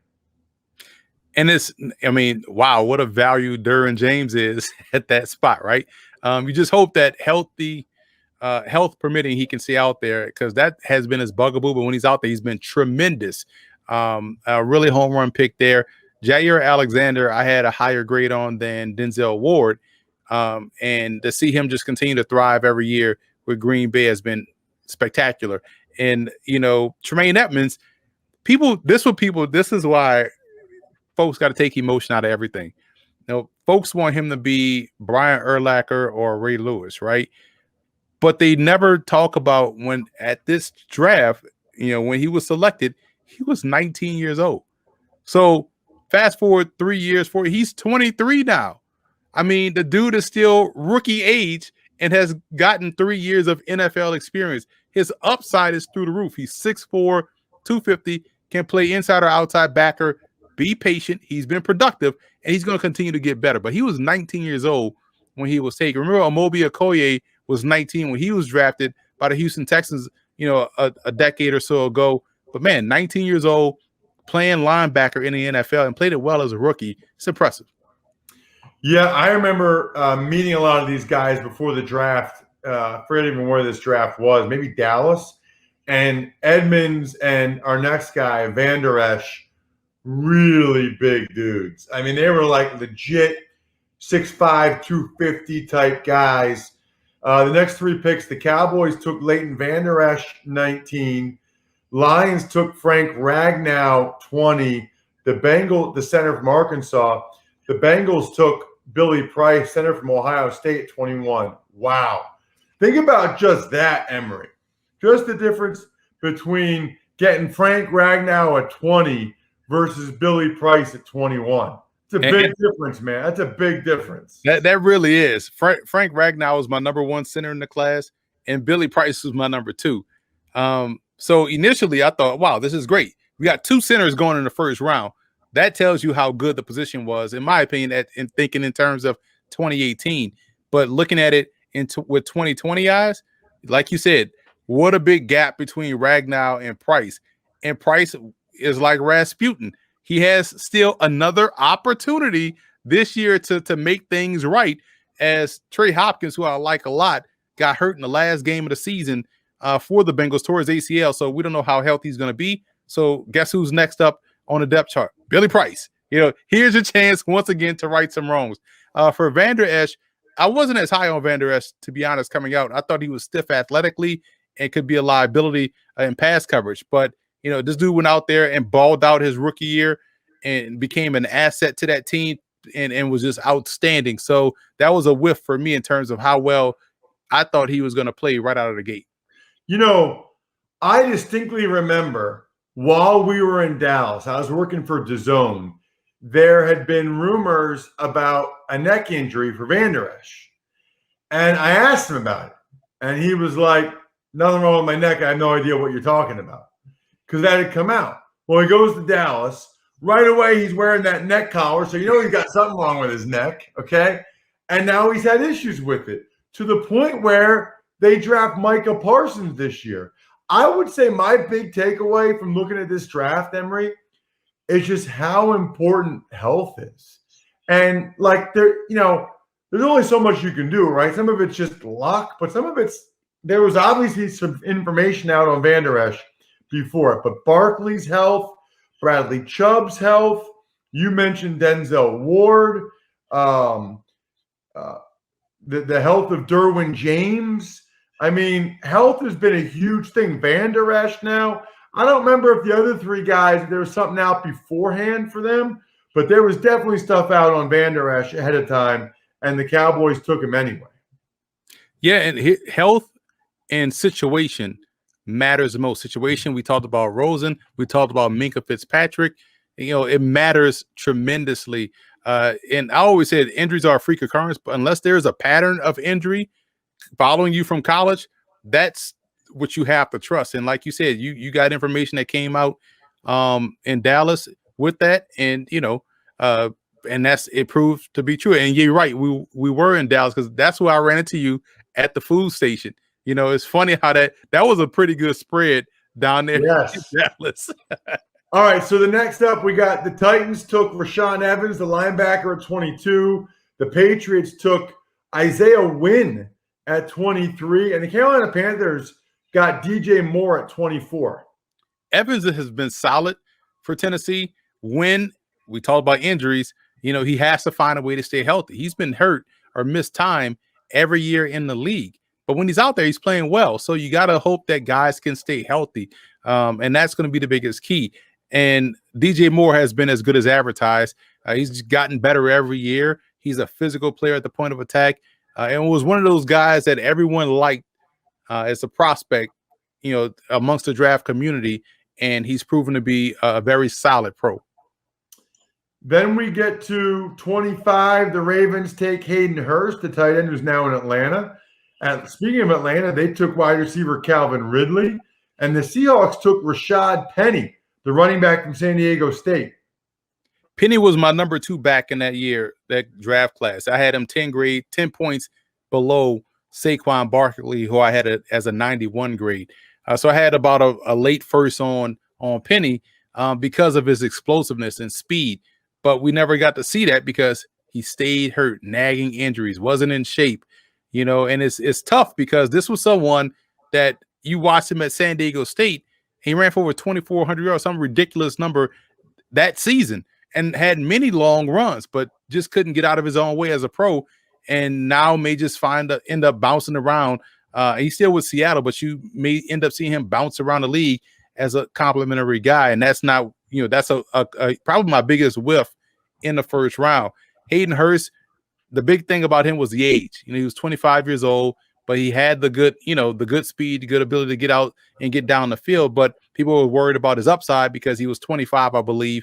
But he's been a solid player. He was good for the Ravens that rookie year, and solid enough to where he warranted trade value to go to Atlanta and play there. Now he's gonna have to work behind Kyle Pitts and Ridley. I'm surprised Ridley fell this far. So that's a big time pickup for Atlanta. He's going to be their number 1 this year, co-number 1 with Kyle Pitts, but Ridley has been phenomenal with the Falcons and probably should have gone way higher, at least ahead of DJ Moore, in my opinion. Next 4 picks, the Steelers took safety Terrell Edmonds. The Jaguars took D-tackle Taven Bryan from Florida. The Vikings took cornerback Mike Hughes from UCF. Those are 3 pretty rough picks, actually. The bottom of round 1 was not nearly as good as the rest of it. Yeah, Edmonds was a shock. Bryan had, some interest. I like Bryan as a prospect. He was quick off the ball and flash, but he'd do it consistently, and that kind of can get you into trouble. That's something that I learned. Watch how these guys play over the course of different games, because when they flash, it kind of can be fool's gold. But he has to find a way to stay consistent in the NFL. Sony Michel is my number 3 back in this draft class, and injuries, just consistently not being able to be out there kind of hurt him. Mike Hughes was my number 1 overall corner in the class. I really liked his game. He gets out there, plays well, plays into the starting lineup, and then gets hurt, tears his ACL. I think his first or second game of that rookie season, and has been dealing with nagging injuries since then. So for me, to your point, injuries is critical to a lot of these guys' success. If you could be out there, you can get a better chance to realize your potential. Perhaps the most interesting pick of the whole draft, the last pick of round 1, the Baltimore Ravens traded with the Eagles to get Lamar Jackson, Emery. Funny how this works out, man. And I sent you the tweet this morning, talking about, my thoughts was after I spoke with Lamar at the combine. I went out in the lobby and tweeted out what I tweeted out, that no matter who gets this dude, that team will be in the playoffs this season. And lo and behold, he leads them to the playoffs that year and wins the division. And this is the part that people don't give Lamar Jackson a lot of credit for. Imagine being thrown into the game as a rookie quarterback in week 9 and having to play essentially 7 playoff games to get to the playoffs. This dude went out there and won 6 of those 7 games. They had Kansas City beat. It took a miraculous Mahomes toss on 4th down to beat the Ravens, and that pushed that game into overtime. So Lamar went out there without the offense catered around him. Week 9, they were 4-5, had to rip off a lot of those wins to get into the playoffs. To me, that's more impressive than his MVP season. How many rookies can you say were able to thrive in those adverse situations like this dude did, thrown into the mix, needing to win every doggone game, and they did it.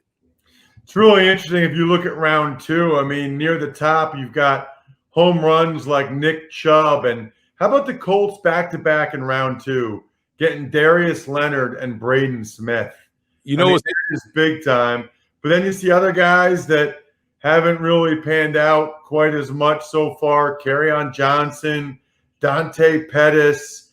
I mean, there is a wide range of outcomes for these second-round guys, that's for sure. We mainly did round 1. We weren't going to go through all the picks for the other rounds anyway. Starting next week, we are diving in. We will pick a conference. Emery, I'm going to let you pick. We'll surprise the folks what conference we start with next week. The college football season will be here before you know it. We'll make sure you know about the best prospects, the best players on each team. Other than that, the keg is kicked. We're all tapped out. Thanks for listening to the College Draft Podcast. Make sure to also subscribe to the Ross Tucker Football Podcast, Fantasy Feast, Even Money, and The Business of Sports. All available at Apple Podcasts, rosstucker.com, or wherever podcasts can be found. A lot of times on the show, I mentioned DraftKings. Here's what you need to know. You got to be 21 or older, New Jersey, Indiana, or Pennsylvania only. New customers only. Restrictions apply. See DraftKings.com/sportsbook for details. Gambling problem, call 1-800-GAMBLER, or in Indiana, 1-800-9-WITH-IT. By the way, if what I was talking about included a deposit bonus, doesn't always, sometimes it does. Deposit bonus requires 25 times playthrough, and deposit bonuses are paid out in site credit.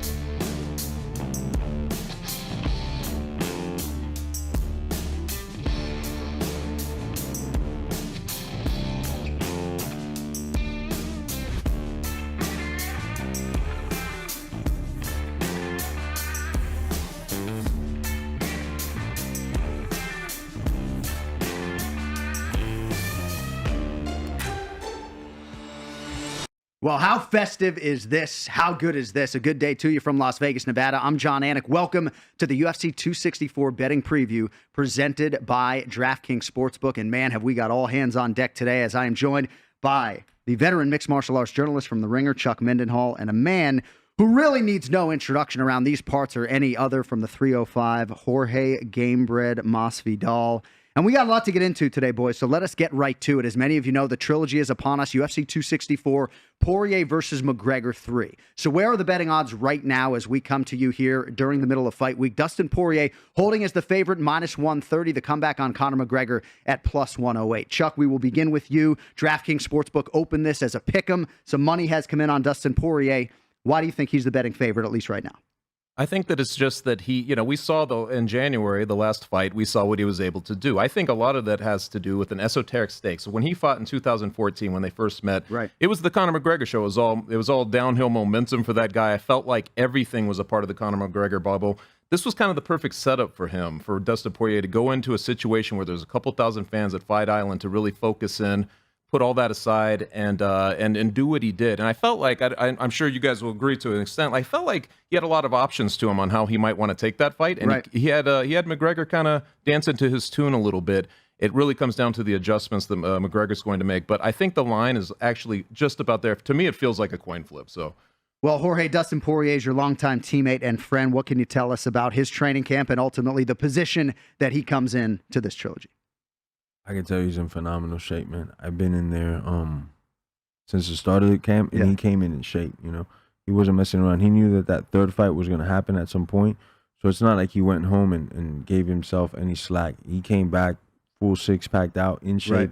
He was doing 5 rounds since he got back. I usually see him progress, and he gets in better shape every week. I mean, he came in fight shape already on week 1, and it's just he's looking phenomenal, man. He's going to hurt somebody. All right, well, the series is 1-1. And the trilogy, of course, is going to be completed here in a matter of days. And we want to welcome in the 4th member of our broadcast team. He is the director of race and sportsbook operations for DraftKings, Johnny Avello, certainly a legend around these parts. And I know for me and Chuck, it's been great to get to know you and chop it up with you a little bit. What can you tell us about the handle and the action that has come in on this main event thus far? Well, first of all, guys, I love the element I'm in. I'm in a sports book where people bet money and win money. It couldn't feel any better. The money that's being bet on this so far is actually coming on McGregor. Although the line move has gone from a pick to minus 30. That's because most of the money has come in as of late. But as far as bets are concerned, about 55% of the bets are on McGregor, 45% on Poirier. Now, this is one interesting fact, guys. Will the fight end in the first 60 seconds of the first round? I have never seen this since I've been bookmaking. 100% on the money says yes. Yeah, I believe that. So, Johnny, when you're setting a line for this trilogy fight, obviously Conor McGregor was a much more prohibitive favorite for that second meeting. You opened this a pick'em. Any insight as to why you opened at that number?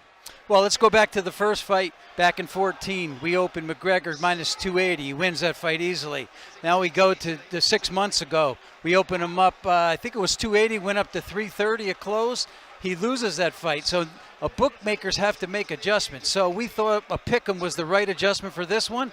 The bettors have told us that the adjustment wasn't enough. So pick him up to 130 so far, Poirier. But I think there's going to be plenty of McGregor money. This fight may even come back.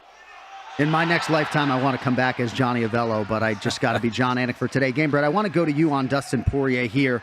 What do you think he needs to do to win this fight? I know you have a healthy amount of respect for Conor McGregor, especially early in the fight. What does Dustin have to do to make sure he gets the job done? I think Conor gets his timing better than anybody, faster than anybody.